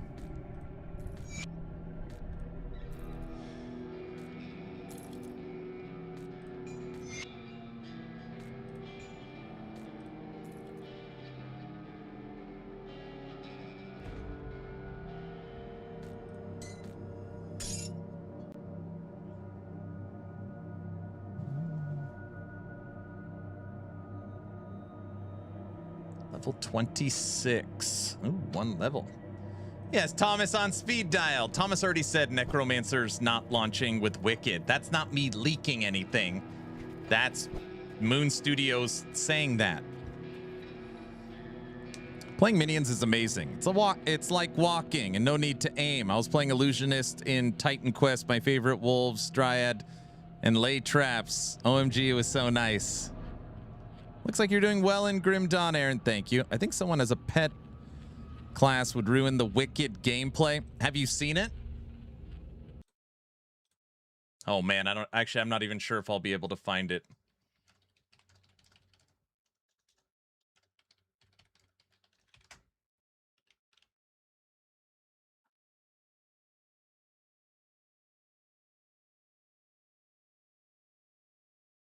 I don't think it was an official video. It was like from their Discord. It doesn't matter. So Thomas was just messing around and been like, here's the intro I've come up with for minions. And basically, they have friendly fire, so the minions can hit you and themselves. Isn't it obvious? Isn't it obvious? And you have specters. So Bourbon, isn't it obvious? Devil's Crown. I can't open that.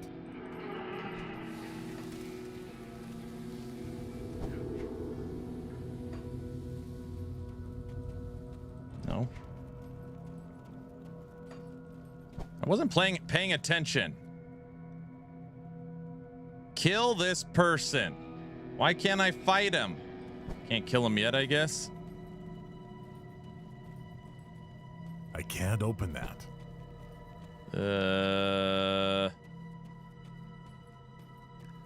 Damn it, I wasn't listening. It was the Thomas Holiday stream. Yeah, he logged into the dev client and showed off his... So Bourbon's dog. Isn't it obvious? Devil's Crossing may be a prison, but it's like a fortress and controls the roads to Burwich and to the west. What kind of milksop did Bourbon send after me? Don't you... There we go.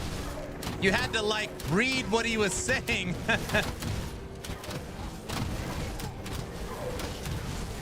Guys?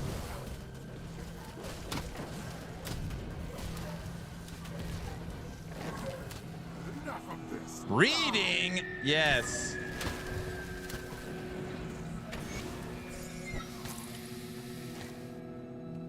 He doesn't read. Well, I didn't think I had to, but in this case I did.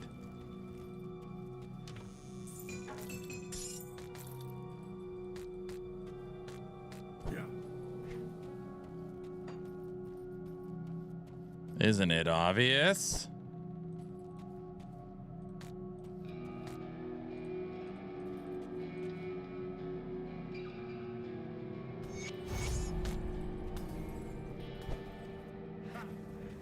Is there any shapeshifter build?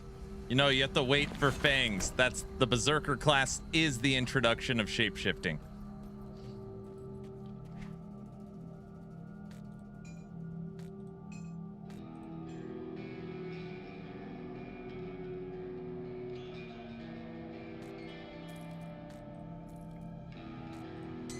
Isn't it obvious? No.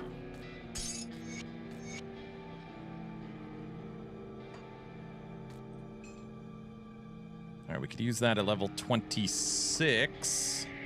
Currently level 25.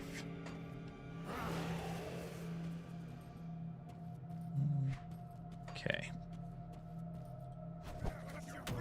Arg, I know, you gotta wait. Bolt, I can be patient and read through everything. You know? It took me a second, but we got it.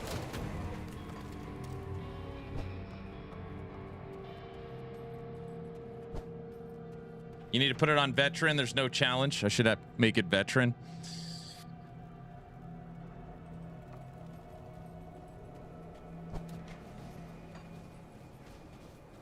All right. Report to the Devil's Crossing. That's chapter 6.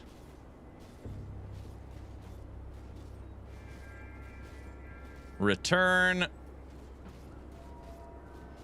Oh, dude, I think we've like knocked out a bunch of quests. Everything says return. Let's get this waypoint.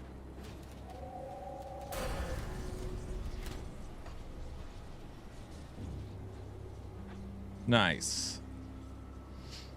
You know, Aaron, Shaman is a very good class with Necromancer.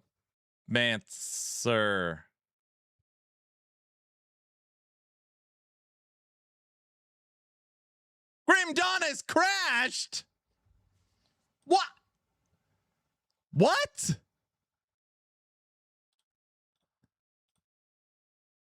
Oh, dear. Time for a new PC. Who cursed him? That happened a lot in co-op and Titan Quest. Well, time for D4 practice. D4 practice? Talking about practice. Talking about practice. That's not supposed to happen. Is it supposed to happen? Tech, it's broken. He crashed in time for the LE Season 5 trailer. I forgot I'm not reading stuff from Nash the remainder of the stream. Okay.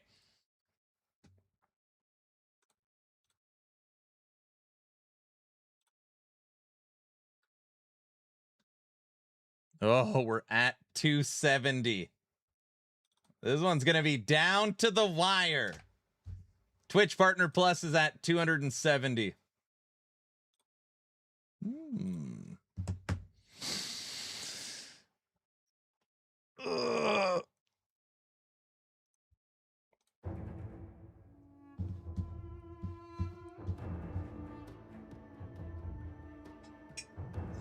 My character looks pretty cool, right?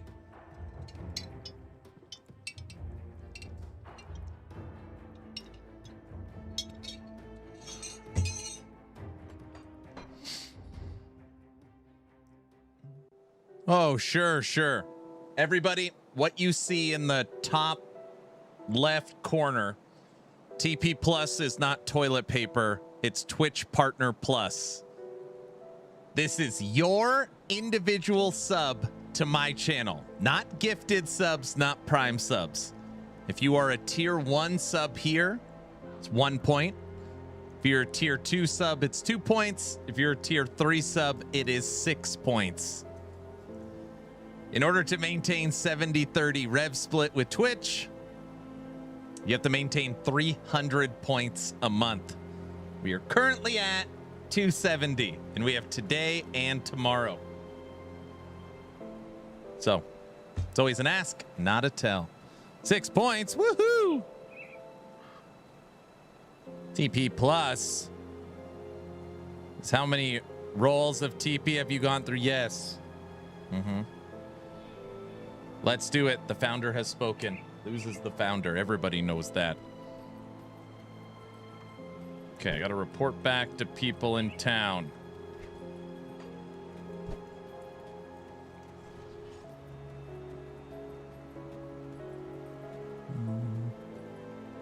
Aaron Cornholia. Oh, it's in here. But I want toilet paper plus. Fine, we'll call it toilet paper plus. That's fine. I can get behind that. Well, the world is a damnation. Now that we're not in Tech, they keep giving there are a me few quests. people I hold in.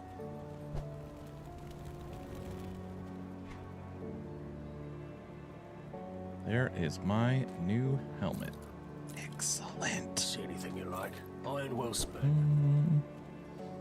Do tier 3 subs count for more than tier 6? A tier 1 sub to Aaron Action RPG is 1 point.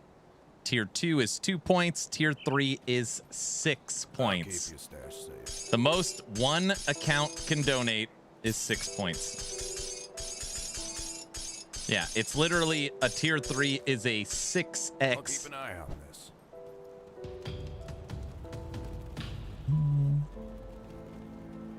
No.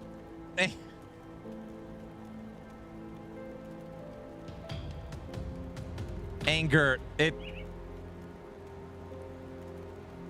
doesn't work that way. It's like so unbelievably kind of you. Gifted subs don't count, dude. Ganger just donated 10 tier 3s.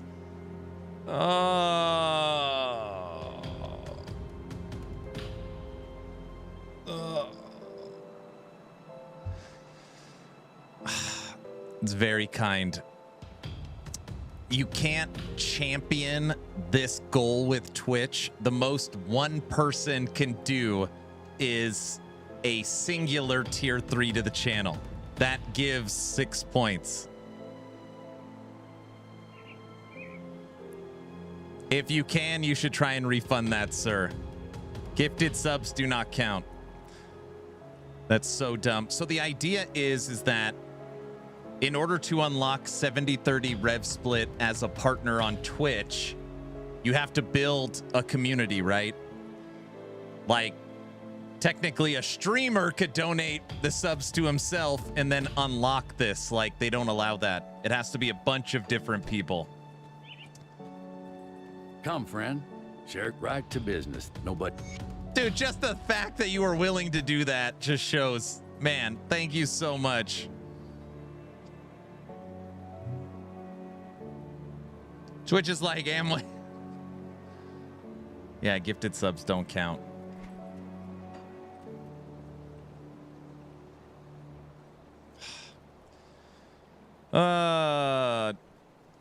Return to... Wait, I gotta return to the camp.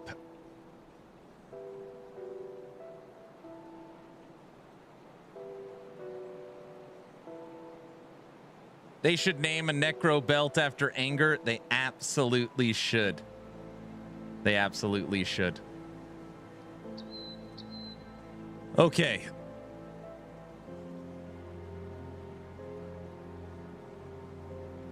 That's where we just got. We got to return to the camp. Aaron Frosty called me Grim Dawn Super Chad. He also said I'm the resident Grim Dawn Pro. I see. That was nice of him. It was very kind of him. Dude, Anger just thought he would knock out the goal with one donation. I wish it worked that way.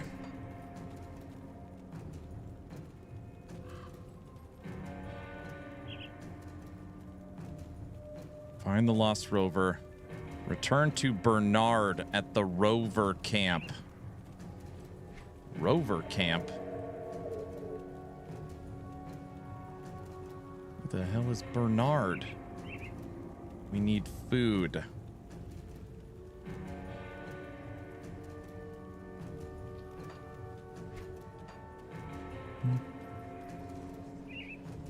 He's in the foothills?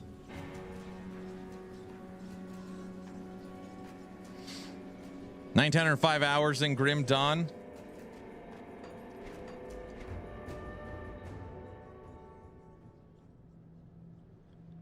Wait a second, I don't want to run all the way. Big guy, thanks for the tier 2 sub. Thank you, thank you. I think I got stuck on this quest for hours. Wait, it wants me to go. Oh, I guess I gotta go all the way through it. Only game that has more is Ellie. All right, I guess I gotta run all the way around. I don't have my minions up. Not that I'm using minions.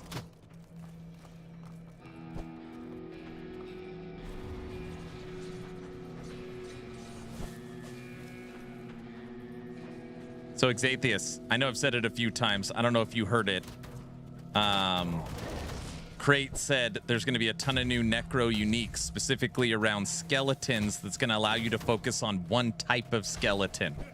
So if you want warriors or archers or mages, you're going to be able to curtail your Necro skeleton army. I heard that. Take that. Polka? Oh my gosh, we have a level 9 hype train. Here at Action RPG, if there's ever a level 2 hype train, the polka must flow. I missed it. Not even paying attention to the polka. Grim Dawn's got me. Level 9? Yes.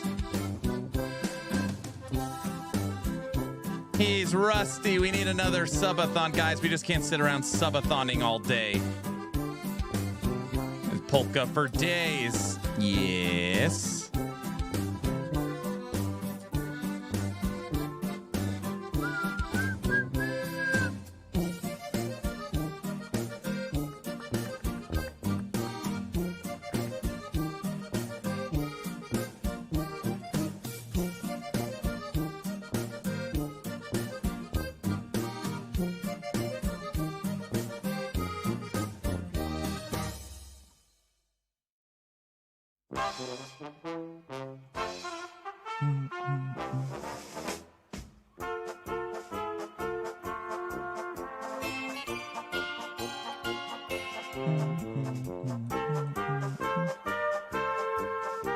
I like the polka. I just sold a house. And you have kids to support. I don't. Thank you, sir. Just don't ever feel like you have to do that. That's very generous. Thank you. We need a Grim Dawn-a-thon. A Grim Dawn-a-thon. It kind of rolls off the tongue a little bit. Grim Dawn-a-thon.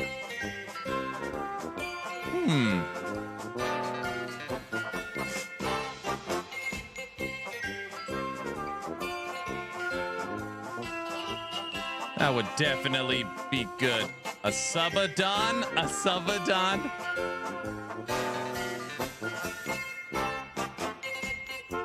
I like it. Guys, we just can't do subathons for everything. How about another capped subathon? Blitzathon?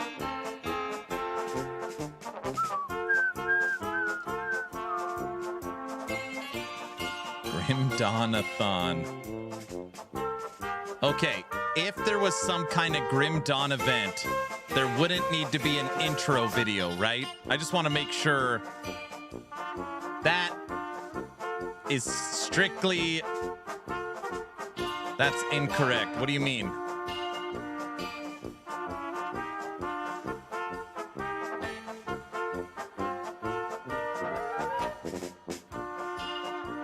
You have to do an intro video.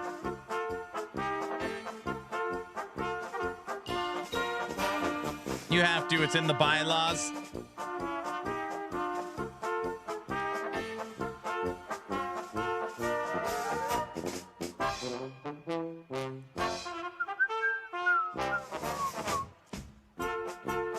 Luz, I think they're making up bylaws. What do you think? You're the founder.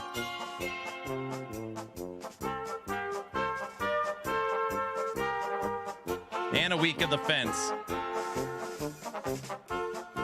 But it's all rainy out.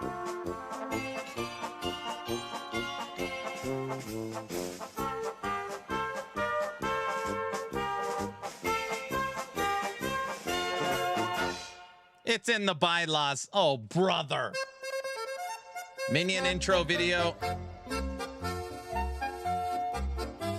You telling the dogs and kids to do stuff.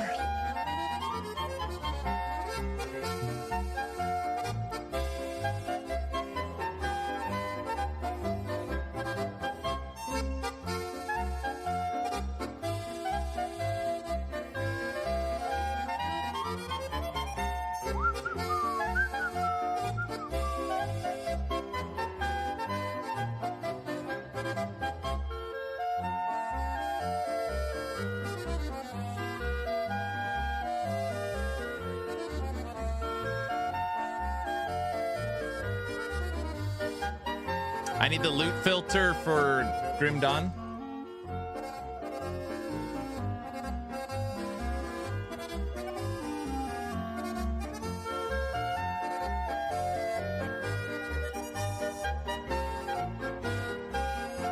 I don't want to turn off the polka. I like it.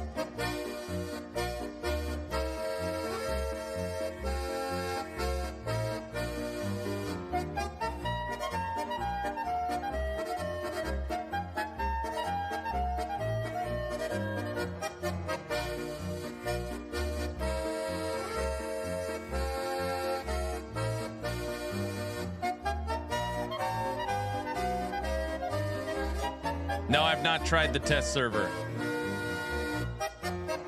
You just press on for this quest. Got it.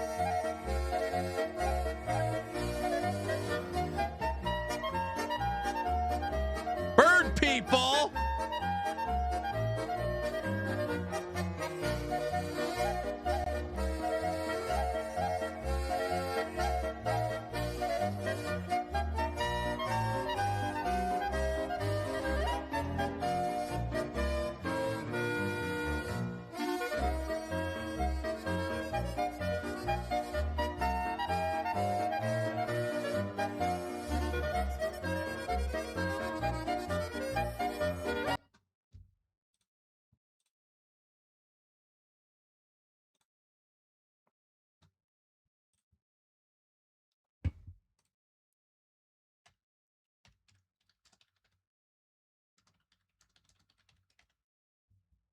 Yes, website's down.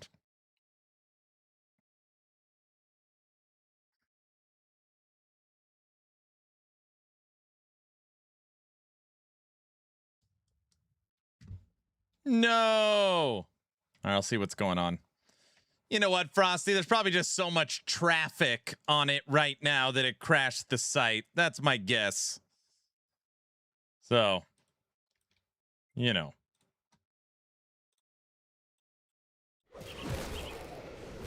Yeah, that's what I was thinking too. Yep. Hey, Frosty, also, can you edit out that last clip on your last video? That would be great.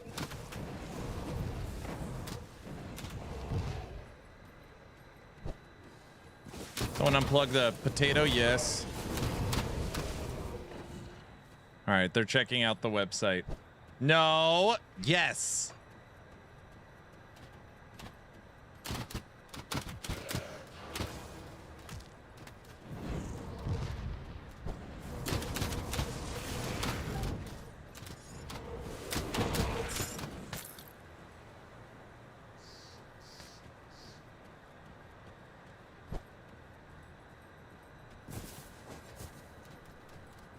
Big guy, thanks for the tier 2 sub.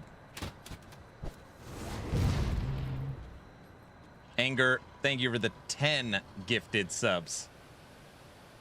Snow is unreal, thanks for the sub. Level 9 hype train. Wait, was I supposed to talk to this person down there? That last clip should win an award. No, it should not. Oh, it is. I do need to talk to you.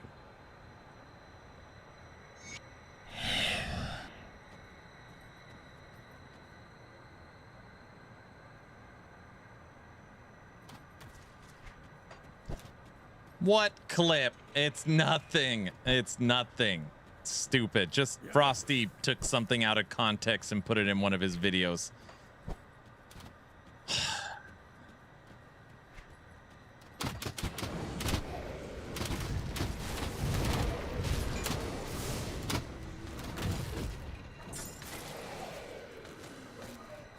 I've been T3, so thank you.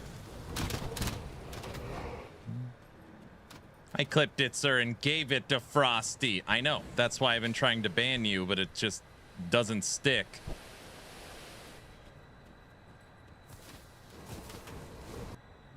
Roland, what's up? Hey, Roland.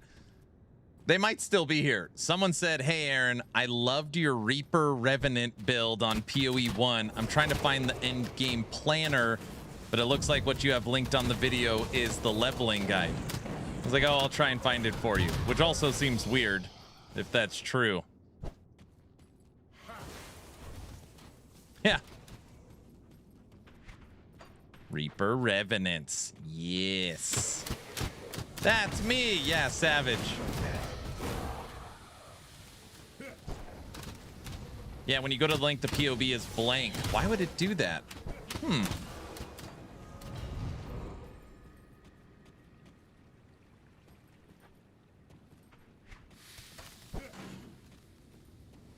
If the POV is blank, I'd have to log in to literally the guide on standard and generate a new link. It's pretty weird. Please check the site. Frosty, I got it working, dude. It's back.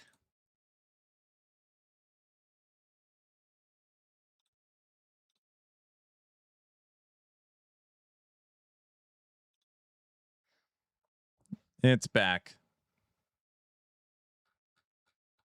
My starter is back.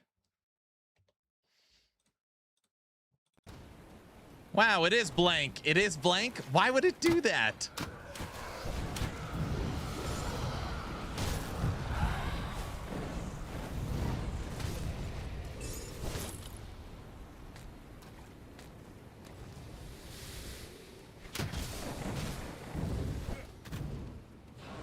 You are making my day. If it gets fixed, I'll sub tomorrow.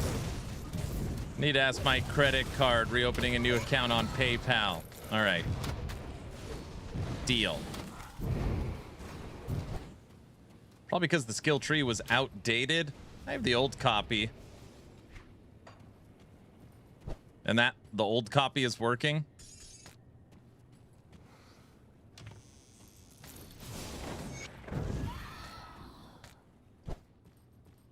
Luz, will you stop it?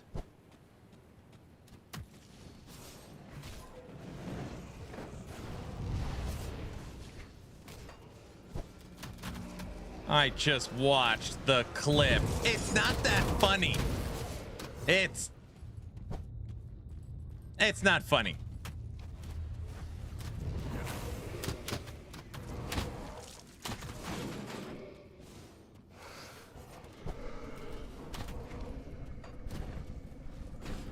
It's hilarious, she says. Now I'm going, okay, I'm not talking about it anymore.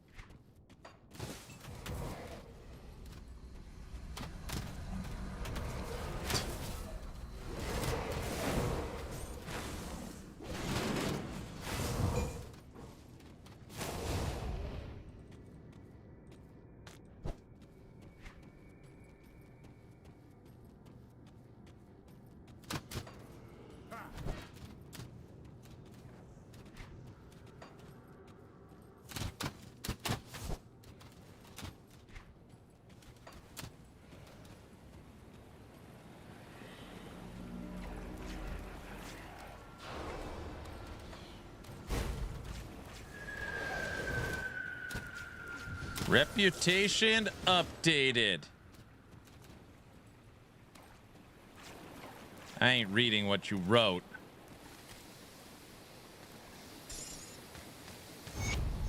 Got him.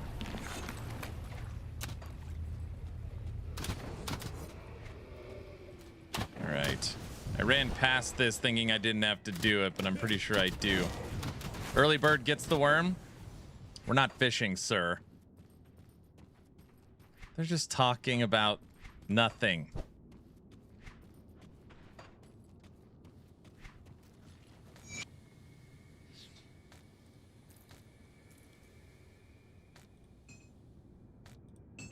I need more points to pets.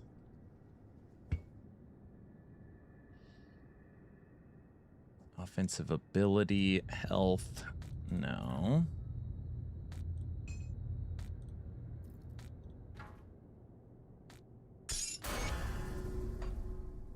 Level 28.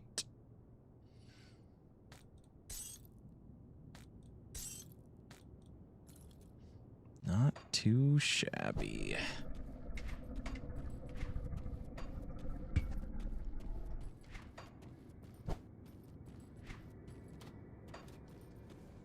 It's actually been fun playing Grim Dawn today. I wish I could pick my second class. The Ruin Entrance.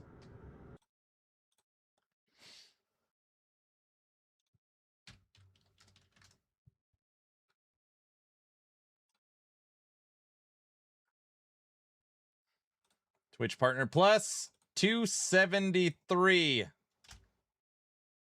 Bam. You can't? No, because there's no respecking. I got to look through the Berserker to see if that's what I want to play.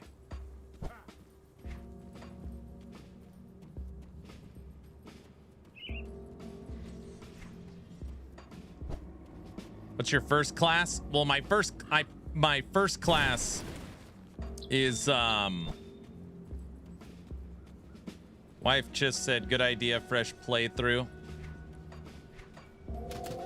That's what I'm doing right now, is a fresh playthrough. My first class is we focus on just a different way of killing things through gear. It's more of like a coach class. I'm like a coach. It's the best way I could describe it. You know what I mean? Yeah.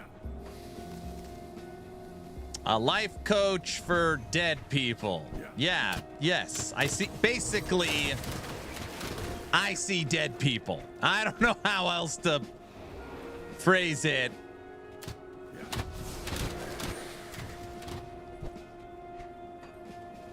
You know,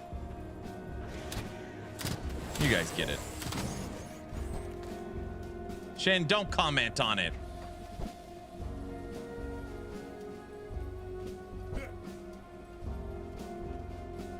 What?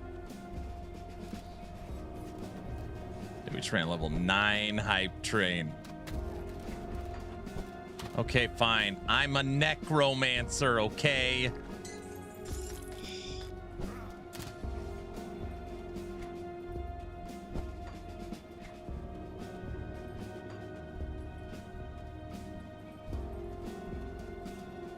Shaman gets Briarthorn and Wind Devils. Occultist gets Stormcrow and Hellhound. Occultist is what I normally did.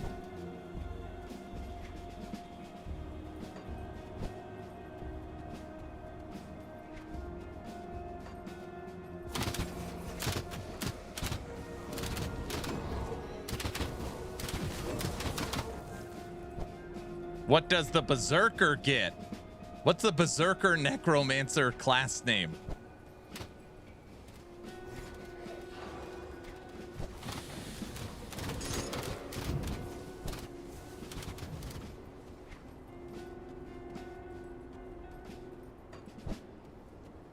What What is it called when those two are put together?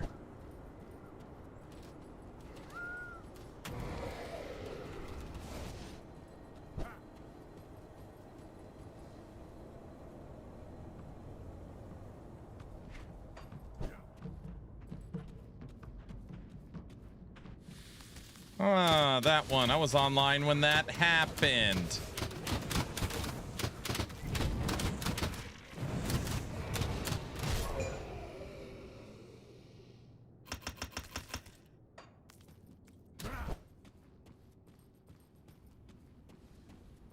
Yes, yes, yes.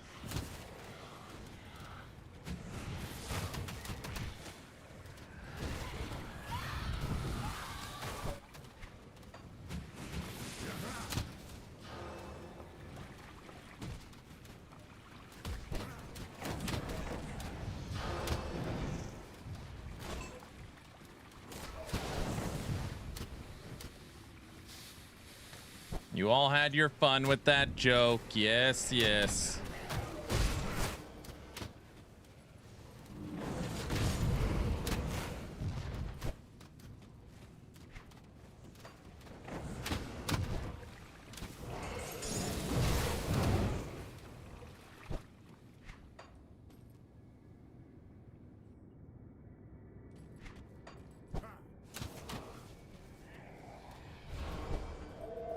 Just so everybody's aware, I don't even know where I'm going right now.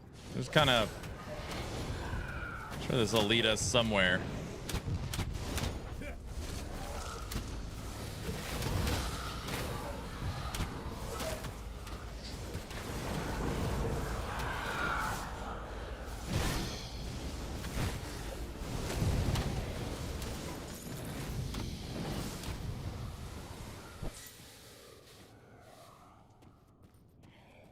You're doing a hard dungeon. Good.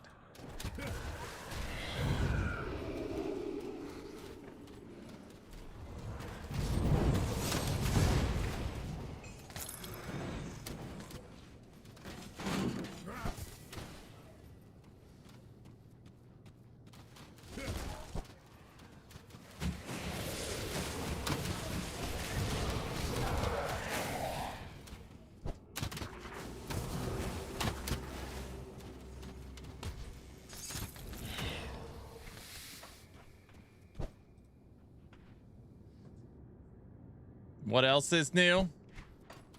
I feel like we're moving at a pretty solid pace. Whoa.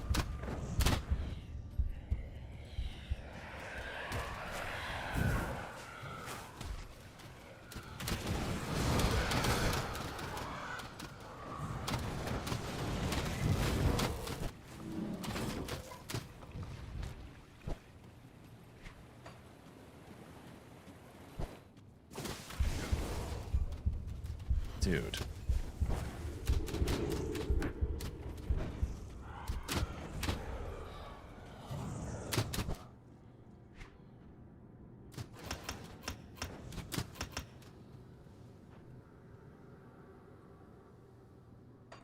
Need more life.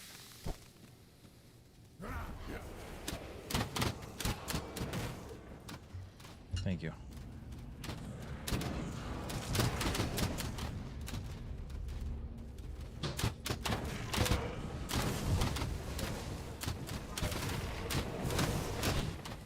My wife just came by and dropped something off. It's just a little, it's...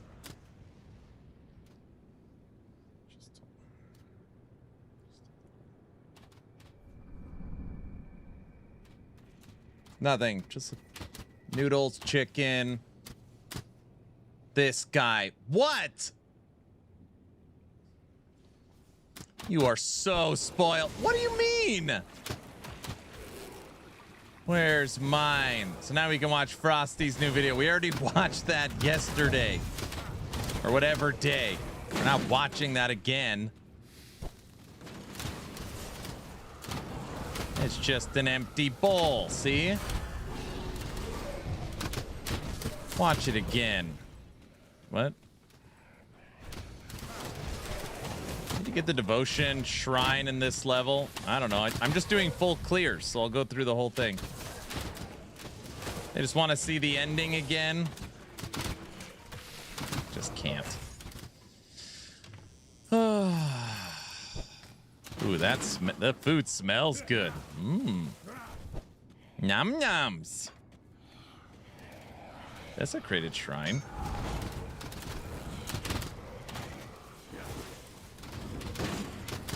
Now he's just rubbing it in. I'm not. No, no, no, no.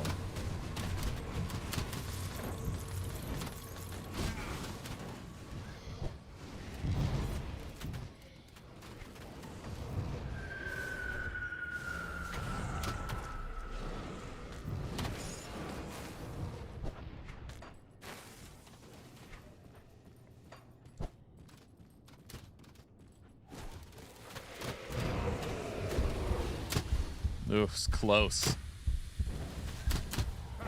Gonna get you, get you, get you. Time to go kill the Grand Priest. Dude, Exathius has got Grim Dawn down.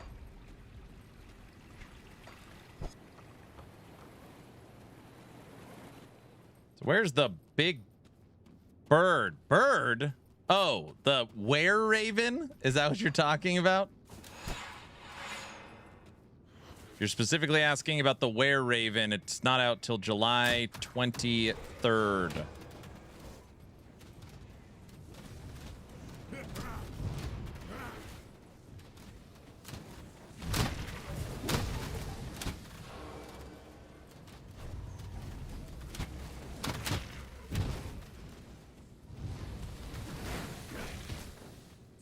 You are dead.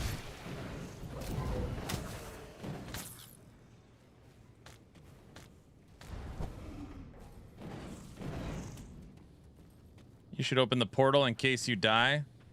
I already killed him.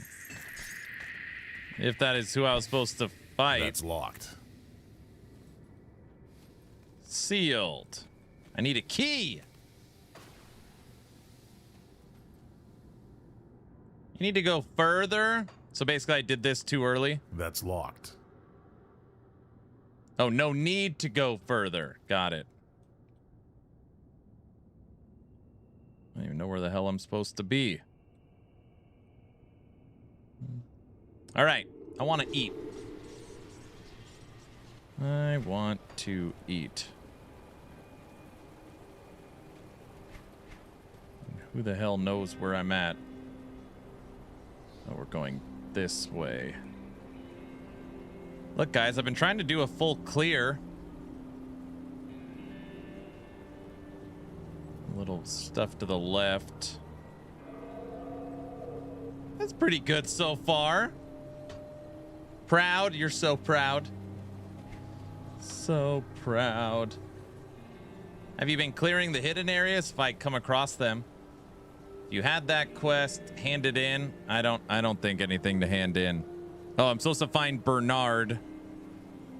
And then Lost Rover, haven't done. 2 people to slay. Not done, not done, done. Not done, not done, not done. So I've only got 1 to hand in to Bernard. All right, let's eat. I already know what video I want to watch.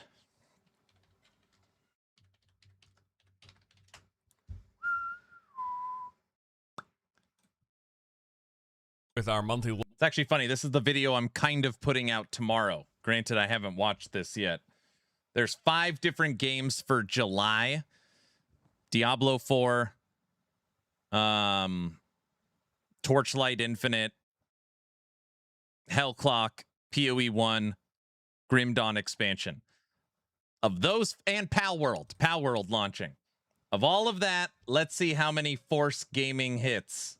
Everybody, if you're new here, instead of me just eating in silence, I'm going to be eating lunch right now. We'll watch something together. Force Gaming, July games. For me, Diablo 4, Torchlight Infinite, Pal World, PoE 1, Grim Dawn. look at new games to play, this one for July 2026. We got some great stuff in here. Let's dive in. Have you ever wanted to play a single-player MMO? A game that has all the systems, features, and mechanics of MMORPGs just without the other people? Well, if so, you're in luck, because... Dude, that game already exists. Was that game Wayfinder? I think it was called Wayfinder. It was fun.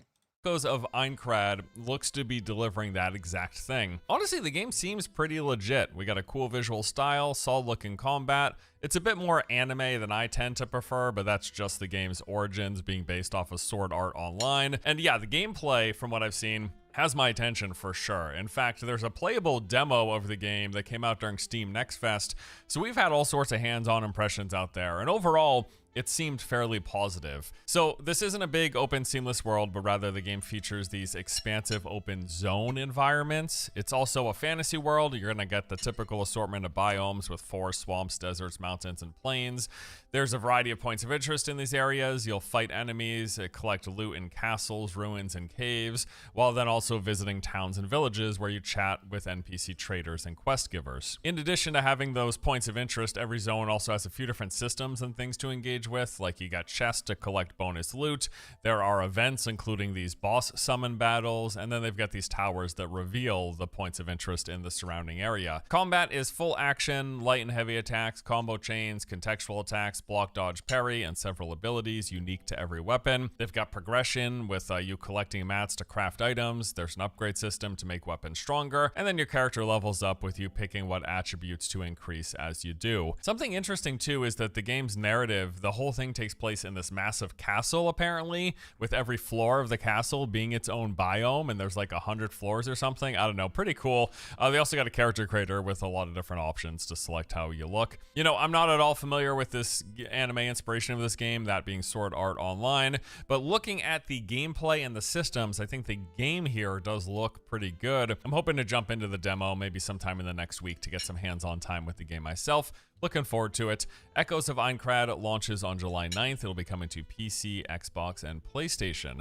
All right, before we continue this month's list, we got a quick word from today's sponsor, which is another game you might want to check out. Today's video is sponsored by Flying Amateurs for their upcoming game Above Land Rhapsody, a co-op action RPG roguelite where you take flight on an adventure in the above lands, exploring floating islands, ancient ruins, and strange civilizations full of monster secrets and plenty of chaos. There are dozens of weapons and over 1,000 perks, offering tons of combinations that completely change how every run plays. For example, you can dunk on monsters with a basketball, smash them with a folding chair, or shred them with a guitar, and there are some perks even stranger, like shouting goofy commands into your mic to trigger a critical hit. That's a real thing. You can play the game solo or in groups of up to 3, with there being drop-in, drop-out co-op. Above Land Rhapsody is set to release later this year. If you'd like to learn more, be sure to wishlist the game on Steam and check out the link below. Alrighty, back into the list. One of the most beloved Assassin's Creed games has a full-blown remake this month. I am, of course, talking about Black Flag with the Resynced remake. This is a complete update to the game, staying faithful to its origins, but totally overhauling the visuals, gameplay, and even adding some new content. Frankly, this looks fantastic, and Lord knows Ubisoft could use a win, especially after the blunder that was Skull and Bones, and from early previews, it seems like a Resynced might be the win that they need. Now, if you never played a Black Flag, this has us taking on the role of Edward Kenway, Captain of the Jackdaw. The game blends the traditional Assassin's Creed stealth gameplay style with swashbuckling action as you brawl with foes using your swords and pistols. It also boasts some of the best naval combat in any game ever, as you command a crew, pilot your ship, and take out enemy vessels out on the high seas. Now, according to the Steam page, combat has been rebuilt for more dynamic encounters, emphasizing parries and takedowns, while stealth and parkour have been improved for smoother escapes and assassinations. The naval combat features new alternate fire modes. We've got exclusive new content with new storylines dedicated to fan favorite characters such as Blackbeard. There's also 3 new officers joining you on your journey as part of the main narrative. And they've got some new sea shanties, new pets, a photo mode, and some quality of life additions. Black Flag Resynced launches on July 9th. It'll be coming to PC, PlayStation, and Xbox. Next up, we have got The Mound. This game was not on my radar until putting together this month's list, but man, does this look interesting. It's a 4-player co-op expedition game where you form a group of explorers searching for treasure in a jungle cursed by Cthulhu. Of course, inspired by the works of H.P. Lovecraft, you will be fighting off madness, which is an actual literal in-game mechanic, as you explore this coastal jungle full of horrors and unpredictable threats. Prior to each expedition, you prepare on the galleon, equipping yourself with consumables, healing items, ammo, weapons, and tools, also deciding which part of the jungle you want to explore, and then you hop into the rowboat, ship out, arrive on the mainland, and then push through the jungle, trying to get further and further with every run. The goal is pretty simple. You get as far as you can, collecting valuables and resources, completing quests, and then heading back before things go too far south, because as you venture deeper, fighting back the undead, collecting things, you're also going to have to pay attention to trying to maintain your sanity. Otherwise, you're going to start hearing and seeing things that aren't really there, or maybe some new things that are really there. It's a cool setting. Game looks really interesting. The Mound will be launching on July 15th, coming to PC, PlayStation, and Xbox. Zero Space is a hybrid sci-fi RTS RPG where you play as the commander of the Protectorate, dedicated to securing humanity's place in the galaxy. This is a massive multi-faction war taking place in this RTS RPG hybrid, and it's really neat looking. So basically, you've got the typical real-time strategy foundation. You gather resources, construct a base with production and upgrade facilities, and then you use those to build up an army that you have control of and use to eliminate the opposition on the current map that you're on. But then on top of that, there is a whole RPG layer. You've got cutscenes, NPC dialogue, various choice points and progression systems. And then further on top of that is this large-scale galactic conflict taking place between multiple factions fighting for control of the galaxy. The game features several...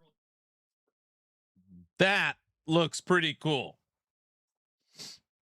Gameplay modes. You got solo, co-op, co-op with AI, and PvP. There's a single-player campaign with 15 main story missions and choices with dialogue trees similar to Mass Effect and Baldur's Gate.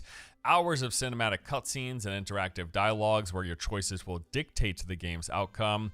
There are 10 specialist heroes from various factions in campaign mode that you'll build relationships with, or select from over 14 to lead you in multiplayer games. Then there is this separate persistent galaxy map with multiple game modes that all contribute towards the shared conquest. Again, that is the co-op, single player, PvE, 2 vs AI, 2v2, and then scenario 1v1s. And all of whatever of those you participate in, they all work towards the conquest that's happening between these factions of the galaxy map. There are 4 main factions, from plant species to organic robots, and 7 mercenary factions that deliver even more specialized battle groups.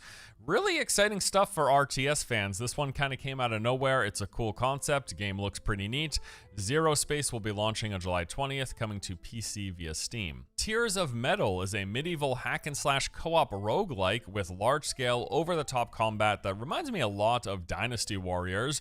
You're carving your way through hordes of enemies with the support of your Scottish battalion and some sick metal riffs to highlight the action.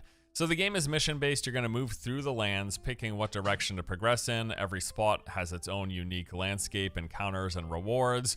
You then smash your way through the opposition, powering up in the process. You'll recruit members for your army, which are there supporting you in these large-scale encounters. You get a variety of infantrymen, spearmen, and archers. There are quite a few progression systems as you pick permanent upgrades for your troops as they gain experience and level up. There's also a ton of different powerful upgrades and over 100 artifacts which can be combined to create unique builds for you and your troops. And there are multiple playable heroes, every one coming with their own special attacks and playstyles. You've also got your settlement, which is like out of mission progression. You're going to visit this between campaigns. Here you have access to shops. You can buy permanent upgrades and unlock new challenges for greater rewards. You've also got quest objectives to do things like discover new artifacts, playable characters, cosmetics, upgrades, and combos. and the game can be played solo or in co-op. Tears of Metal launches on July 22nd, coming to PC. They also have an Xbox launch planned, but no date has been announced as of yet. Okay, next game is called Dino Blade. So think about this. Dinosaurs running around with massive melee weapons in their mouth, killing shit. That's the game. This is described as an action RPG set in a prehistoric world. You play as a young Spinosaurus wielding a colossal greatsword, confronting rival dinosaurs, some of which are also armed with weapons of their own, in a desperate fight to prevent a looming extinction. It sounds stupid, but kind of in a good, funny way, and it actually looks pretty decent. So the game features a sprawling world filled with multiple biomes, from dry canyons to dense mist-shrouded jungles. Every region is ruled by a ferocious alpha who guards the path forward. Defeat them, continue your quest. As you progress, you will unlock dinosaurs. New skills and abilities to tailor your preferred combat style. There's also legendary weapons hidden across the lands to acquire, and it's a full-blown action combat game. You got chain combos, timing dodges, rolls, and parries, all that stuff. It's definitely an interesting concept, and if the combat holds up, it looks like it could be quite fun and ridiculous. Dino Blade launches on July 23rd. The original Halo is getting a remaster. Once again, that's right, we've already seen this before just a few years ago, but this one's different. I mean, visually it certainly looks better, at least at a glance, and according to the game's description, Halo Campaign Evolved is the original story, rebuilt with high-def visuals, updated cinematics, refined controls, plus a brand new 3-mission adventure featuring the Master Chief and Sergeant Johnson. There's also a broader arsenal of weapons, vehicles, enemies, and gameplay modifying skulls to add more replayability, and you can play solo or co-op with up to 4 players online. They got full crossplay and cross-progression support. That's really nice. I mean, yeah, it definitely looks good. I guess don't exactly get why we need another remaster of the game again. We had the Master Chief Collection come out in 2019, and then we had Halo Combat Evolved Anniversary Edition in 2020. And now we're getting Halo Campaign Evolved. It's really a dumb name, but whatever. Here in 2026. I mean, I know the answer as to why this is happening. It's money. And certainly Microsoft is in need of releasing more games to try to make more money, because I'm sure many of you have heard.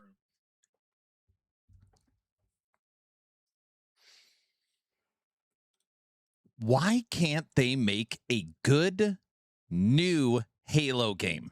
Is that like impossible?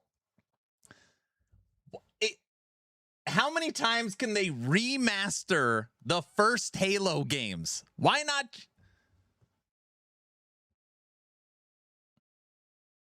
Microsoft likes money, you say. They'll just keep remaking it. Remaking is cheaper. Stares at Skyrim. About the troubles that they're having over there. And yeah, it certainly does look nice with its updated visuals, and you're getting a bunch of new content, but man, this remaster cycle in the AAA games industry is getting a bit out of hand when we've got 3 remasters of a 30-year-old game within 6-year period. Like, what is going on, dude? Anyway, I don't know, maybe I'll give it a go. Halo Campaign Evolved launches on July 28th, coming to PC, Xbox, and PlayStation. Believe it or not, yes it is. There is a new extraction game launching this month that I'm actually been cautiously optimistic about. It's called Mistfall Hunter. It's basically a mix of Souls-inspired action combat with the extraction framework layered on top. I did briefly play this during the recent test in Steam Next Fest and thought it was pretty interesting. The combat is slower and more deliberate. You got a lot of animation locking, kind of forcing you to commit to your actions and attacks. There are 6 classes to choose from, every one with their own different playstyle and options, and then you got further customization depending on the weapons you have equipped, the skills and upgrades you pick from in the talent trees, and then the gear loadouts and gem affixes that you choose as well. Beyond that, yeah, it's an extraction game. You load into the map, you go around collecting items via chest, you'll kill NPC creatures, you got normal ones and bosses. Yeah, I played Infinite. And then there's other players roaming around the same map that you have to contend with. You try to survive, not die, and extract via these portals that are scattered around the map. They've got options for solo queue as well as... I say this all the time. My son, who's an adult now, always talks about Titanfall 3. One of his favorite games of all time is Titanfall 2. Is that a Microsoft thing? I don't know. Is that That one he's always upset about. Titanfall. Squads with teams of 3 players, and the maps contain multiple one's large bosses, it's EA. which is probably some of the most interesting part of the game's PvE, these high risk, high reward encounters. So yeah, they will never make a number 3. Yeah, Teddy, they're working on the website right now. Titanfall 3 will never happen. I played for a few hours, and overall I would say I enjoyed it. The game definitely is taking some heavy inspiration from the likes of Elden Ring, with some of its environmental stuff, the enemy design, the NPCs, and just kind of the overall vibe and tone of the game. Now, I'm not sure exactly about its long-term prospects, it's hard to tell, but I will say the core of the game was decently fun. I thought the combat felt good, and I will definitely be playing this some more. Mistfall Hunter is set to release on July 29th, coming to PC, PlayStation, and Xbox. Also, want to let you know about the new DLC update coming for Doom: The Dark Ages. Revelations is a campaign expansion that will be adding new levels, puzzles, demons, mysteries, and the new chain spear weapon. Also included in this is the highly anticipated Ripatorium 3.0. They are working on Titanfall 3, but changed direction, and we got Apex Legends. Is that what it was? The chances of Titanfall 3 happening are the same chances of a Guerrilla Games will revisit Killzone franchise. Adding DLC content with 3 new maps, new demons, and fully upgraded new weapons, plus deeper customization, improved passcode generation, and saving loading personal presets. The Revelations DLC comes to Doom: The Dark Ages on July the 7th. You know, honestly, this is yet another jam-packed month for games. I'd pretty much like to play just about everything on this list, so seems like I'm going to be busy once again. I'll try to make some video coverage for at least a few of these, so stay tuned for that. Also want to let you know that a lot of these indie games in here have demos available on Steam right now. Like, I'm pretty sure Echoes of Aincrad, The Mound, Zero Space, Tears of Metal, and Dino Blade. I'm pretty sure all of those games have demos still available on Steam. So you can check out any of them this moment, like the second you're watching this video. So that's cool. Yeah, lots going on, lots to play. We didn't share one game. My video tomorrow, we didn't share one game for July games. Here's the link to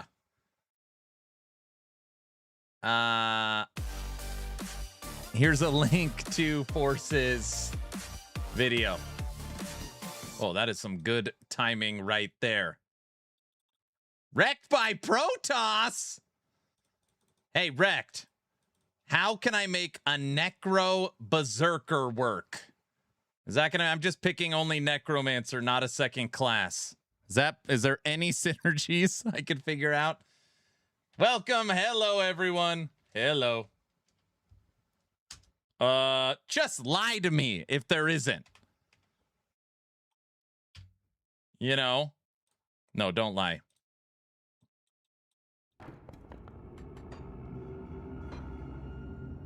You can, it's great, but not with pets. Very good without pets. All right, that's not gonna work then. Damn it! Welcome everybody from Rekt stream. How are you doing? Hello. Welcome, welcome. Hey, Rekt. I guess I could just publicly ask you now since you're here. I was gonna hit you up on Discord later. I was hoping you could help me connect with someone from Crate Entertainment because I want to invite them on the Town Portal podcast with me and Frosty LaRue. So help promote Fangs.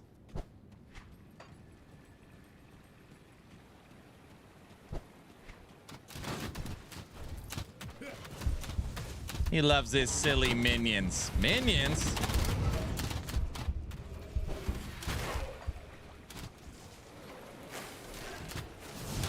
Just invite you. I'll invite you too. We'll do 2 of them. Okay, I could probably ask Z. Anyone from Crate would work. You're right, I probably could just invite you.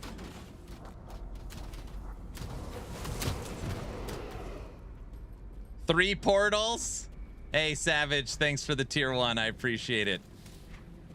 Thank you, thank you. Guys, as long as you're following the channel on Twitch or subbed on YouTube, type in !! giveaway. Yeah, Rekt, right now I am just doing full map clears. Just taking my time, running through the campaign, and we're just doing full map clear, and I'm trying to answer questions best I can. We can get proper unique item teasers. We could. Wowie, what up? I'll take the janitor.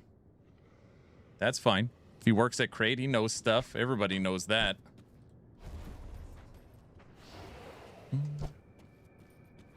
What up, big dog? What's going on? Playing a little Grim Dawn today. We actually watched the entire Rekt stream.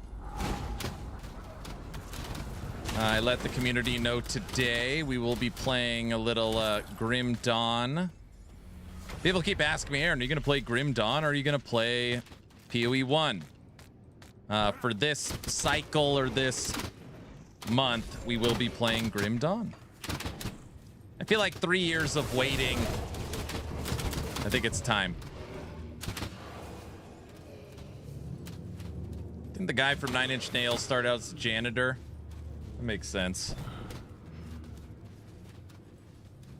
I'm genuinely just counting the days for No Rest for the Wicked. Oh, Wicked will have its time for sure. For sure. That's what I'm saying. July's packed. I can't even think past July.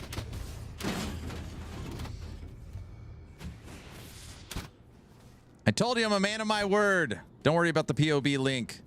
You still have almost 1 month until PoE 1's new league starts. Hey, thank you, sir. You are a man of your word. Thanks for supporting Twitch Partner Plus. It's gonna be close. We'll see. We got 1 more day tomorrow. Gonna be close. Rekt, thanks for the raid, man. Welcome, everybody. Hello.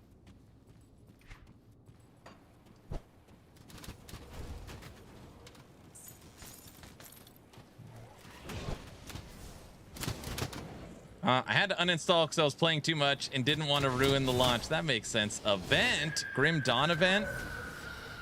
People were saying what did they call it? Not a subathon. A Grimathon? What did somebody say?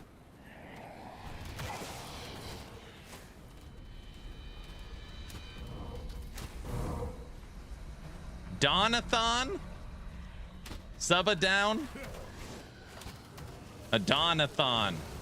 Yeah, a Dawnathon.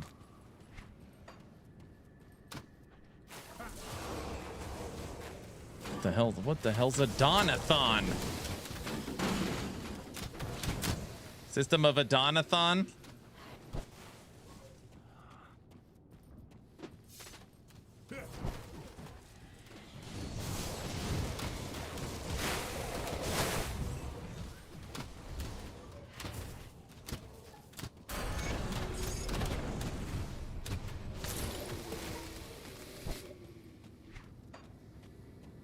Level 30. Dun dun dun. Yeah, Dawnathon. Dawnathon would have to start each morning. Just makes sense. Maybe I'd have to wash my clothes with Dawn. Is that laundry detergent? Dawn, or is that dishwashing detergent? I don't remember. I'm leaving. That was a good joke. What do you mean you're leaving? Get him out of here, boys. Oh, come on. That was a good one. Roland? Not you too.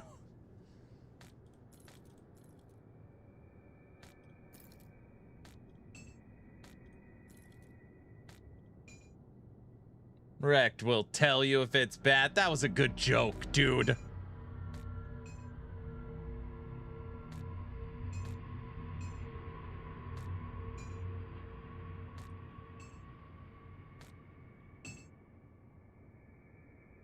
That was a joke. Yes, it was. You didn't hear it? You must have missed the joke.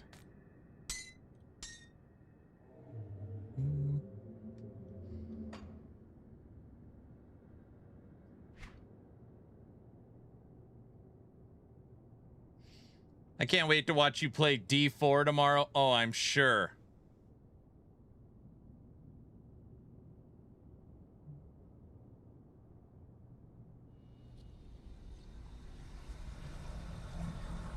Rekt. I'm playing, since I haven't selected a second class, I'm just going all necro. Literally 24 to skeletons and then 16 to blight. Well, I'll just start here.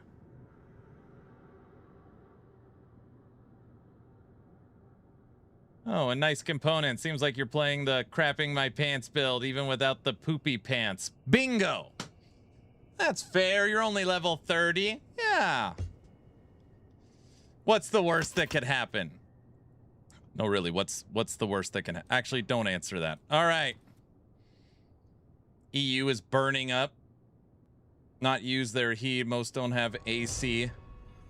Anna Cake was dealing with it. Where does she live?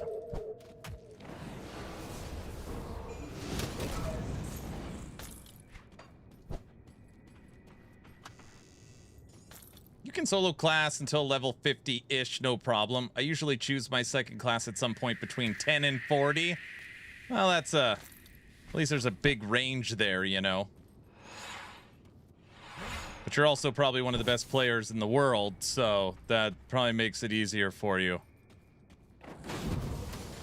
This guy, I'm about to get wrecked, aren't I? Maybe not.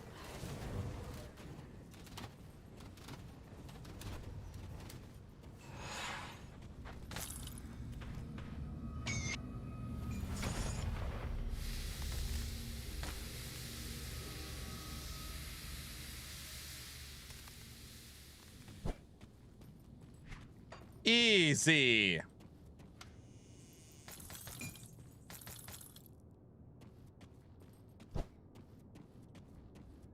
Piece of cake. Oh, so you're boiling as well? Sort of vitality conjured today. First time it's been a breeze so far. I live in Idaho. Doesn't feel that crazy right now. All right, where the hell are we? This guy's dead. Can I just get out of here now?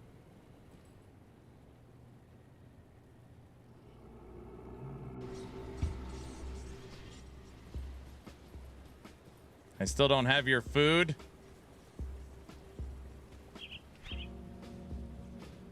Okay, this stuff is all done.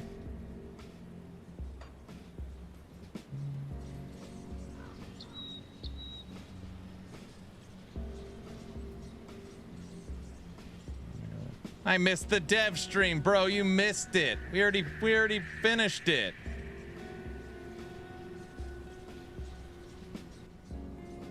You missed all the good info. It's okay. It'll be on Rekt's channel. Probably already there.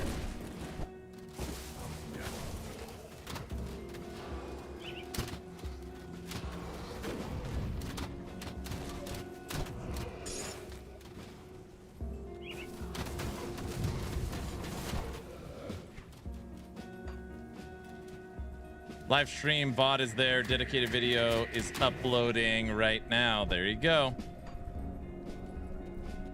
I would think a podcast like that's actually hard for Rekt because he's already played everything and tried it all and knows all the answers. It's almost like he can ask the question to himself and answer it.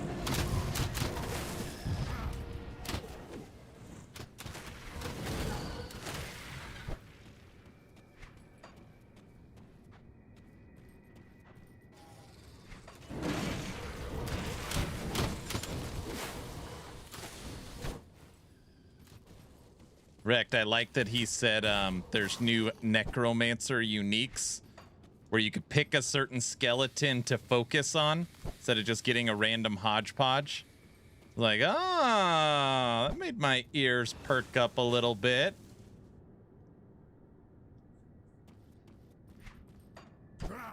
It's really nice. It sounds nice. I tried one of them. Okay, sweet. That's what, literally, the archer skellies are the best. That was the first one I would have picked. Basically, 10 archer skellies. Yeah, that's the first thing I thought about. Has there been any dates mentioned for the LE's new season? I haven't been watching too much LE news. I cover every scrape of Last Epoch news I can find. And if you had me guess, I would guess September. But technically, there's no official date yet. 11th Hour Games has said that the teaser trailer showing off the theme and the date is done. They just don't want to release it yet because they're waiting for some competitors' dates to make sure they're not launching on top. Scraping the bottom of the barrel at this point. Yeah, there's not a lot of info. So we know it's this year. I would guess September, but technically we don't know. Oh, here we go. Aaron's overhyping again. What do you mean overhyping? I don't know when it is. But there is some stuff we know that's coming. We know Paladin's getting its 5th skill called Radiant Lance. There's a 2nd skill coming for Season 5 as well. It'll either be a new Blade Dancer skill or a new Shaman skill. We're getting a new endgame mechanic, Morditas. We're getting a new Pinnacle boss, Morditas. We're getting the first time they're doing a refresh of factions. So factions refresh. Where's the teaser you promised? What? We're getting a new Druid set. We're getting a new Skeleton Legion helmet. So we know some stuff, but like not a ton.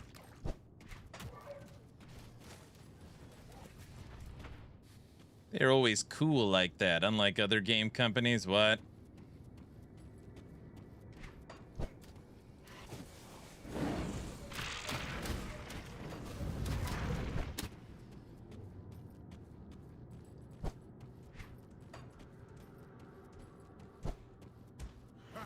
The worm teaser. Oh gosh.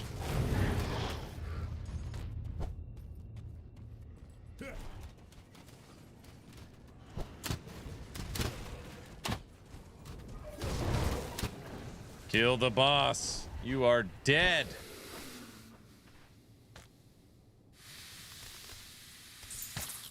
You are also dead.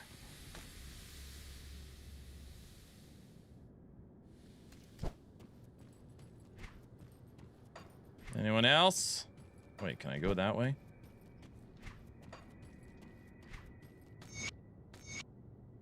Dude, Rekt's gotta be boiling, man.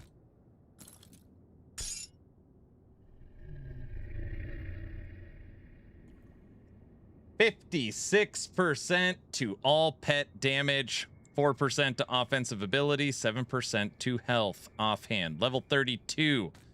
Give me that! Why can't I use it yet?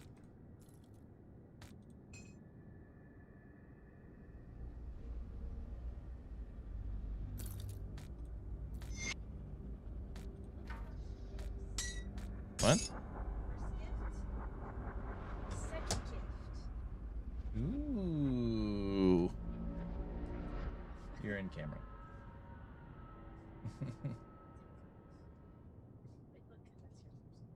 Ooh, I like that.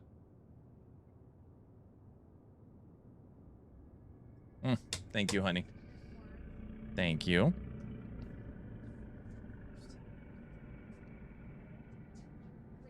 No, leave it here. Thank you.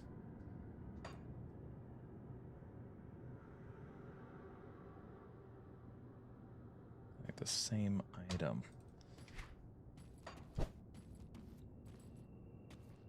Not about launching on top of other games. Got it. Yeah. Yeah, I mean, obviously there's a lot of frustration with 11th Hour Games right now because it's, you know, people want to know more. They want to know dates. They want to know time frames. They want to see what this new season's all about. So I get the frustration, but they also don't want to launch the game on top of another game. So it's just kind of in wait and see. We're just in wait and see mode.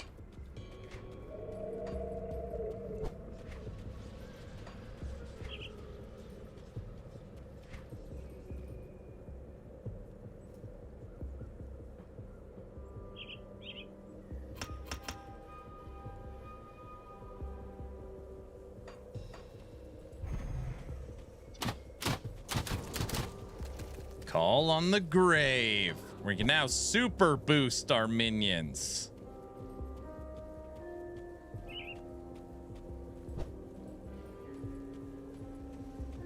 I had to say, pick an empty spot and roll with it. The people that want to play the new season will play it anyways. I think it's really easy for us as the player to be like, we just want to play it, stand by your game, and drop it. I think it's hard for us sometimes to look at it from a business standpoint. Like, how much money and time went into season 5? 150 people working for 6 months. Like, think about that cost. So just kind of, you know, willy-nilly, all right, let's just pick a date. It's not that simple.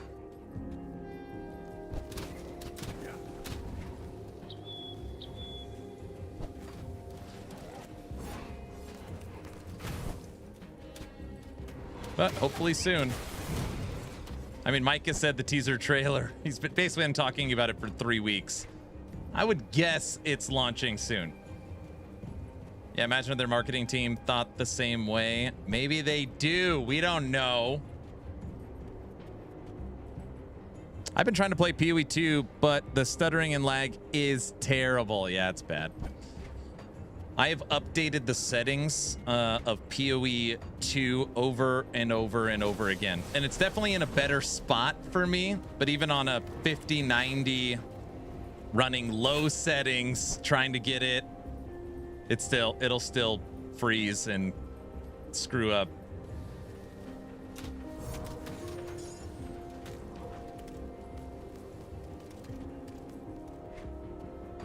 Yeah, pick a day, hype it for a week, for each week. Don't basically shadow drop it like they did season 4, yeah.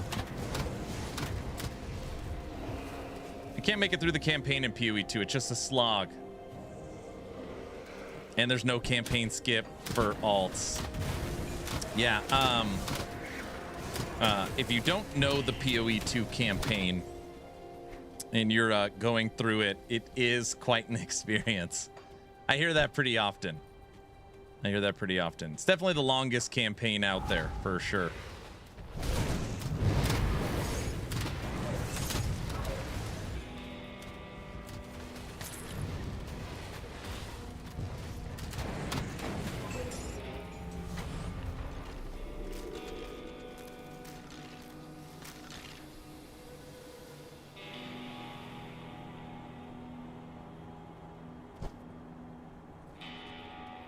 You can twink an alt and do it in 5 or 6 hours. But I know, but they're just saying the quality of life of being able to jump through it is not there, which is true.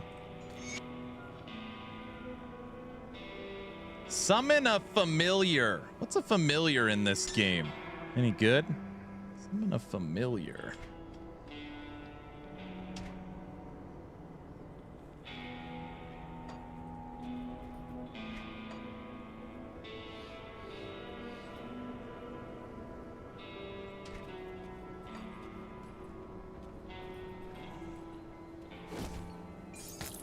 I almost forgot to break it.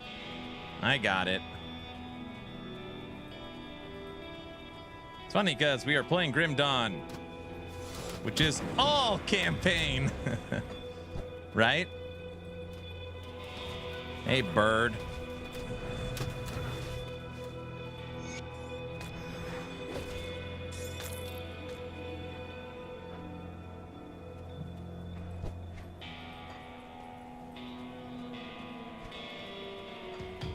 Hey, Drath, thanks for the tier 1 sub and supporting Twitch Partner Plus. Thanks, brother. Dude, Drath is on 58 months. Woo! Thanks, sir. Damn, 58 months.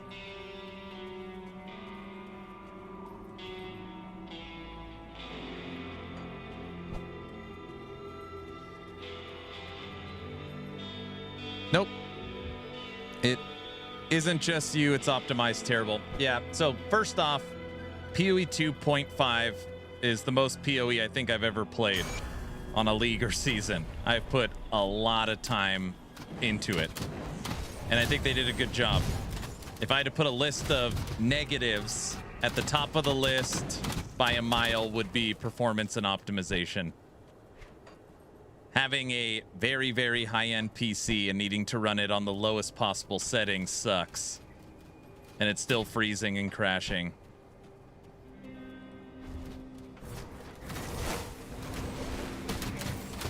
Yeah, 0.5 endgame, 10 out of 10. Optimization, 3 out of 10. Yeah, that's probably fair.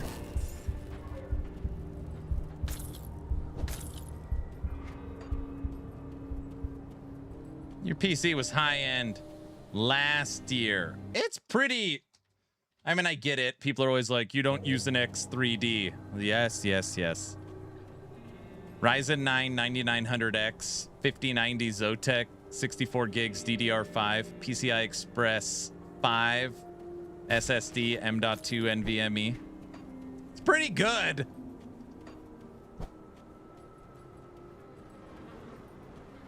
I like Grim Dawn. It's old school. That's right. Watch your back.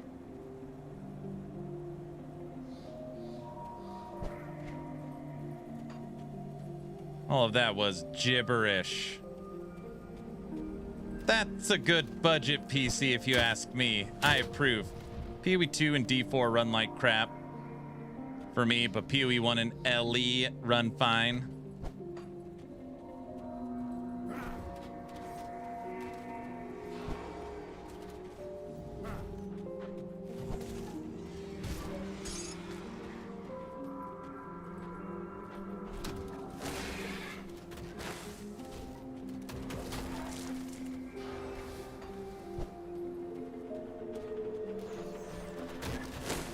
It keeps telling me I need to return to do stuff, but I don't want to.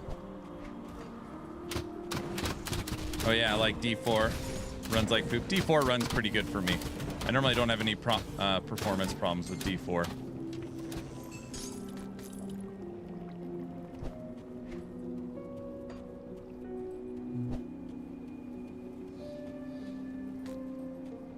I prefer PoE 1. PoE 2 has some things so different, like crafting is horrible.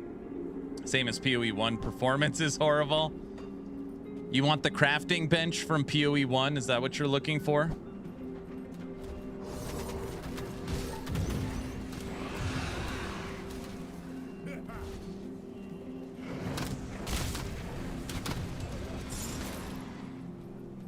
Aaron, where did your minion obsession addiction come from? I don't have a minion obsession.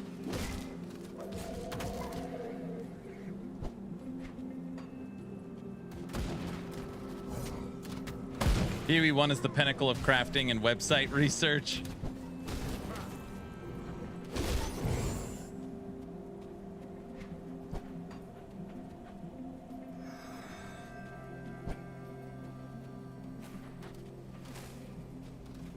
PoE 2 crafting is just knowing what to do.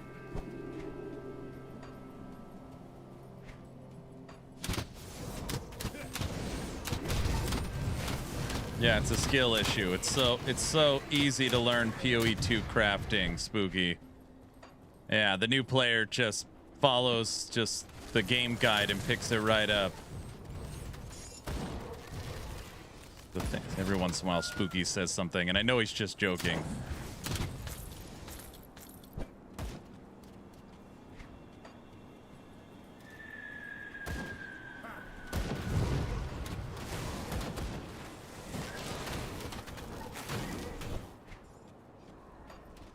Pinnacle in crafting is last epoch. Period. No discussion needed.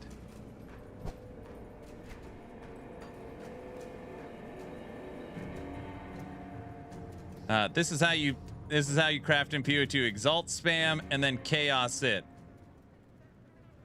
And then it sucks and then you scrap it.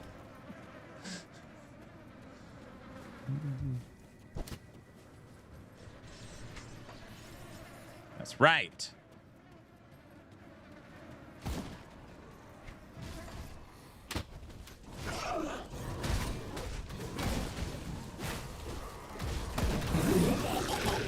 Now you gotta have your omens activated too. Don't forget about your omens.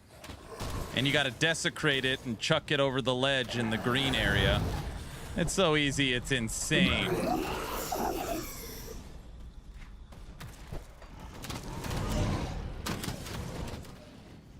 Thanks for the follow, bud. And fracture it. And sanctify it.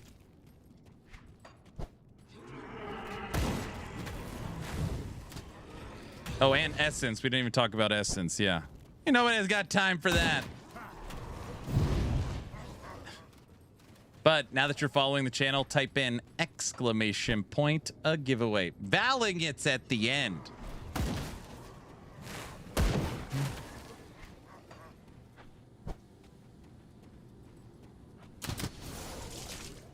I got used to WoW and Grim Dawn 2 crafting. That even Last Epoch confuses the hell out of you. But Last Epoch, everything's in one place, right? For the most part, with the exception of making legendaries. Like, the actual crafting is all done from your forge in one spot.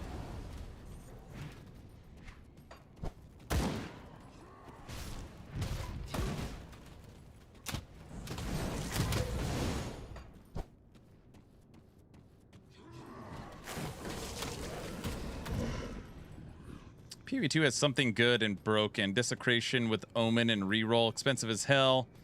But also using Chaos Orbs with rare items with one mod. Just spam until +5 physical gems. It's crazy expensive. Yeah.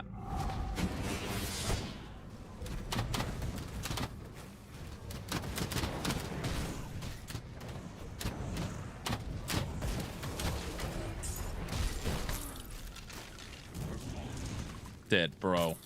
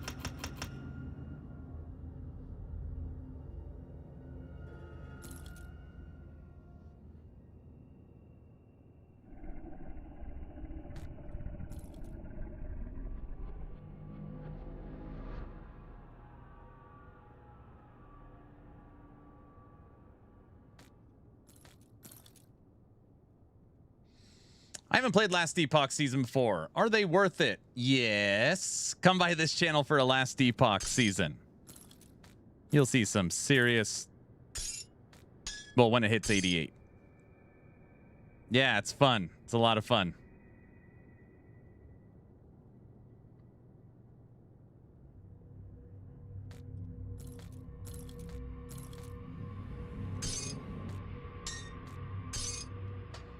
Only if you like fun. Do you like fun? Last Epoch seasons are great. I think they're great.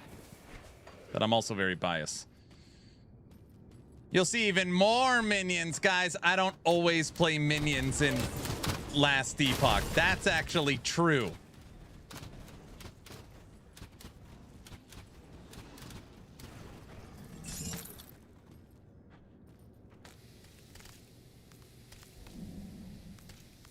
You guys believe me, right? Says the Beastmaster main. I'm not a Beastmaster main. Aaron, your resistances are bad. You should put on some components. I know. I'm just running around right now. I'm not actually like min-maxing or doing anything.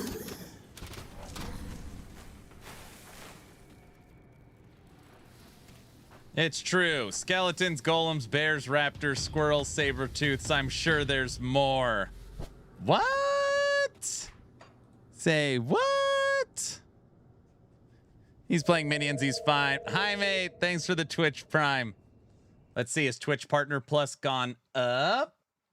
We're making progress. 176.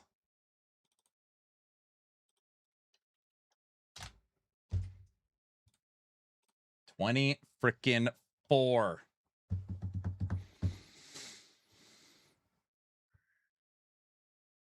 Grim Dawn, do you play the entire game on multiple difficulties? Basically. Don't forget frogs, scorpions in that group. Spriggans, crows. 24, what?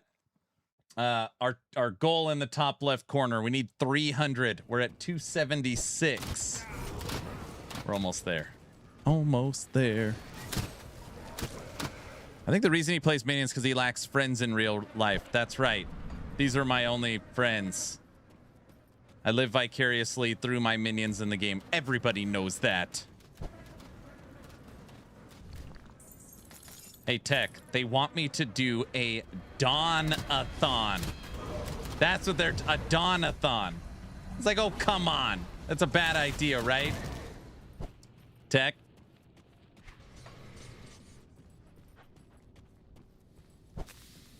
Tech?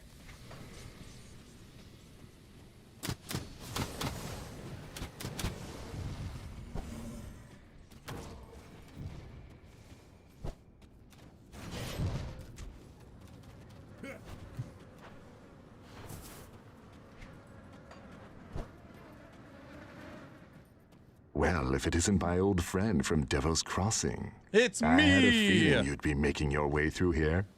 He would love that he knows where everything is. That's right. He's going to start at 6 a.m. each day for the Dawn-a-thon. I haven't been entirely on my job. I came upon these... Person's trying to give me all these quests.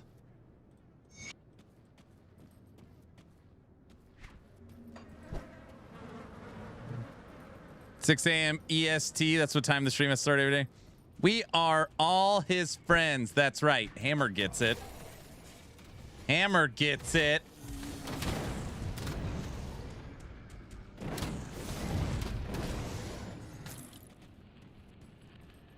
I don't like this green crap.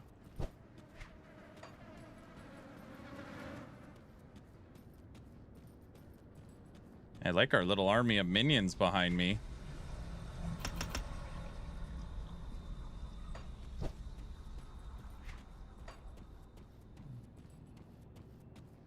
Resistances would help with that. That's like another day. We'll deal with that. Hammer's drunk. He likes everyone. He's not that drunk. Wait, how drunk are you already? What are we talking?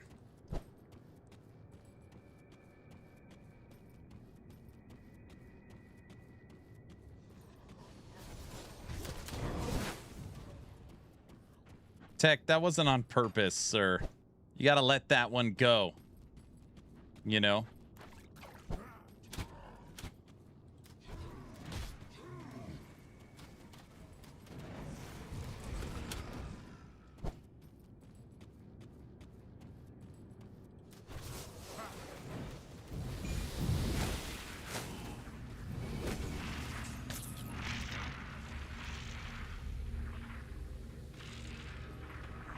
It's story time with Tech. It's not that great of a story. Me and Tech went to BlizzCon 2023 and we got an Airbnb.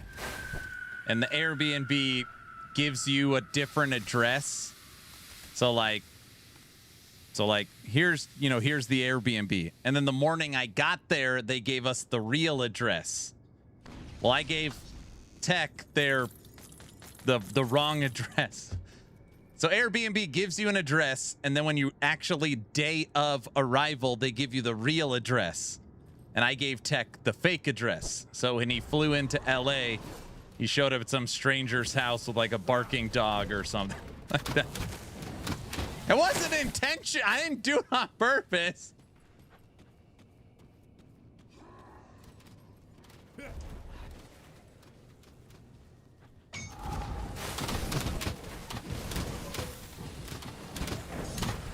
The funniest part of the story is that, like, Tech being so naive and, like, not understanding the situation he's in. Tech's Canadian. He flies in to Anaheim, basically downtown. It's midnight, pitch black. and the two addresses are about a mile apart. And he doesn't have Uber. He doesn't like understand how any of that stuff works. So he's like, I'm just gonna walk it. I was like, you're gonna walk a mile at midnight in the pitch black with your luggage to the house? I was like, you won't make it a quarter of a mile. In LA, you're gone, dude. You can't do that. With his luggage.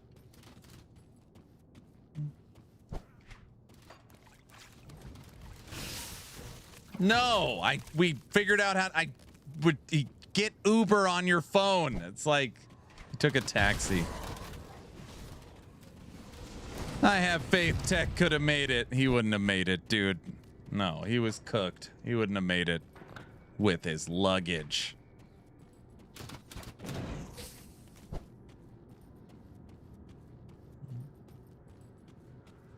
I set up Uber under a street lamp. Yeah, correct. That sounds about right.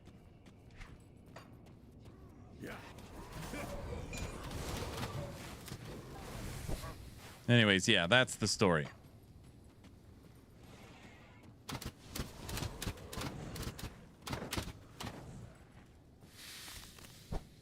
As a European that has been plenty around the world, but never to the US, I'm happy I still have never used Uber or something similar.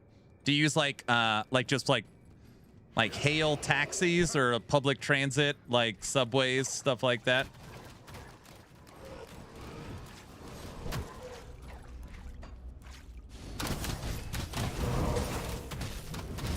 Public transit walk, yeah.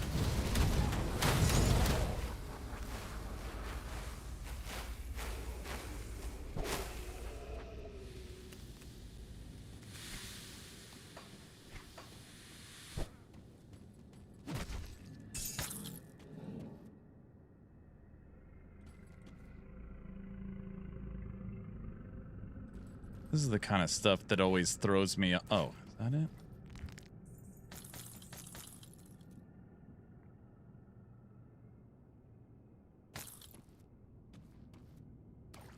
It's like the star doesn't go away. Is there something I missed here? There it is. All right, I got it. Good. Not sure I dare, LA. Yeah, good call.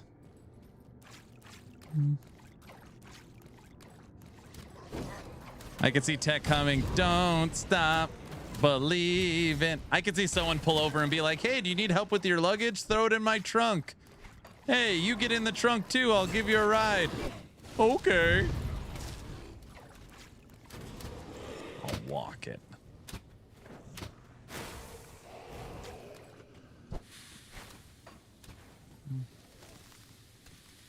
Is that how Aaron captured you? No.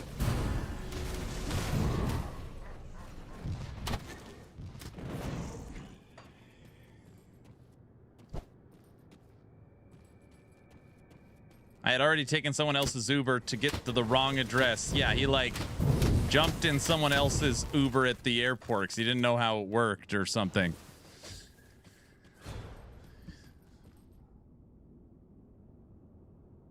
With some strangers. Yes, correct.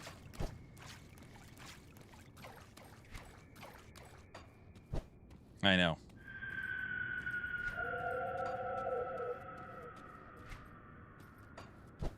CVC, that's what I got to deal with.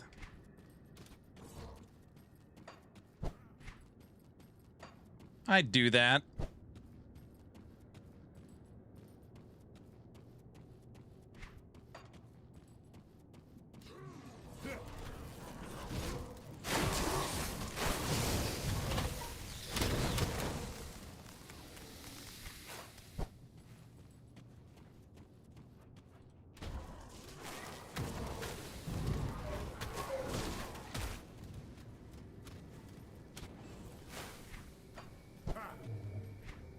This full campaign clear is going to take a really long time. Granted, all we have is time. You know, we got a Dawn-a-thon.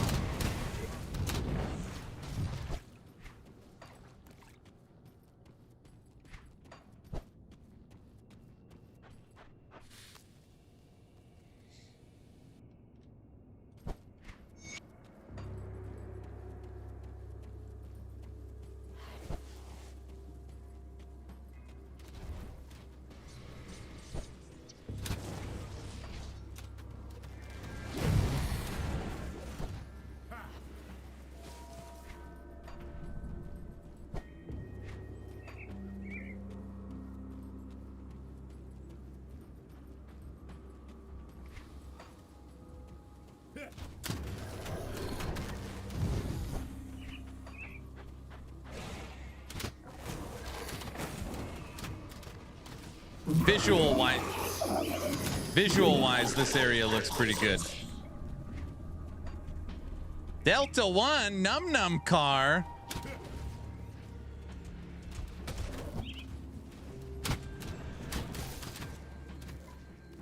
That is a game I have not booted up in a while. We haven't played Crossout in a while, Tech.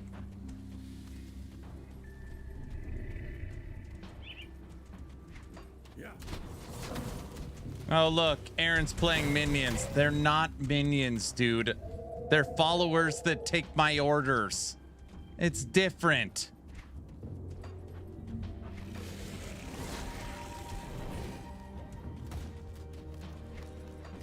Another shopping addiction game. Yeah, Crossout's a shopping addiction game. That's actually factual.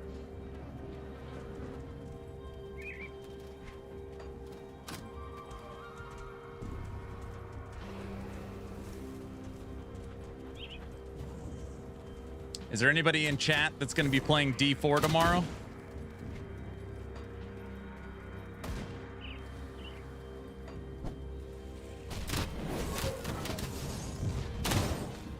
Yes, sir, indeed. I'm playing PoE 2. I will.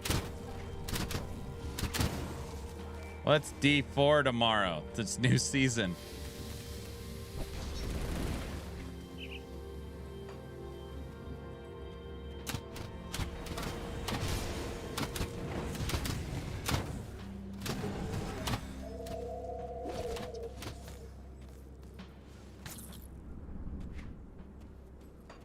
More power. It's Death Awakening. Power Awake. What? Death Awakening? Death Awakening. Tomorrow.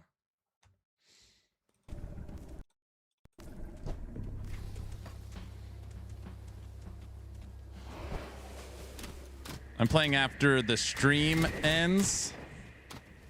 Death Power Awakening. I probably won't play again until the next expansion. Their marketing comes out for expansion. They get you to buy it, and then you'll play it. That's basically where we're at.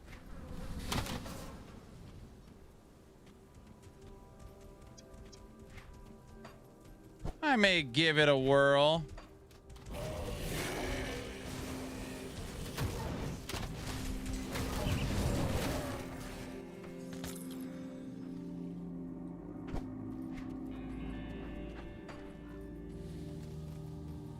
Trying to find a non-bugged starters for Source. It's a pain.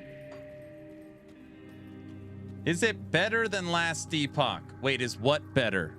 And just remember the question you just asked, who you asked it to. So just keep that in mind. This one. It's trying to people are always trying to get me in trouble. You see how this goes? Everyone is entitled to their own opinion. When it comes to the current climate of isometric action RPGs, my current favorite game is Last Epoch. But I would never try and get you in trouble. I thought you're a PoE 2 main now. No!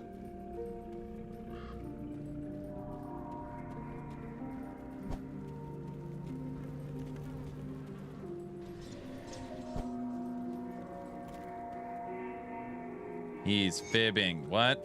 I'm fibbing?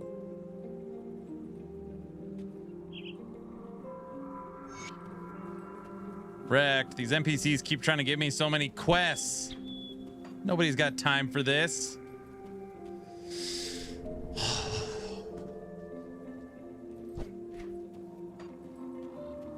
The trick is just play all of the ARPGs. You just play all of them.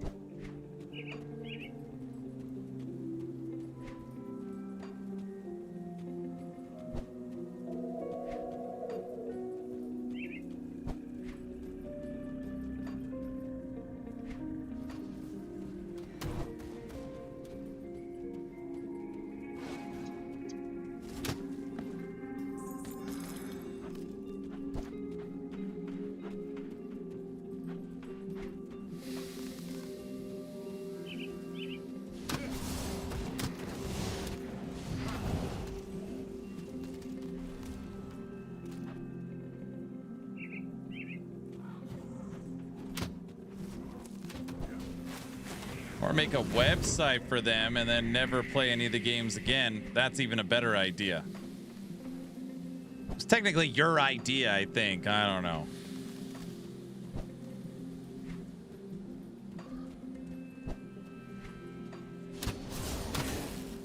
Justice for Tech? Dude, Tech's on Cloud 9. He gets to go to BlizzCon this year. Don't listen to him. He's excited.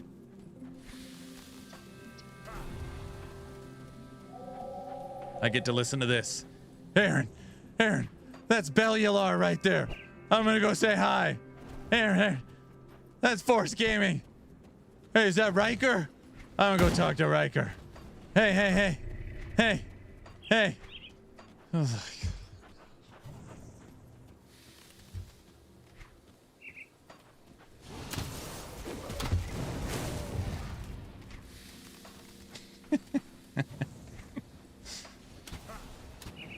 he has a lot of fun.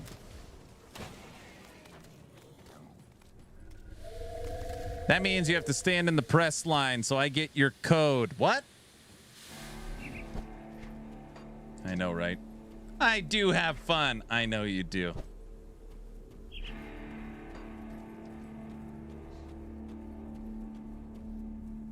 At least Tech will have fun. I'll have fun. What, you think I can't have fun? I'll have fun. Wait, am I gonna have fun? I'll have fun.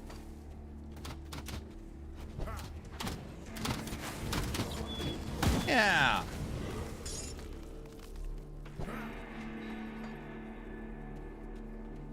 Bet on how long Aaron will play D4 Season 14 till he rage quits. I'm not gonna rage quit. What do you think? I can't handle it? No, you're a party pooper. I'm the party pooper. I'll have fun.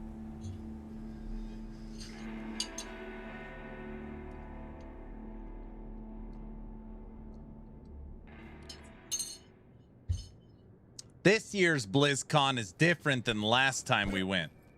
Why is he yelling? I'm not yelling. Wait, am I yelling?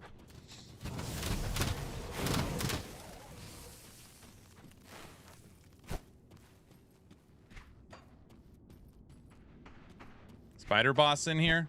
Good.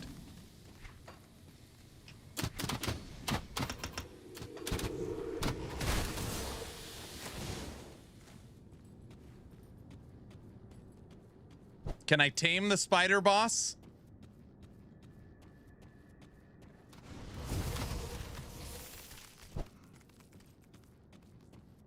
No. Oh, here we go. What?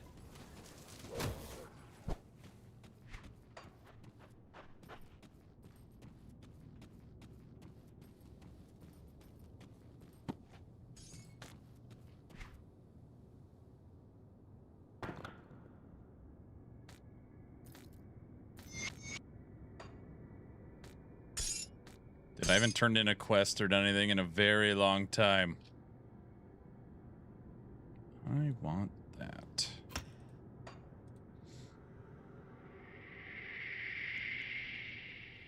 Wait, I thought you said the spider boss was in there. Or did I miss? Oh, I didn't go down. Not every game has to be PoE, Aaron. I know.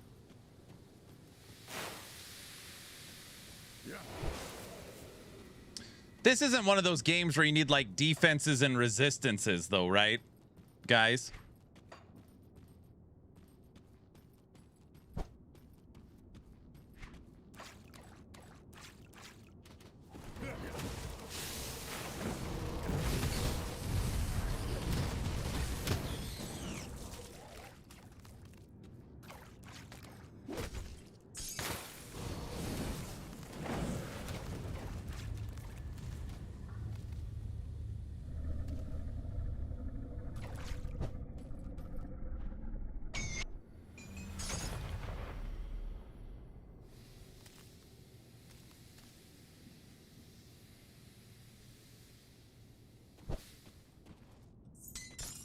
Hey, puppy.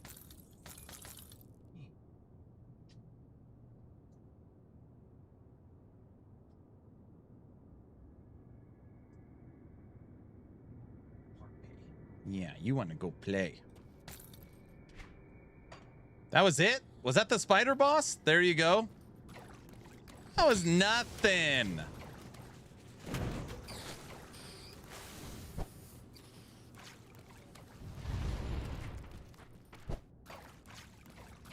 Go find the Briarthorn boss. Why is he tougher?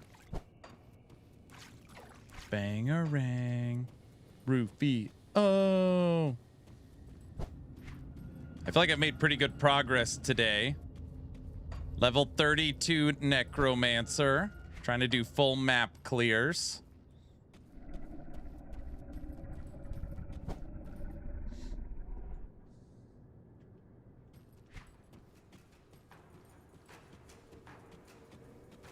Maybe I should go this way first.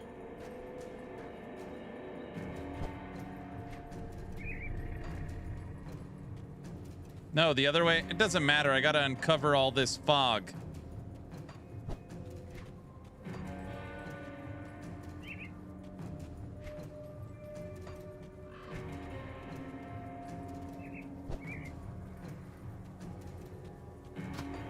That leads you to the fortress. Well,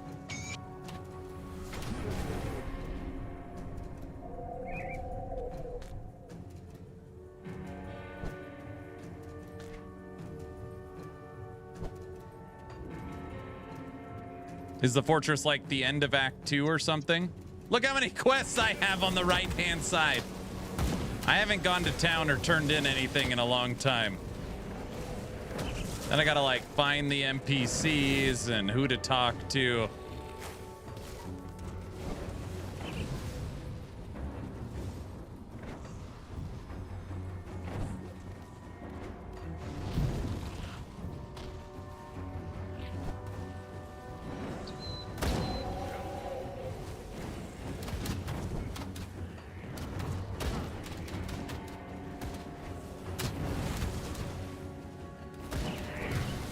I've got dynamite.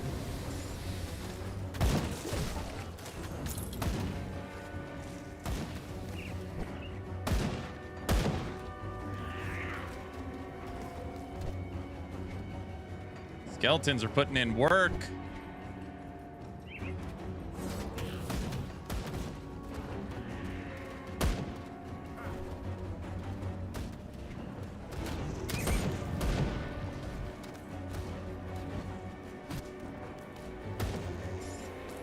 Where's all my purple items?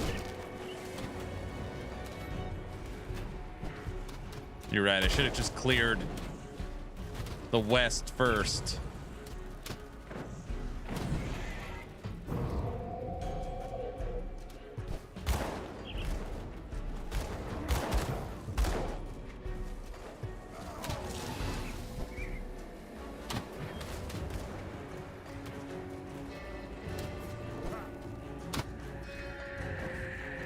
Damn, this map just keeps going. We've reached the sea.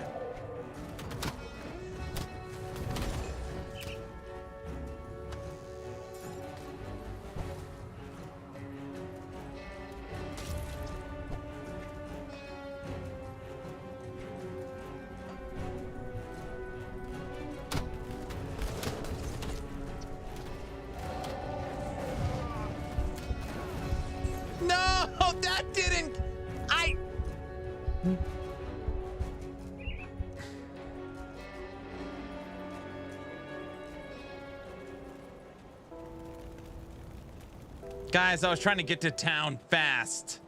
I was trying to figure out the fastest way to get to town, so I just used that kind of as a teleportation.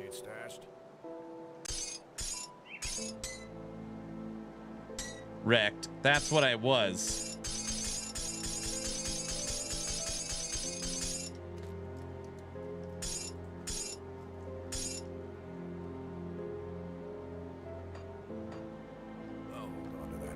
No fences yet. We gotta wait for the Dawn-a-thon. Rekt, you just can't sit here and watch me play Grim Dawn terribly. Damn it.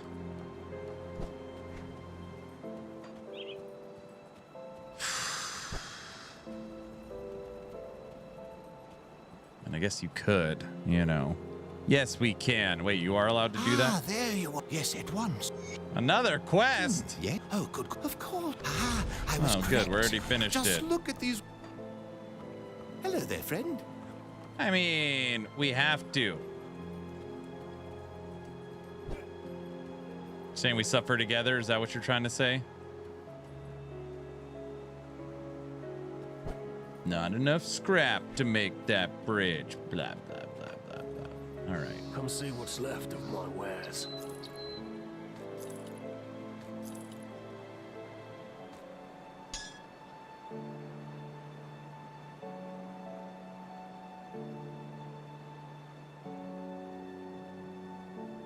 Aaron, you're really lacking in minions. Now I gotta listen to this. Now I gotta listen to that. Oh, I should probably turn in some of these. I don't know where Bernard is. He's somewhere. And I gotta find Colin somewhere. I gotta... forget it. There is no worm. That's right. Just suck. Where the hell was I? Was I way over here?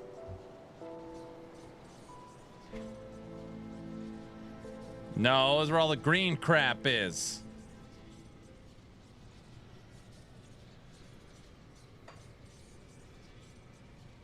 Can't teleport there. You can't teleport to this rift gate from the same rift. Oh, I'm there already. Are we up here?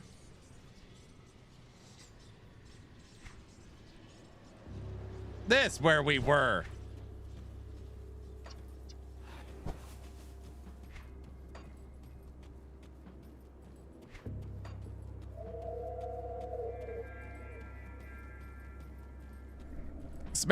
Rekt is smashing his head against the keyboard right now. No, he's not. He's too hot. He's boiling. He can't think.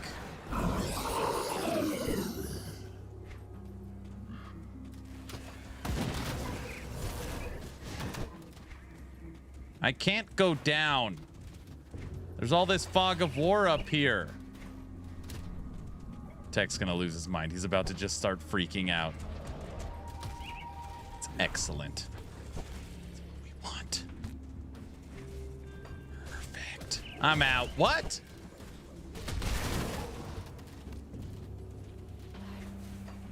Isn't there a town up here north?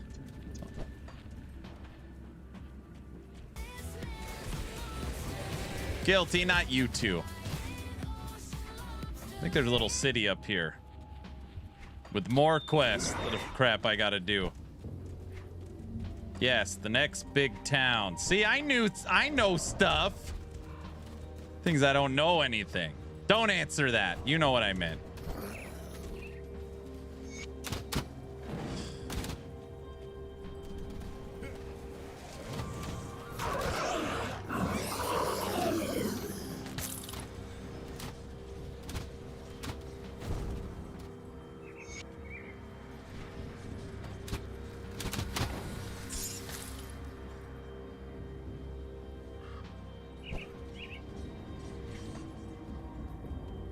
Hey, Tech, when you finish the PoE 2 section on the site, can you add Grim Dawn as well?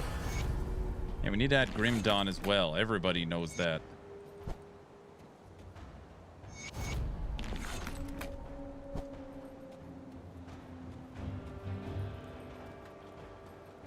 I already said we'll add a Grim Dawn 2 section to actionrpg.com.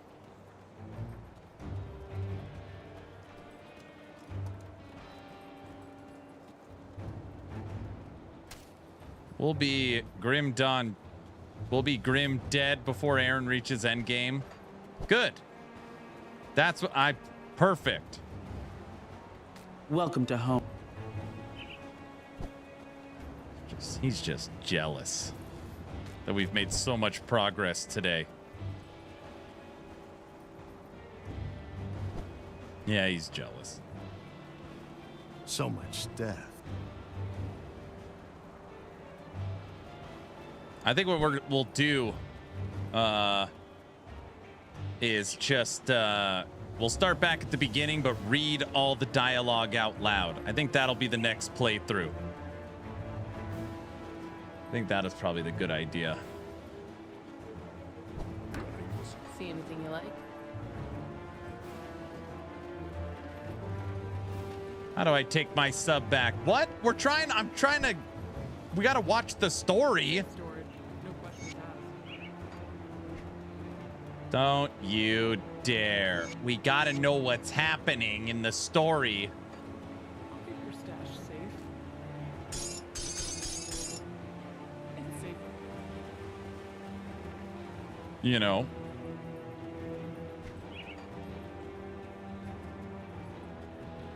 All right, we've talked to everybody.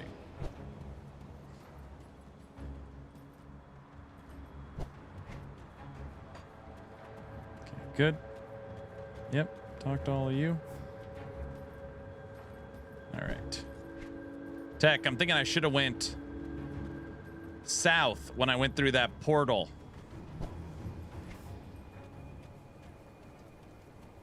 It's fine, we gotta clear all these farmlands anyways. What?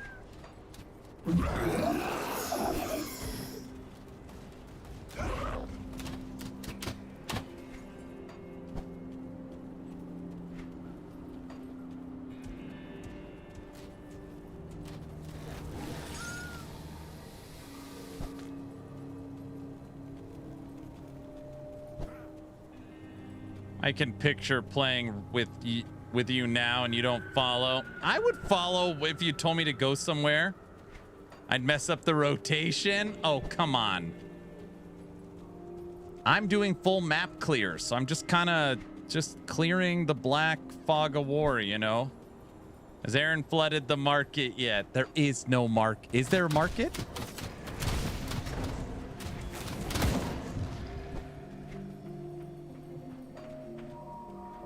What?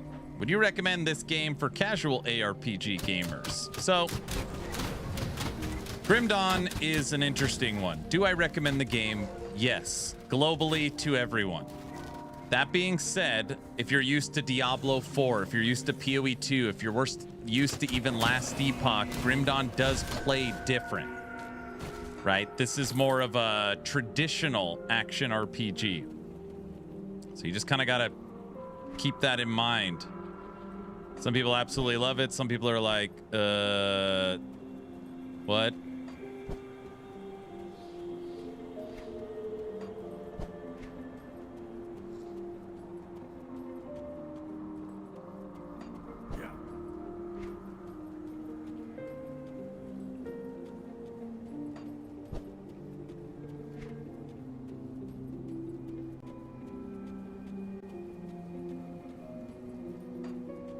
It plays like Diablo 2.5. Yeah, exactly.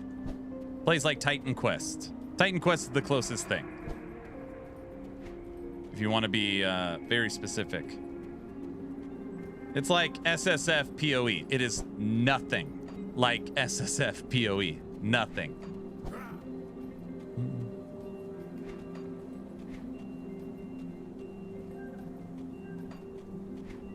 Grim Dawn does not play like PoE 1.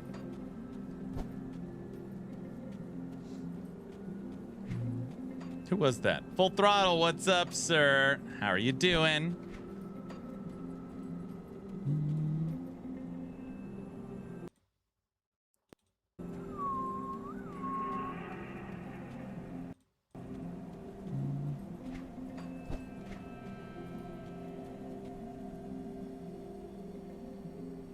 did tech tell me to go? To the left?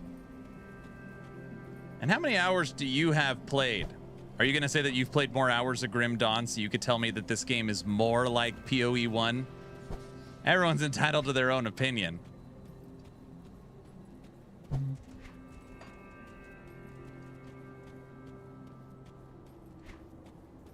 But, yeah. This plays more like Torchlight 2, Titan Quest 1, Diablo 2, Titan Quest 2. Right? It's kind of in between more modern ARPGs and traditional.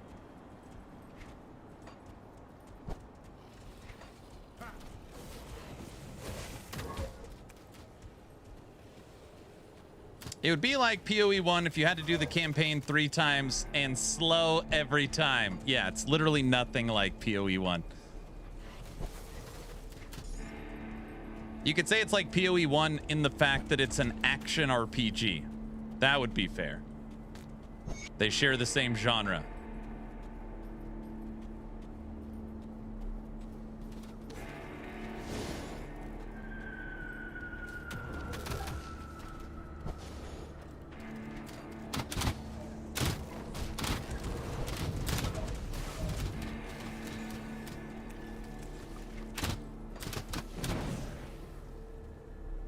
It's a computer game. It's just like Battlefield 2.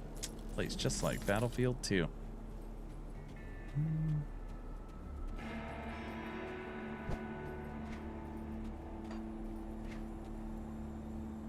Tech, there's quests over here. I should have just went literally this direction first. Would have made things so much quicker.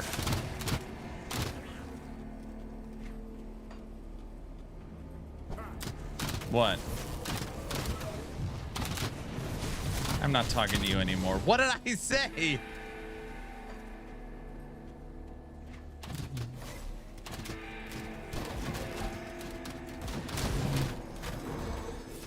Look, minions. Okay, listen. I just picked minions because I thought, you know, they could help as we're waiting for Berserker. So I just, you know. So I don't need to pick this up. It definitely wants me to pick this up. No?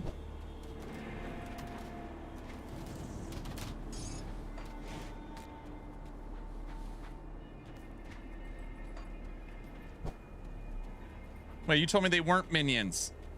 They're not minions. They're followers. They're followers. They're not really minions. I can't get rid of them, dude. I'm trying to juke and outrun them, and they just keep following me. They're homies? Yeah, they're homies.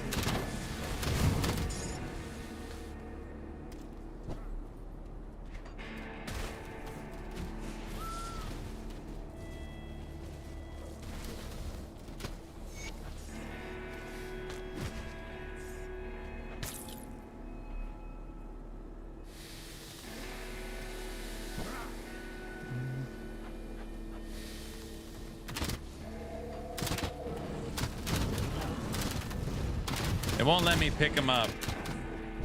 I think it's because I've already grabbed one, right?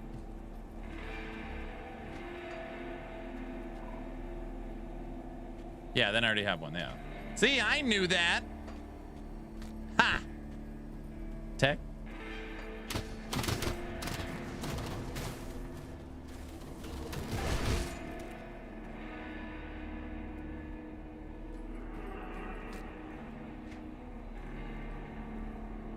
Level 35. Got all my little upgrades stacked, waiting for when I level. Not enough polka. Jags, what's up? You ready for Diablo 4 tomorrow, sir? I bet you're ready. Right?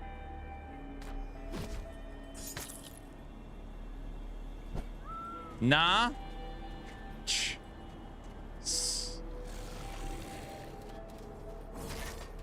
Tomorrow we find Diablo, right? That's probably the secret of the next update for D4. Diablo's in it. You never know.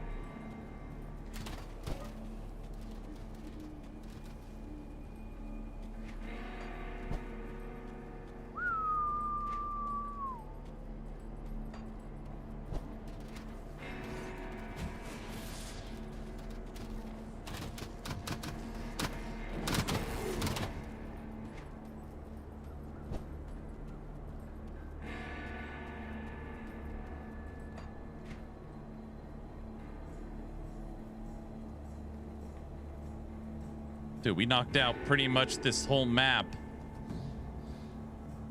Now we gotta go down here and then over to the fortress. I tried playing Diablo 4.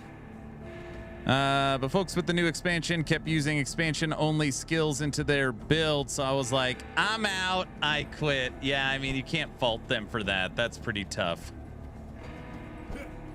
That is pretty tough. Doom, what up?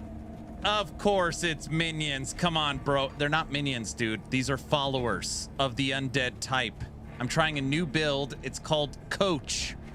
You haven't heard of this? I'm coaching. I'm trying to...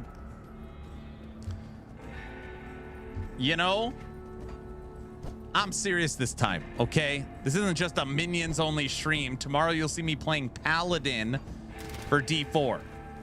Oh my gosh, tomorrow I'm not gonna have to deal with one person saying minions. Oh, that's gonna be nice. Okay, question. Paladin with minions? Does a Paladin's aura kind of count as a minion? No, it doesn't count.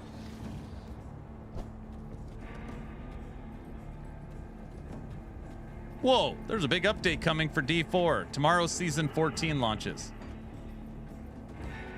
It's just another homie. I find you in the corner.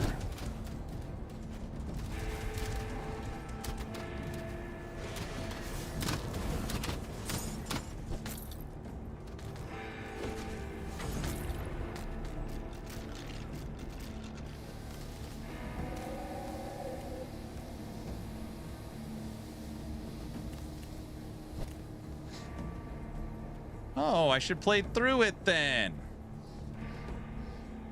Instead, they will say, where are your minions? Why did you play Paladin? That's actually, you're joking. That's exactly what they're going to say. You're exactly right. So you're not going to hire a mercenary. They're minions that follow you. Let me see if I get this straight. Tomorrow, for Diablo 4, I'm not allowed to hire a mercenary. That doesn't count. Guys.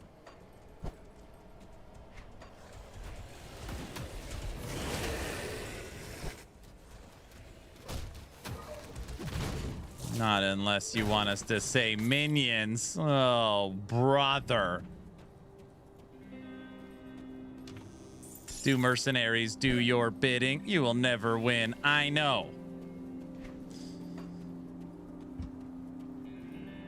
You also have to play SSF hardcore. No ancients, no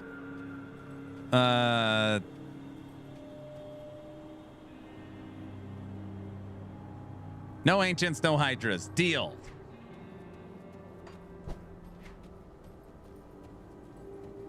I just loaded my first character since 2019 to level 100. I forgot how much I liked this game. You're getting ready for the expansion?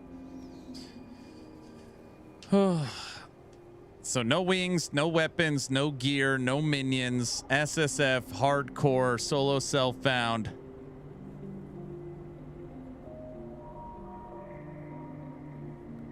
We'll be fine.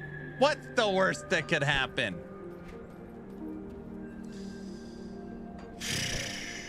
No keyboard and mouse either. Only fists. Hands tied behind your back, blindfolded. And then I'll have to listen to, why are you so slow? Everyone else is already Paragon 300. Oh, brother. Exactly.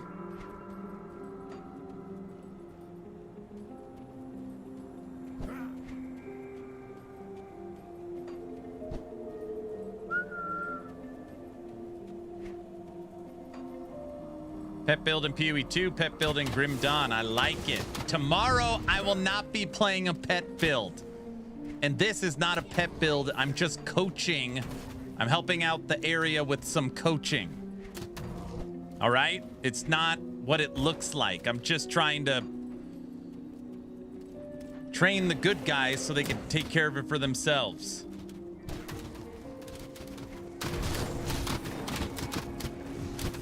That's what's going on.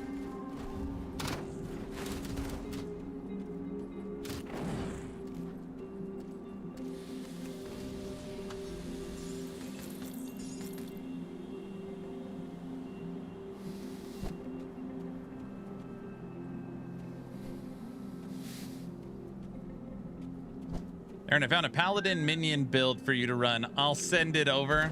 Paladin doesn't have a single minion skill. Nice try. Not that I've looked. I don't want to run minions tomorrow. Now, with that attitude, I'm not playing minions.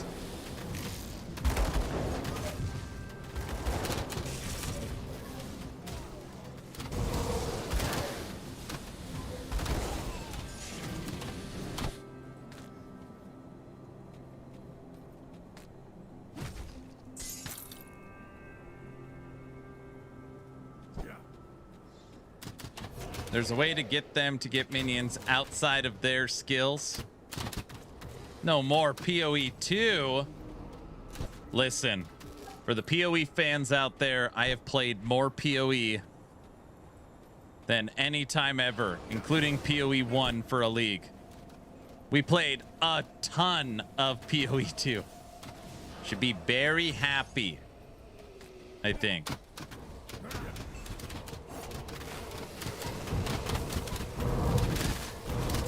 Tomorrow he's not playing minions. After tomorrow, minions 24/7.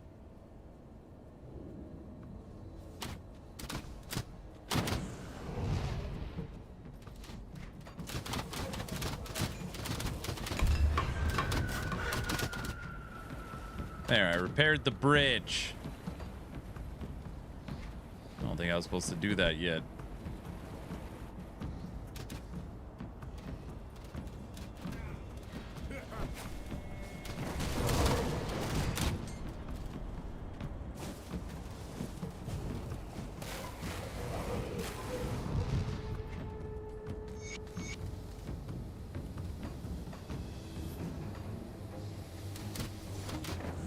D4 ain't it. It is very rare that I hear somebody that loves Path of Exile also say, can't wait for D4. Doom, they can coexist. Somebody was ragging on D4 yesterday, and they're like, how can you possibly play this after PoE? I was just like, I play all of them. Just because I play D4, that doesn't mean I like it better than PoE 2 or vice versa. I just play all of them.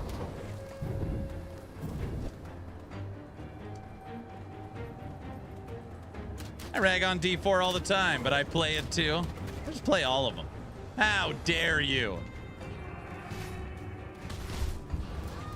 Uh-oh.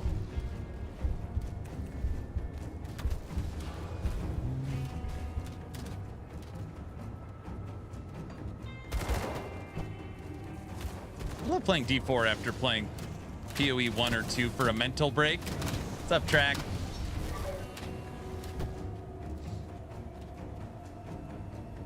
By the way, not confirmed. I really mean it, not confirmed. I would tell you if it is. I might be going to TorchCon in LA. I for sure didn't get Shanghai.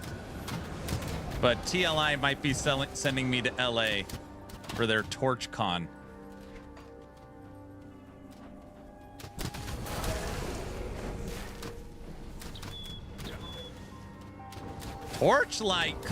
Torchlight Infinite, this is going to be their second year of their doing conventions. They do a convention in LA and in Shanghai. Sounds like code for a new subathon. What do you mean a new sub? I won't even be here.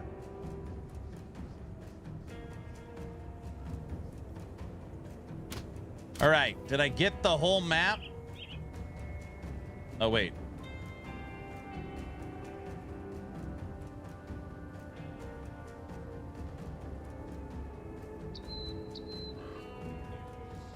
Get us footage, bro. Why LA? No one wants to go to Cali. They always do all this stuff in LA. Should have told them you're the #1 Carino player in North America. Also, the only Carino player in North America.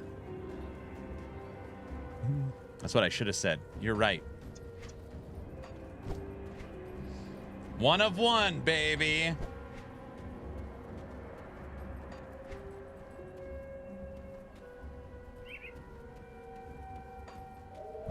I played Carino, but not in the last 5 seasons.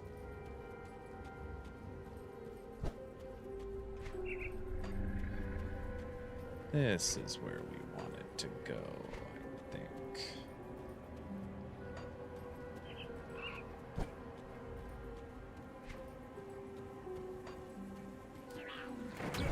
Tech, I made it to the fortress, bro.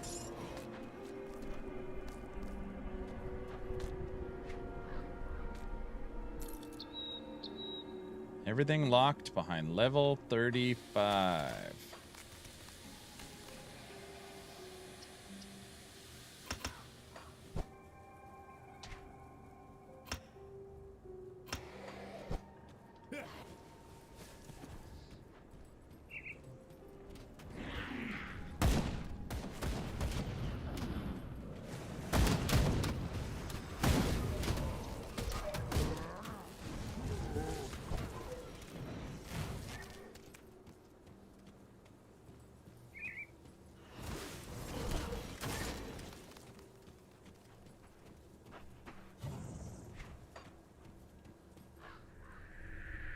Ooh, look at that.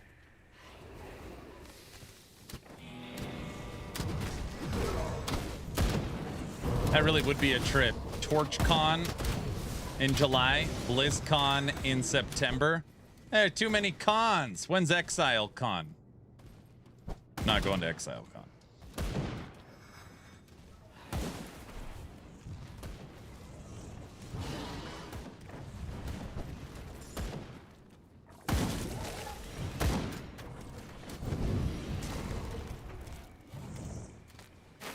You could call me a con man. Get it? Con. Because. You know what? I'm just gonna stop the joke. It's just a short flight to New Zealand.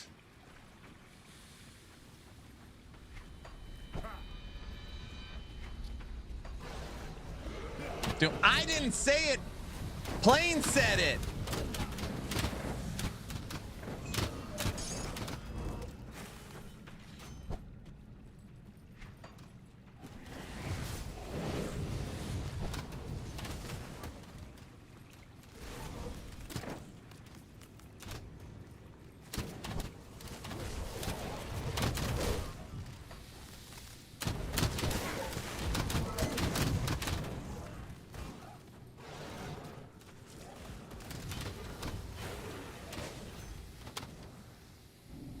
They can't comprehend playing multiple ARPGs. It's like putting both salt and pepper on your burger.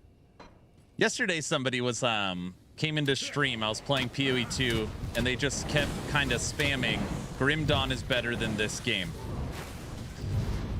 It was like, yeah. And it's just like, what does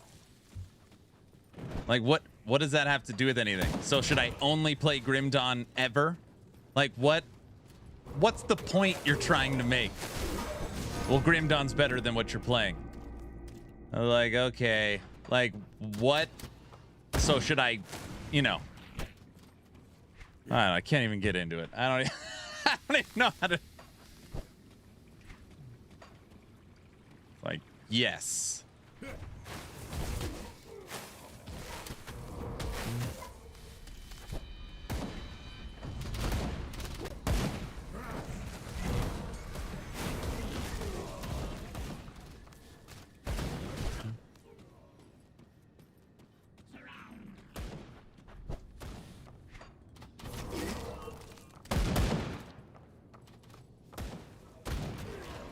So I think what I'm hearing is we should just spam you to yes for the engagement, you know.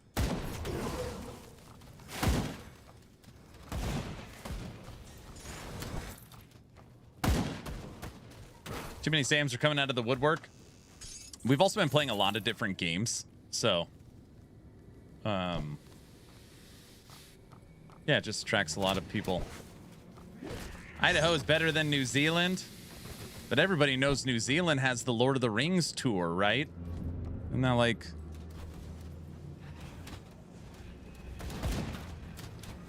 I keep hitting escape to pause this game, and it's not working. They need to add a hive caller class when you have a swarm of bugs. That instead of skills, just command formation like devour, heal, protect, shield, spear, pierce damage, hammer, stun.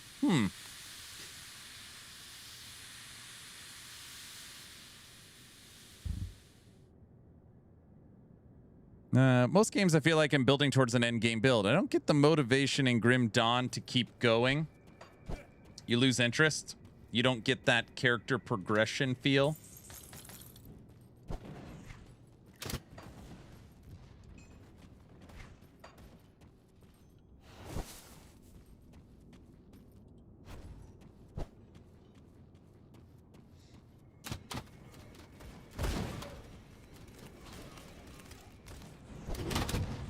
Almost level 35.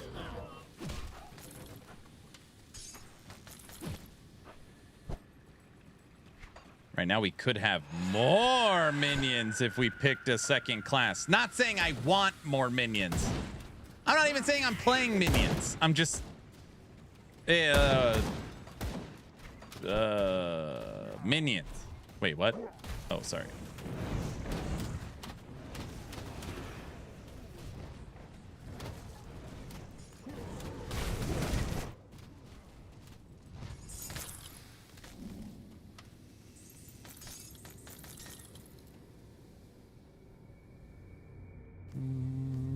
No, no, maybe.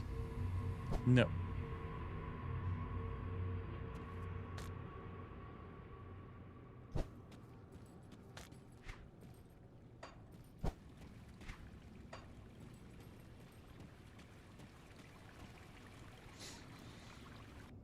I feel like there's no such thing as character progression if the build doesn't really start till the very end, aka you're in Act 1, but the weapon for your build is level 86. WTF.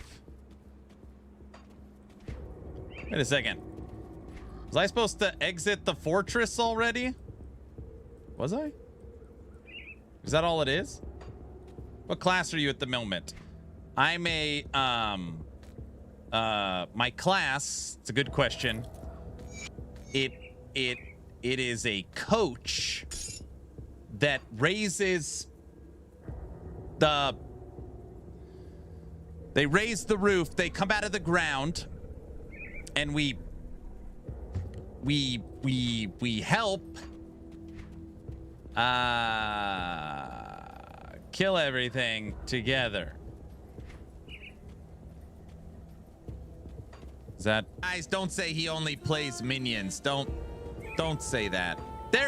It's not what it looks like. Guilty, that's not funny. Don't play blurps like that. Don't do that. All right. Stinger attack! From the top rope! If I had to classify it, I would classify it as a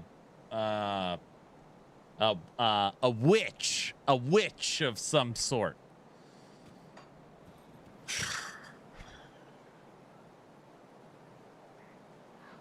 How about new? You know what I mean.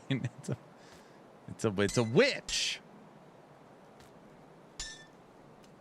I played the other minion combo So in many this ages casuals ago. in Forgot chat. what it was though. It's a witch is what I'm playing. It's different than what you're used to. You know, you guys know what I mean.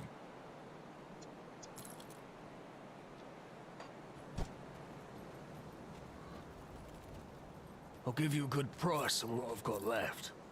I'll give you a good price. Put it to good use. It's the manliest witch I've ever seen. It's a wizard, I meant. Don't say stupid stuff like that. It's a wizard, dude.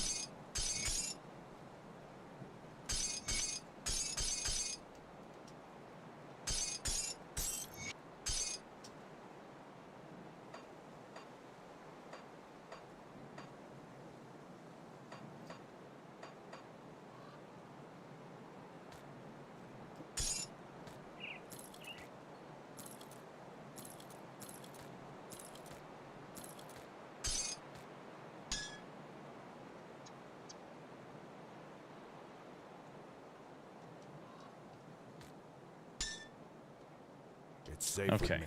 Promise. Oh, really? What kind of spells do you cast? Well, I hope you figure something out with Homestead. what I can cast is kind of this green exploding non-permanent blob of an enemy.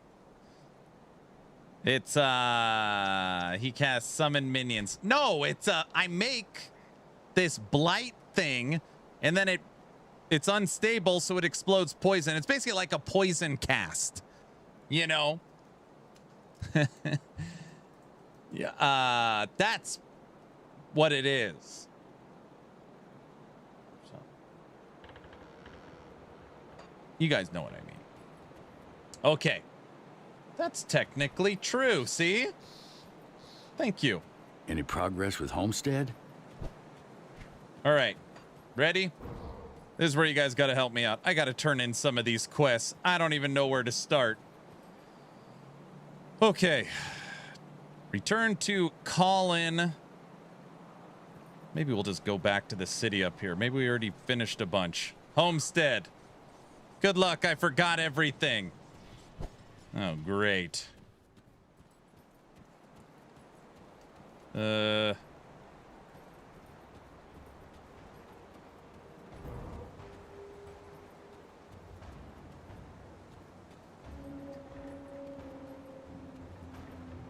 All I see is more people I haven't talked to. There's got to be one quest here I finished. Right?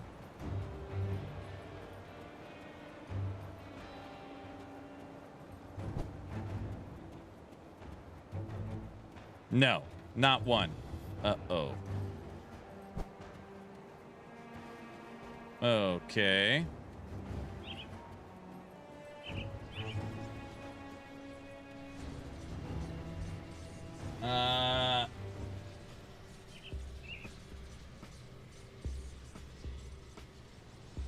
How in the hell would I know where Colin is? I think the last time I played was fall, waiting for the LE roadmap. Why do you gotta bring up Last Epoch like that? All right.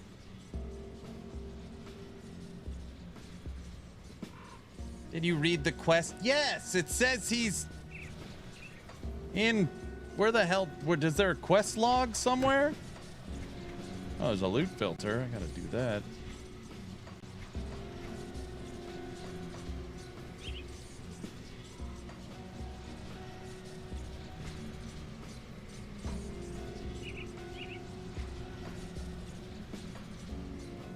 L brings up the portal.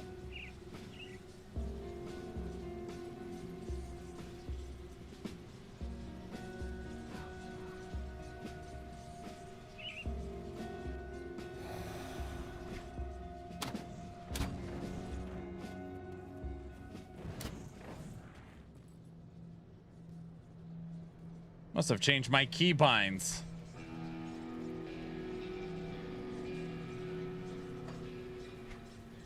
Damn, I thought for sure if I popped to a couple of these, I'd see some stars on the map. You! The one person I know where they're at, they're not there.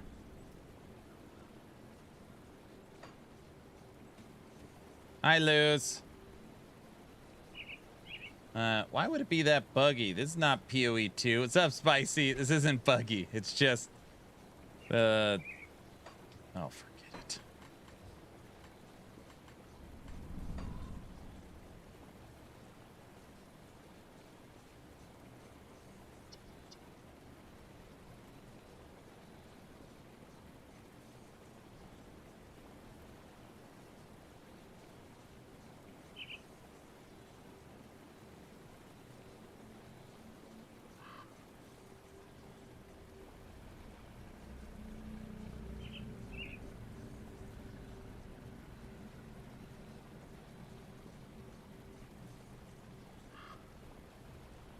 It's the codex window.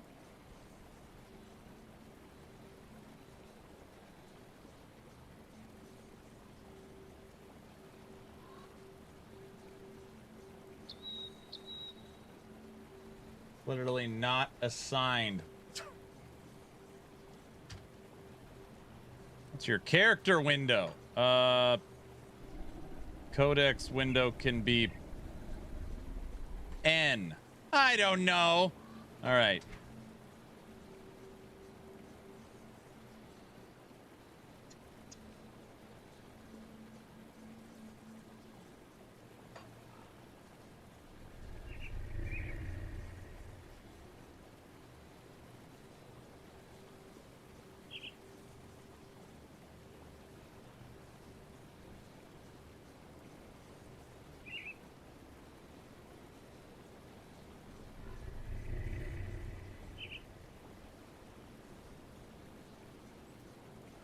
Dead Man's Gulch.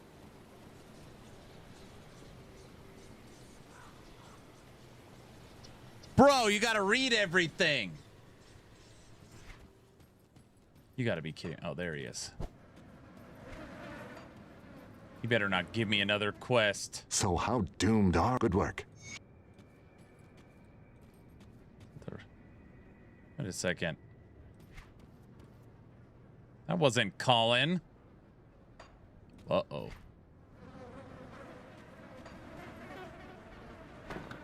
There's two people to talk to. The person I talked to first, Colin, disappeared. He disappeared. Now he's in Homestead.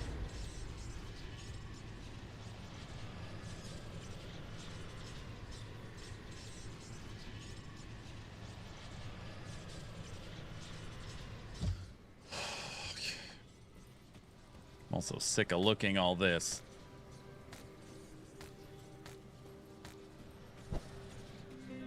PoE 2 reading is more OP than killing. I'll give you a good price on what I've got left.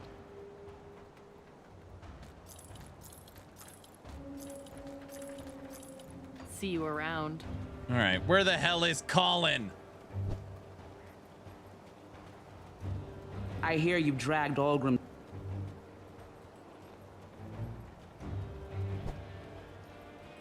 Bro, are you sure he's here? There he is.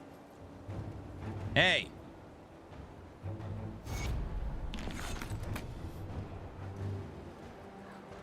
All right. Bingo. There we go. One down. It's actually two down. Dude, we're knocking out these quests like they're nothing.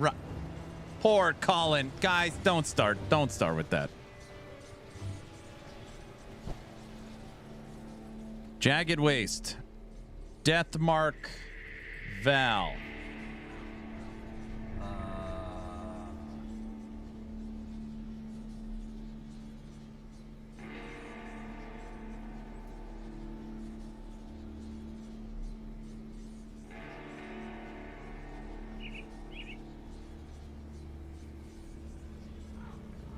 He's old man squinting. Why are these things so small? Like, look at this.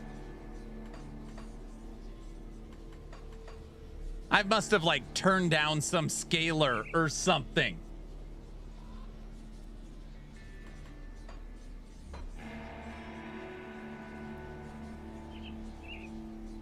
Oh, and the Pine Barrens. Get a bigger monitor. This 4. I've got 4 32-inch. Literally in front of me right now, there's 4 monitors. Quad 32s. All right. Pine Barrens. Put your readers on. All right, we're in the Pine Barrens. Don't disappear.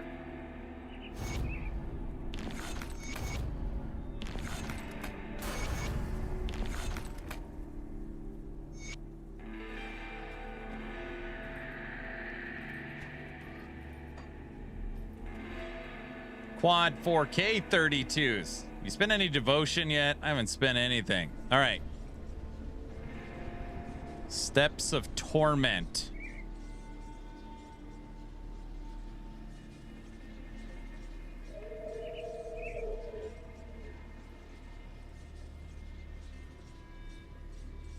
Steps of Torment, or which one's closer? The mine? Steps of Torment. Find the rover.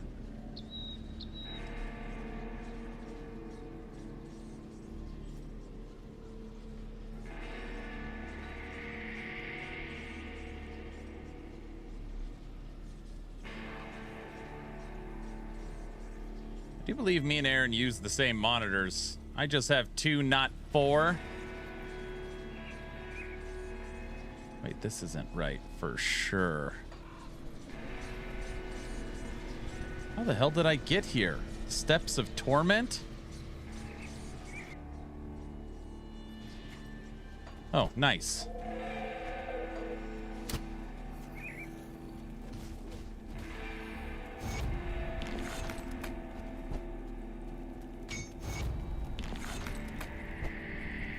Boom! Look at this quest log.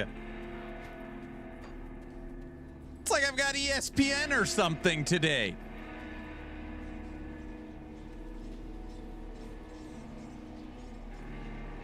I have 1 monitor. Another minion build. What's this? It isn't a minion build. It's a coach build. Keep trying to tell everyone that. All right, has anyone seen this idiot I gotta talk to?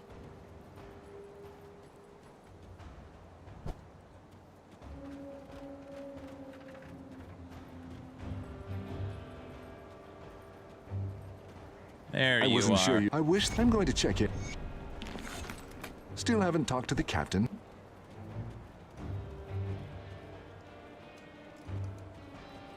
I'll skip the pleasantry. The Legion is split on 2. No, I don't want more quests. All right, this has opened, which is good. Okay.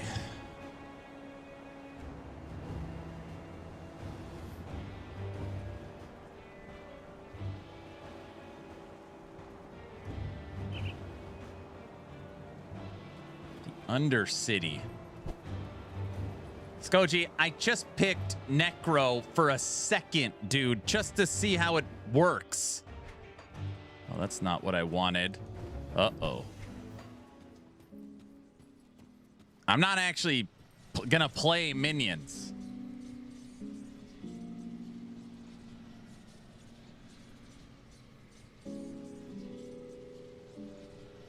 Oh, sure. You know what I mean.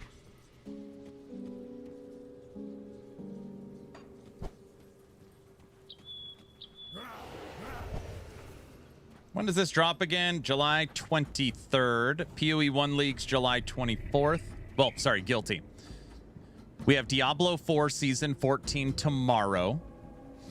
July 16th, we have Torchlight Infinite's new season. Mid-July, we have Hellclock expansion. July 23rd, we've got Grim Dawn Fangs of Astercon expansion. And July 24th, we got PoE 1 new league. And Power World if you want to play Power Worlds 1.0. So hopefully you're not still playing PoE 2.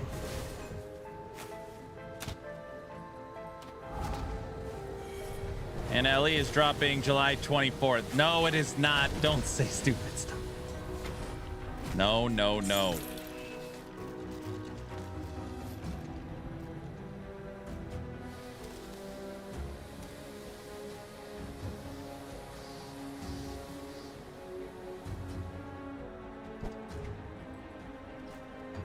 LE isn't dropping till November. Everybody knows that. No, it is not. Mine entrance. Let's see this mine. Aaron is playing the best ARPG of all time. Numero uno. All right. How the hell do I get back to the Steps of Torment? We actually did really good today. About time. Oh, geez.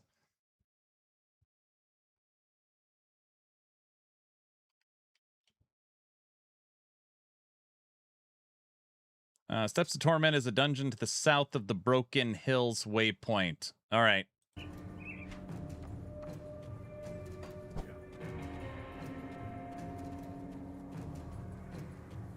Aaron already knows the LE Season 5 date. He just doesn't want to tell us. I do not know. If I did know, I'd be like, guys, I know. But I can't tell you. Broken Hills, waypoint south.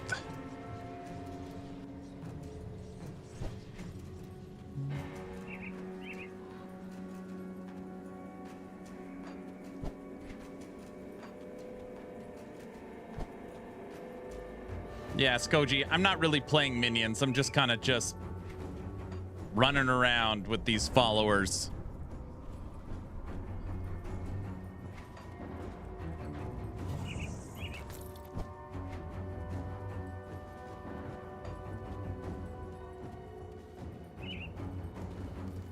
Just tell us warm or cold. I've already said, I think it's dropping in September. That's my guess.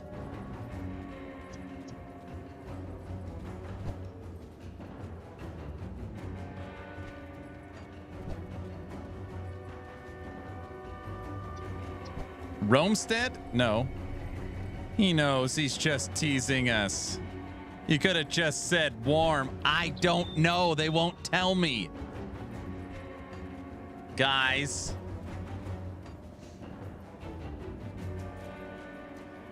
Myself, don't start. Don't start.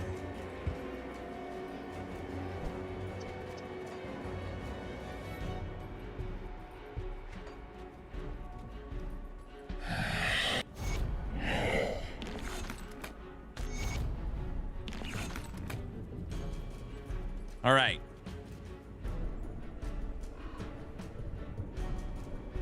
One more.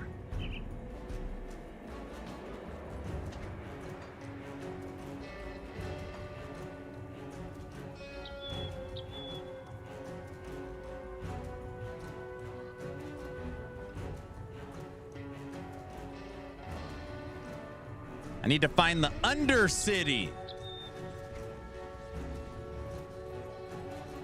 Where the hell? I was just over here. Mine entrance. Is it down this way? Undercity entrance.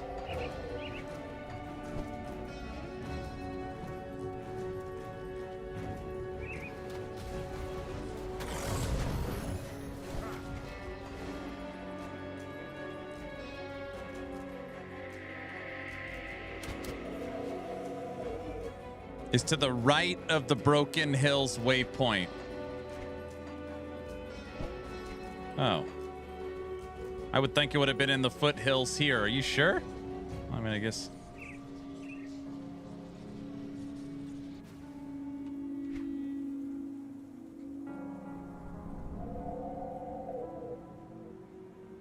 Oh, I'm right next to it already.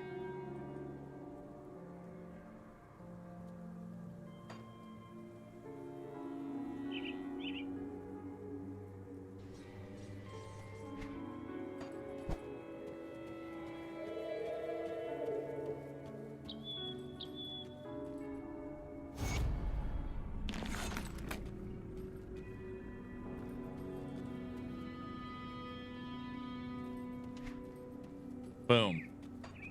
Quest activities. We're knocking these out. Where the hell's the briar? The blood briar. Isn't that down in here? Did I miss that? Thanks for the help, guys. So guys, I'm trying to do full map clears. Thanks, Jim. One day, Aaron is just gonna ban me. No. I'll just time you out for a year. 2 years. To all the years. Yes. Yeah, I'll just ban you. Gamble all. A 2? Oh, brother. Hi, stall. It didn't work.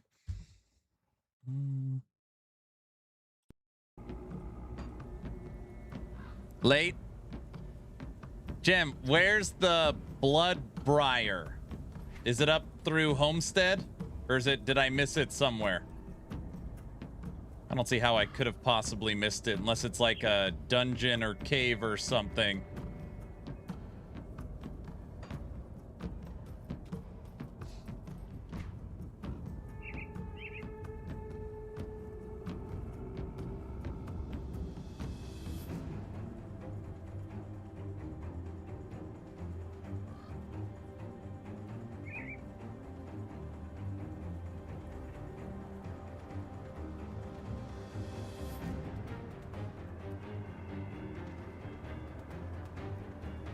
It's further southeast of the second zone. Okay.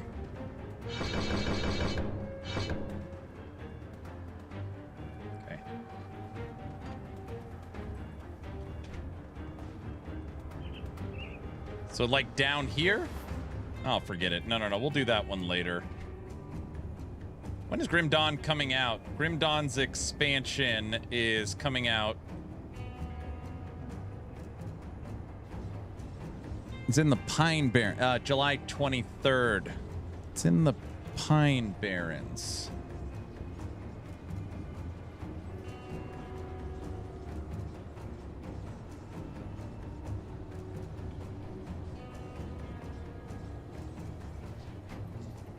How is that possible? I've killed everything here.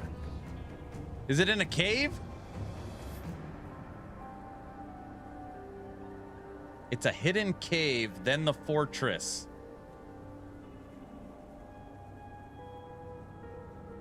It's gotta be that cave? Dude, I already ran this whole map. There are 3 caves. One is hidden. Everyone knows this. I don't want to run the whole area again.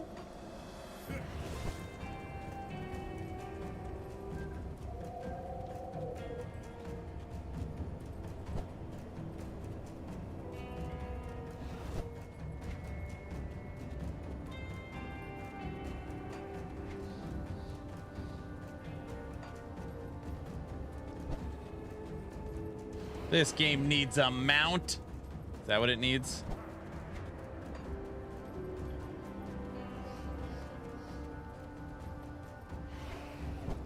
So you're saying it could literally be anywhere. A hidden cave. Oh, brother. Will a star show up if I'm next to it? And don't say that wouldn't make it hidden, would it?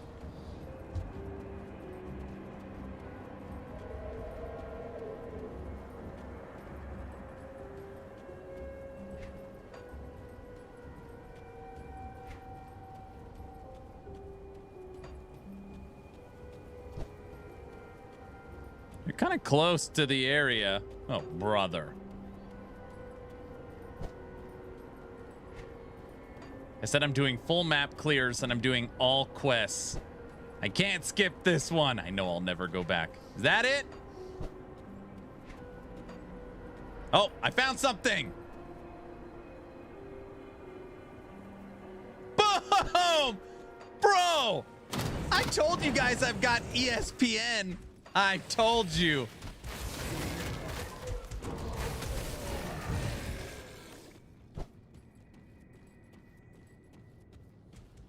You found it.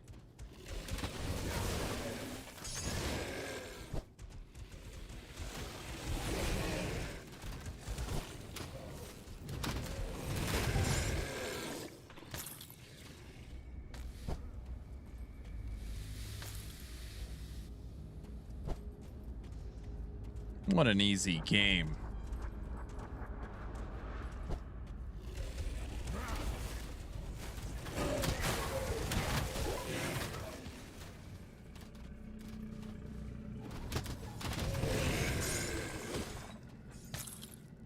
You are what we like to call deadified.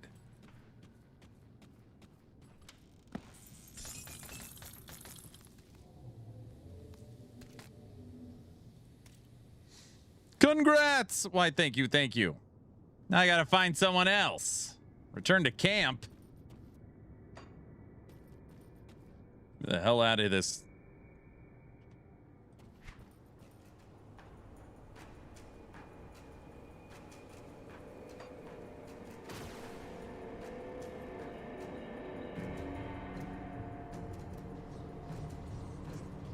I killed it.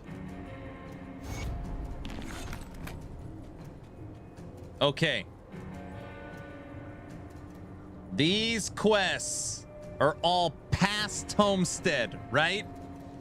So we're good to move forward. Please don't tell me I missed anything.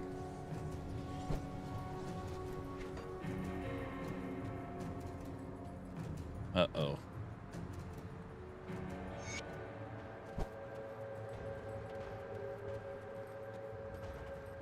You missed the fortress. I think you got it all. Nobody runs the fortress. I thought I went through the fortress. Or one of these, I ran through it. Don't say that.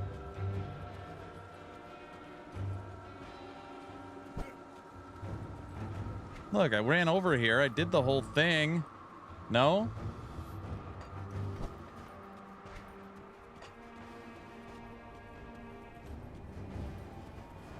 I just turned in 100 quests. All right, who gives you the quest for the fortress? You did the fortress. The guy completed the quest for you. Awesome. Oh, I completed the fortress before getting the quest, but it still, like, gave it to me? Is that what it is?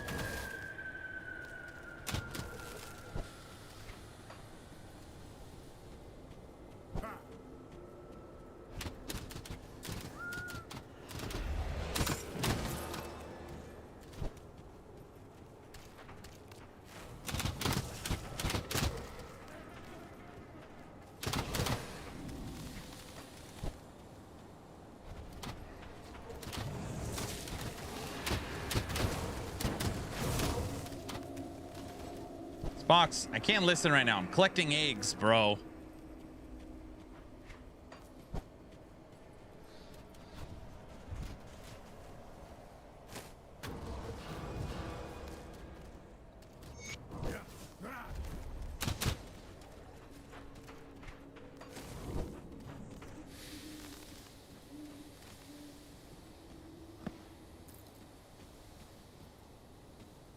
They're throwing you off track. I mean, I for sure ran through the entire fortress and killed everything. So I'm doing full map clears.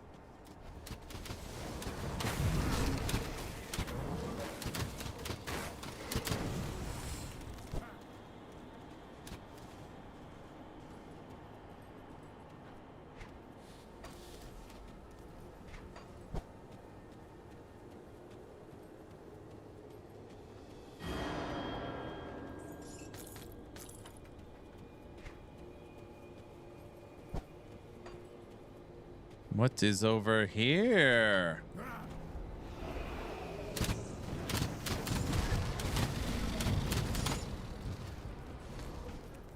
Seven hours today. Is it a subathon? Is it 7 hours? Holy smokes. And don't say he's playing Grim Dawn. He's having fun. That's why the time's going so slow or fast. Don't say that.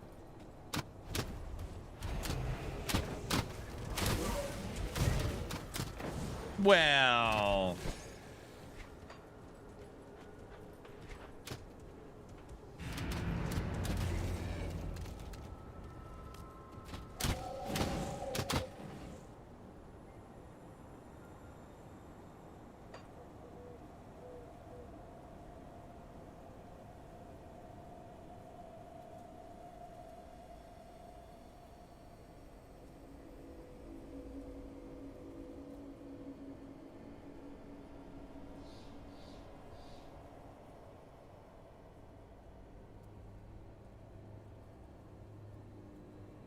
yeah, I did it. Fortress is done. Checked off, bro.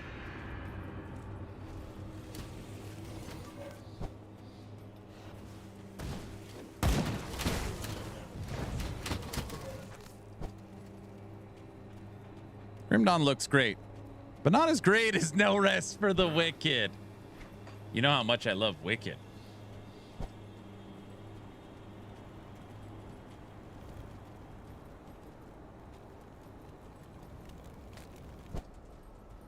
How good is the lore and story around Grim Dawn? If you actually follow what's happening, pretty good. Make for a good book, series, show, movie.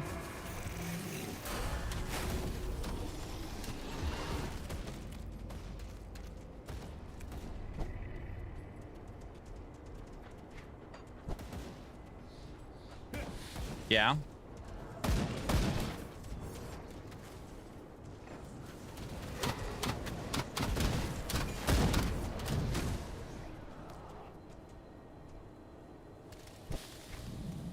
Let's go get this portal. So right now I'm in Act 2, correct?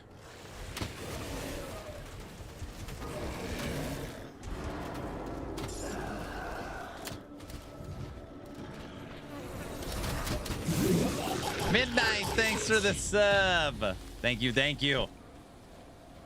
Supporting Twitch Partner Plus. Should put us to 77.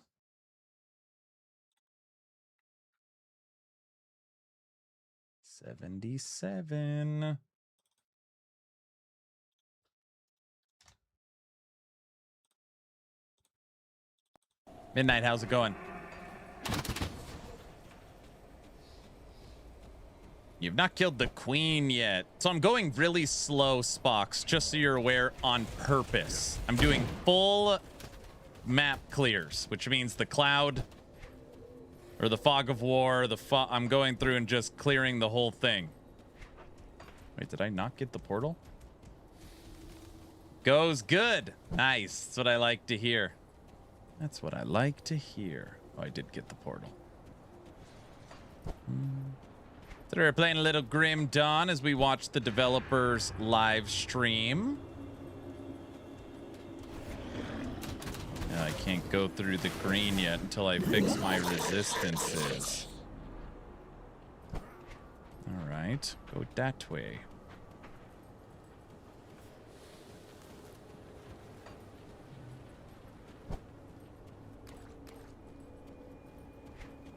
I literally said, next portal I find, the stream is over. Why am I still running around with all these minions? Guys, I didn't want to tell you because I don't want you guys to think I'm a liar. These things following me, they are on my team. They're minions. I'm playing Necromancer right now. I didn't want to say it. Minions? No way. I'm sorry. I didn't know how to say it. You said you were a coach. Well, that's still technically true.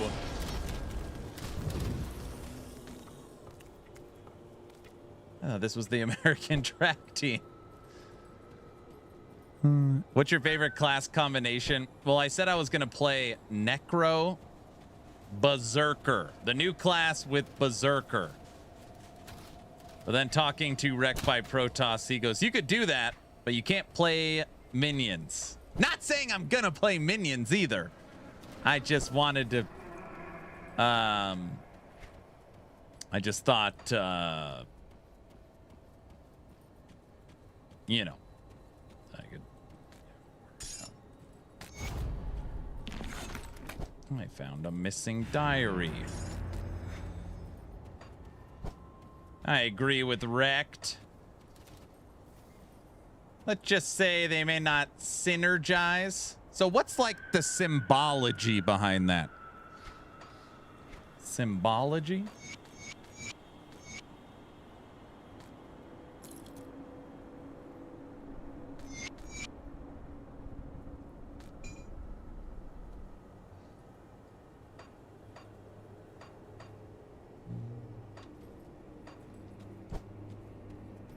Hammer, thanks for the follow.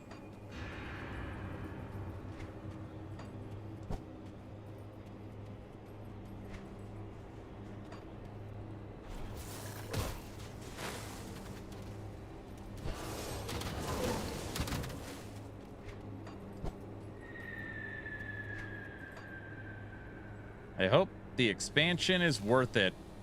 So, one, if you're a fan of Grim Dawn, even a average fan, I'm gonna say it's worth it. Two, You got to hand it to Crate Entertainment. They put 3 years into this expansion, and they are charging the community $18. Which, you know, I'm not saying like $18 is nothing, but when you look at the current competition and what they charge for expansions, it's like, I don't know. I almost can't believe it. $17.99 is the expansion for Grim Dawn that gives you as much content as the entire base game. It is very reasonably priced.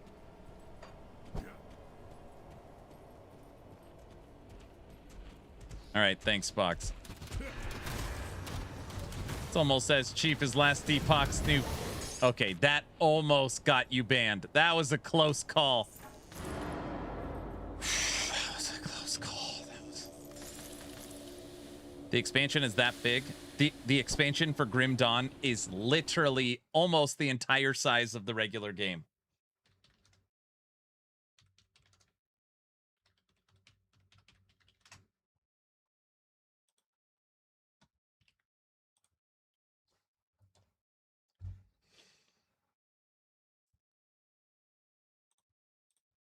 Okay.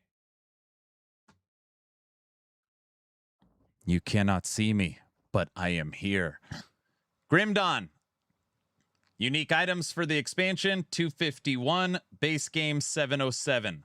Set items, 25. Base game, 55. Socketable items, 33. Base game, 209.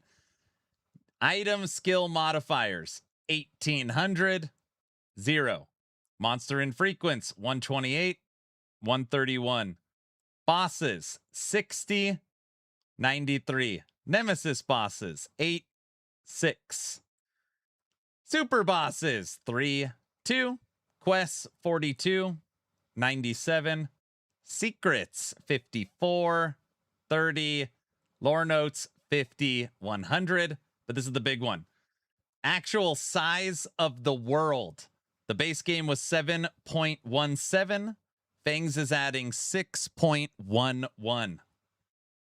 They're also adding 6 mobility skill augmentations. They're adding Shattered Realms. They're adding Awakening Epics. And they're adding Potions, 6,200.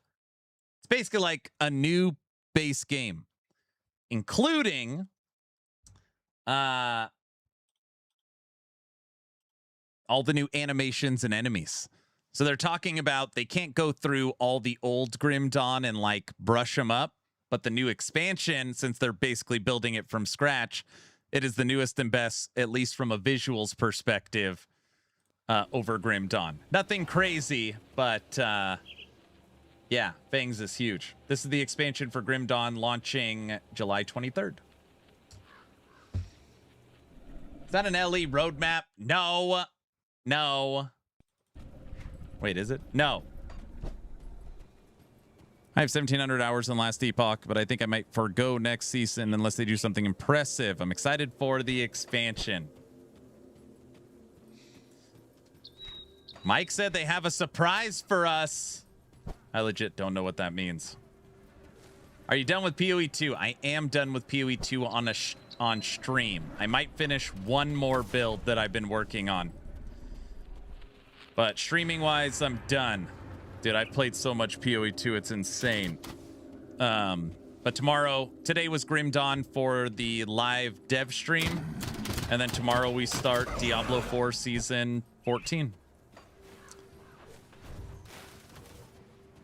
Not enough casual. Nash, you should actually be proud of me, but you would never say that. I played a ton of PoE.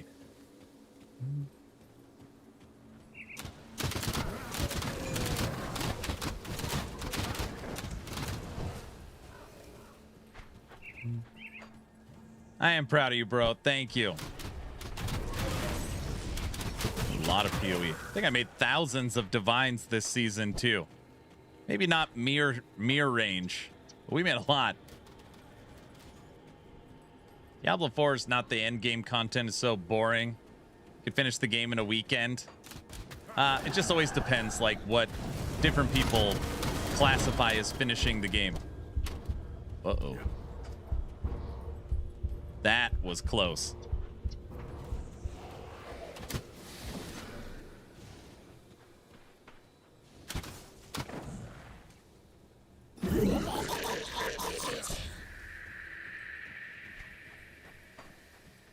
What do we have up here? You okay? Oh, it doesn't look like it. Finish the game of the weekend's not a bad thing. Massive DLC for the best day RPG of all time. I don't want to play the same game every day of a week.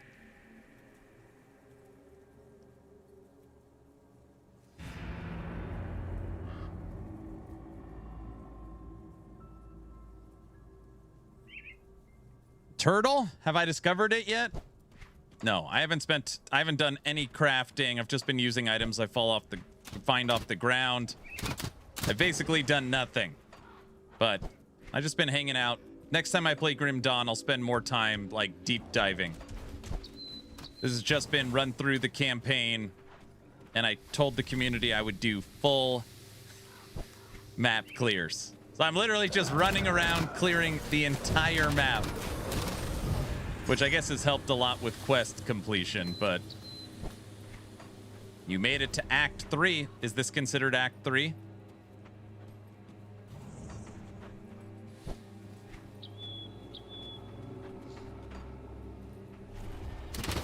No, I played Grim Dawn. I don't want to say a lot, but it's been years and years. It's been a very long time.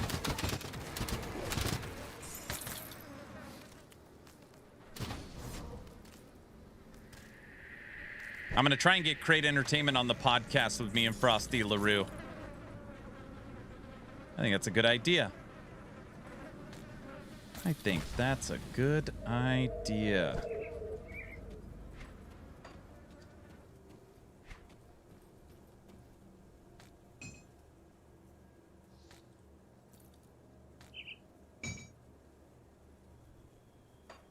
I only have 300 hours in Grim Dawn. Nice little 300 hours. Not bad.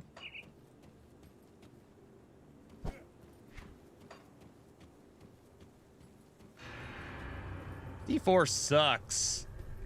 Is getting tiring. The expansion and war plans made... I literally read your first 3 words and I didn't catch what you were trying to say. Spooky Roots. The D4 sucks is getting tiring. The expansion and war planes made the in-game progression a ton better. But jumping on this old chestnut of D4 bad is getting boring. It's not perfect, but a significant step in the right direction. A significant step in the right direction. Act 3 of 8. Way to go. Woohoo!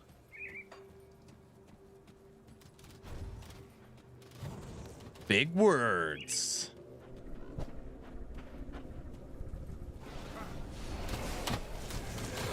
Can't wait to play Whirlwind Barb again because it's busted. How does everyone know it's busted?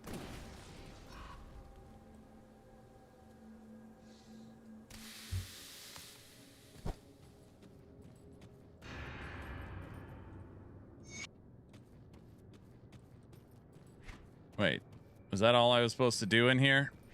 Talk to her?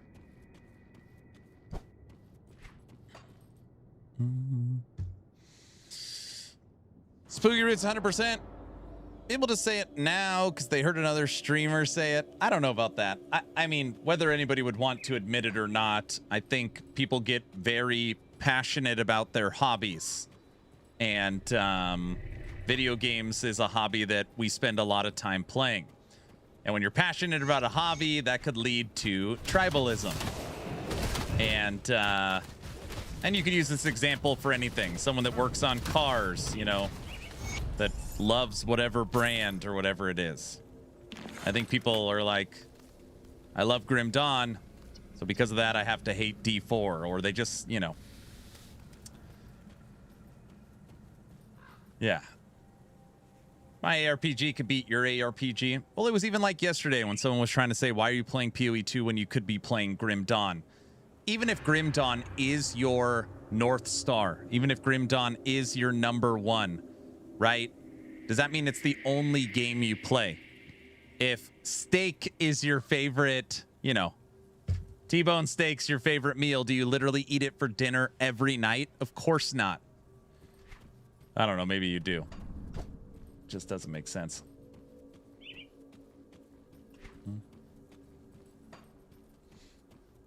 I would eat steak every day, but in this economy, I'm liking the analogy, Aaron. I'm trying. My RPG is the Air Force. I'll drop bombs on your RPG. What I was actually really excited for today was Crate Entertainment talking about their new RTS they're building on their new engine. They are making a legit competitive multiplayer RTS. You do not hear that very often. You never hear that. Like, what? And we get to see the engine that Grim Dawn 2 is going to be made on. For free? I don't know.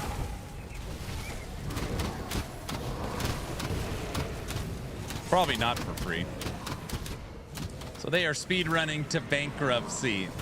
Crate Entertainment's a very small, lean company. He literally said it today that, you know, it might have taken 3 years, but it's like a team of 10 working on this expansion, where AAA teams literally have 1,000 times the people.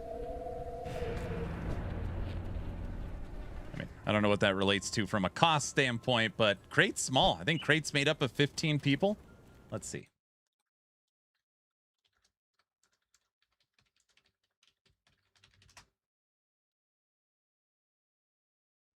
Oh, it's hard to tell.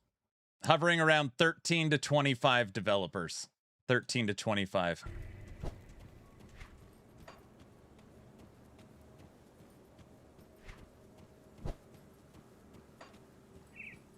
We should support the Dark West. So I had the two of the creative directors and the game director with me on Discord, and I did a full Dark West playthrough. So they watched, I asked tons of questions, I played the entire new demo, and, you know, they watched me go through it. And the Dark West is going to be pretty fun. Just like anything else, like they're in the demo stage, so it's just early. But it's pretty fun.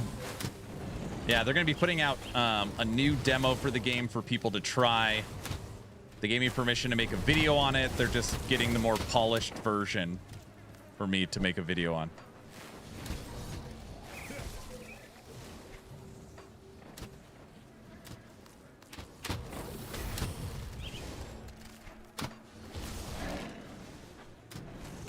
Has anybody heard anything about Darkhaven? It's funny you bring that up. Diesel brought that up today, that Darkhaven's releasing soon. And I was like, where did you hear soon? I was like, soon?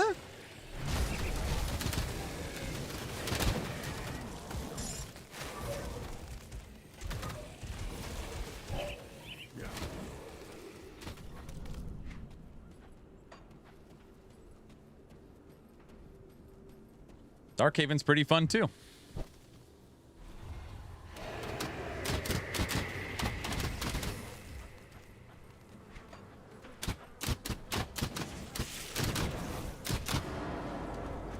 So how was it so far? I've heard they had issues. So the Dark West team is a small team, right? And they've been working on the game for years. And they just said, you know, they were pretty honest. Like, they just had tunnel vision. They've played the game so much themselves, but they play it on a higher end PC. When they released the demo, basically they didn't realize how bad the game ran on lower end PCs. So it was a blunder on their part.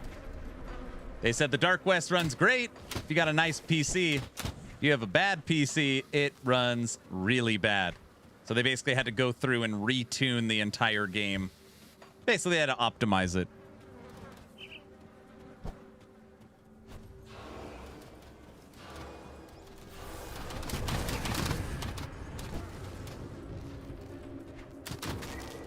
They had to optimize it. I tried Darkhaven and I wasn't sure. So Darkhaven is going to be very interesting. I don't know if anybody's played Mario Maker. If anybody's played Mario Maker, Darkhaven will be the Mario Maker of ARPGs. It's actually a pretty brilliant idea. Imagine if I made a level with a boss. Maybe a puzzle or two. You got to figure it out. And it's like, all right, whoever can beat it who could beat it gets something like that. That sounds fun.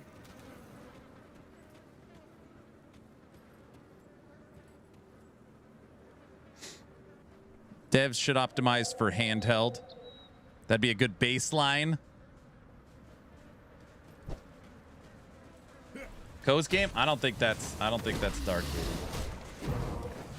Aaron, Titan Quest 2 or Dragonkin? Someone wants to know. If those were the only two options, I'd play Dragonkin because it's more finished.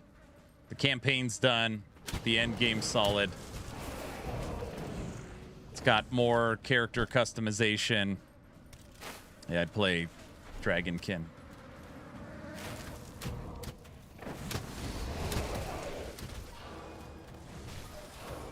And they got an update coming out bringing unique items. Ravenous weapons. Ravenous.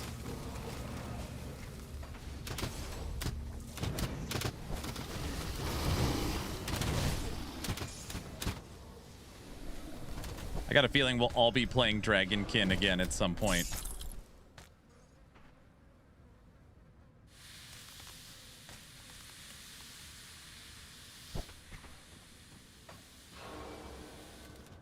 I'm on wait and see mode on there. Let's say play original Titan Quest. You could do that too.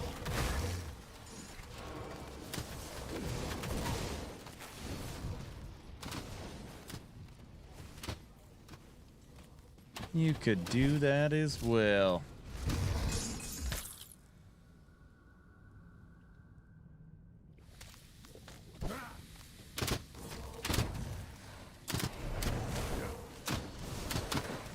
Need to do another Wolcen run. Some Wolcen Lords of Mayhem. Grim Dawn is my favorite ARPG, so you're all pumped and ready for the expansion.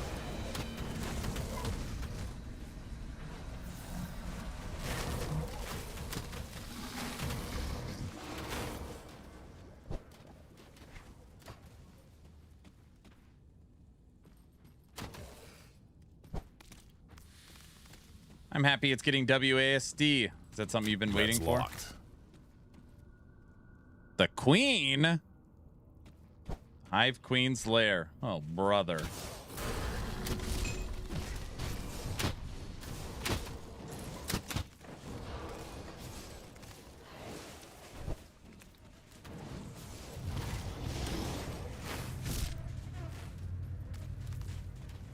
Grim Dawn is my favorite currently as well. I see.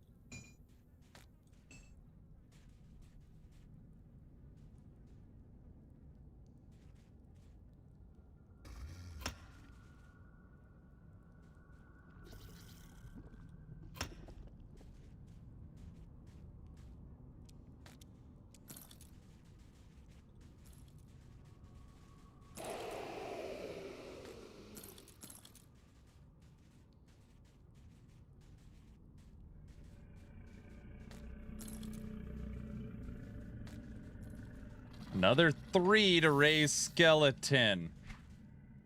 Raise skeleton, 26 of 16. It's plus 11. It's maxed. Excellent.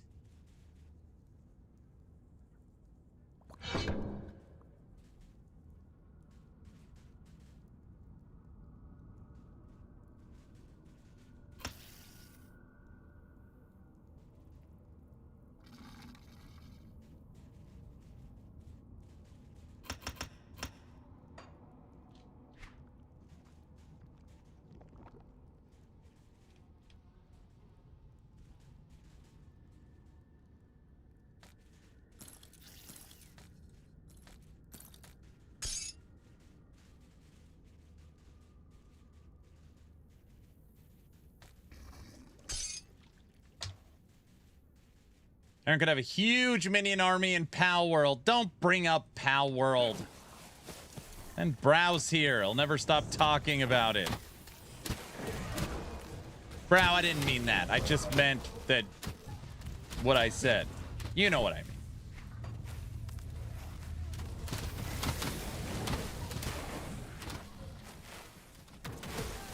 Oh, we're fighting the queen right now.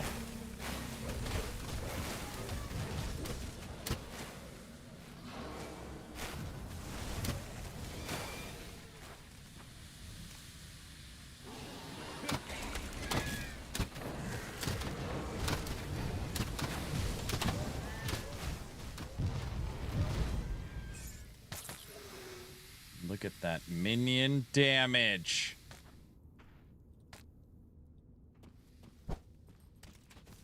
The Drow Queen? Wait, wrong game. Yes, wrong game.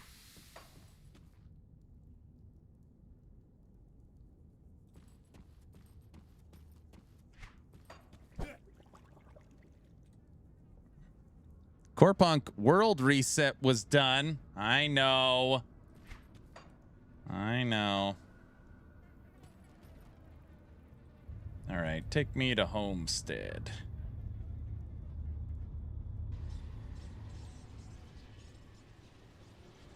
So, Aaron.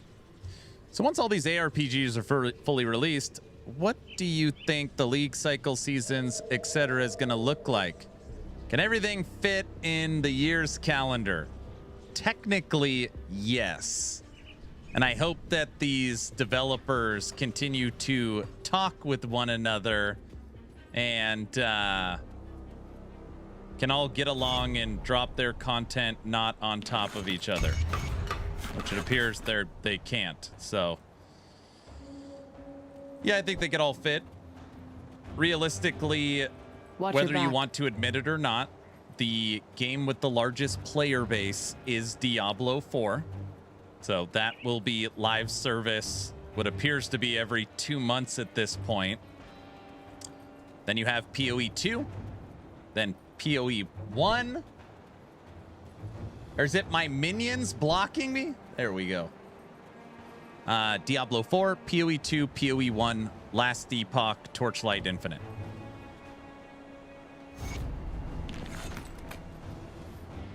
As far as size of community.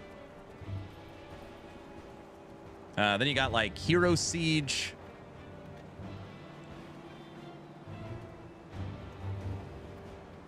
And Torchlight.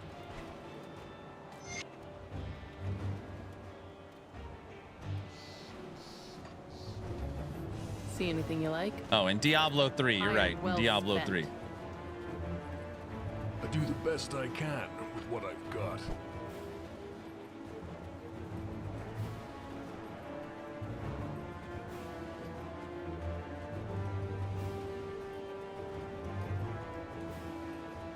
Safe storage, no questions asked.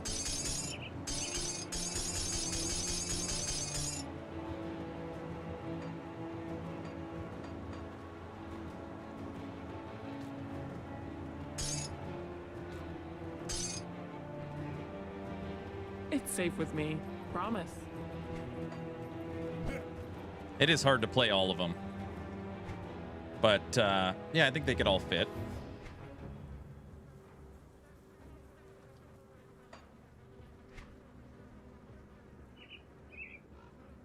This is nice. And Diablo 2. And Diablo 2, of course. You could turn off the yellow drops at this point. Yeah, you're probably right.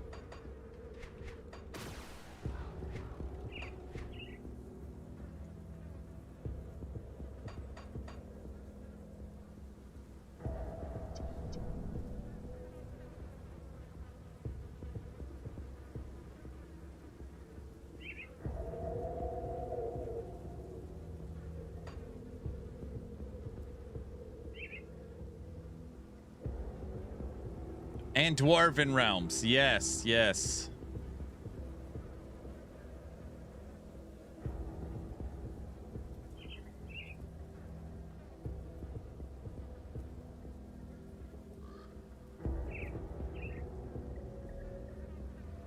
Chronicon have seasons?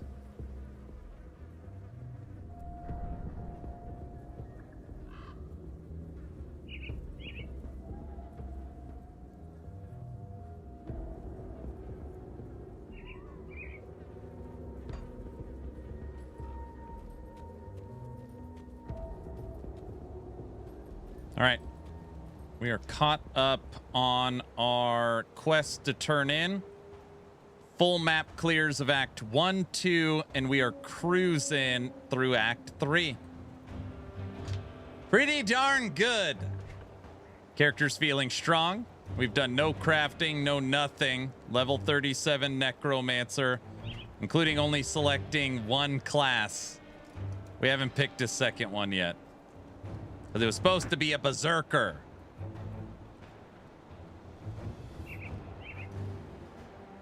We haven't done any of this. Devotion, nothing. It just shows we're going to keep getting stronger.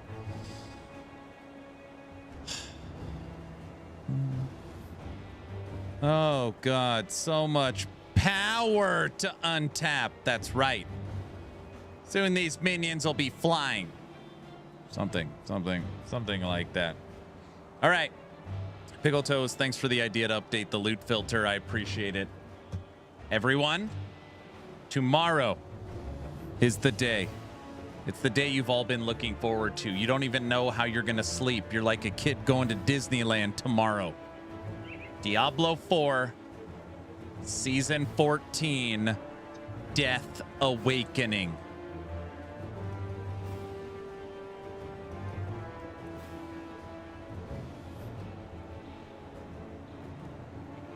Subathon, no.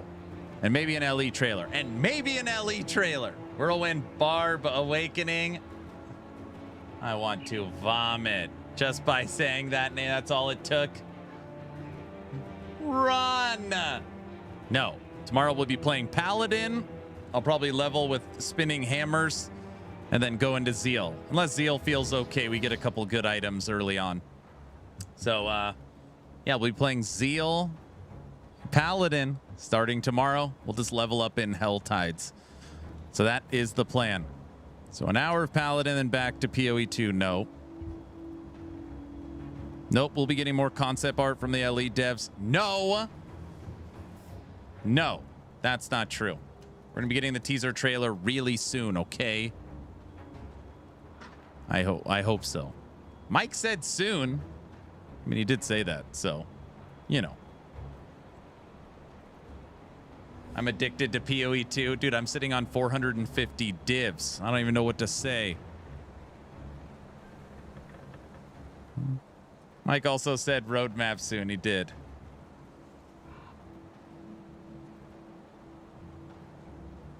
And then it did not drop till December. Well, he's trying to figure it out too, you know. So, anyways, if you guys need anything, hit me up on Discord. Here's the link. I appreciate everybody that supported Twitch Partner Plus, top left. This is how I maintain 70-30 rev split on Twitch. It is your personal sub to this channel. T1 sub is 1 point. T2 is 2 points. T3 is 6 points. I believe we ended today at 277. And we have 1 day left for the month. So tomorrow we'll decide it. 277. We got a shot. We got a good shot. See you tomorrow. Giveaway items for PoE 2. No, we can't do that. You get busted. It's just 450 divs, dude. I think I'm just going to throw them on the ground. All right, I'll talk to you guys tomorrow. Hit me up on Discord if you need anything. Bye.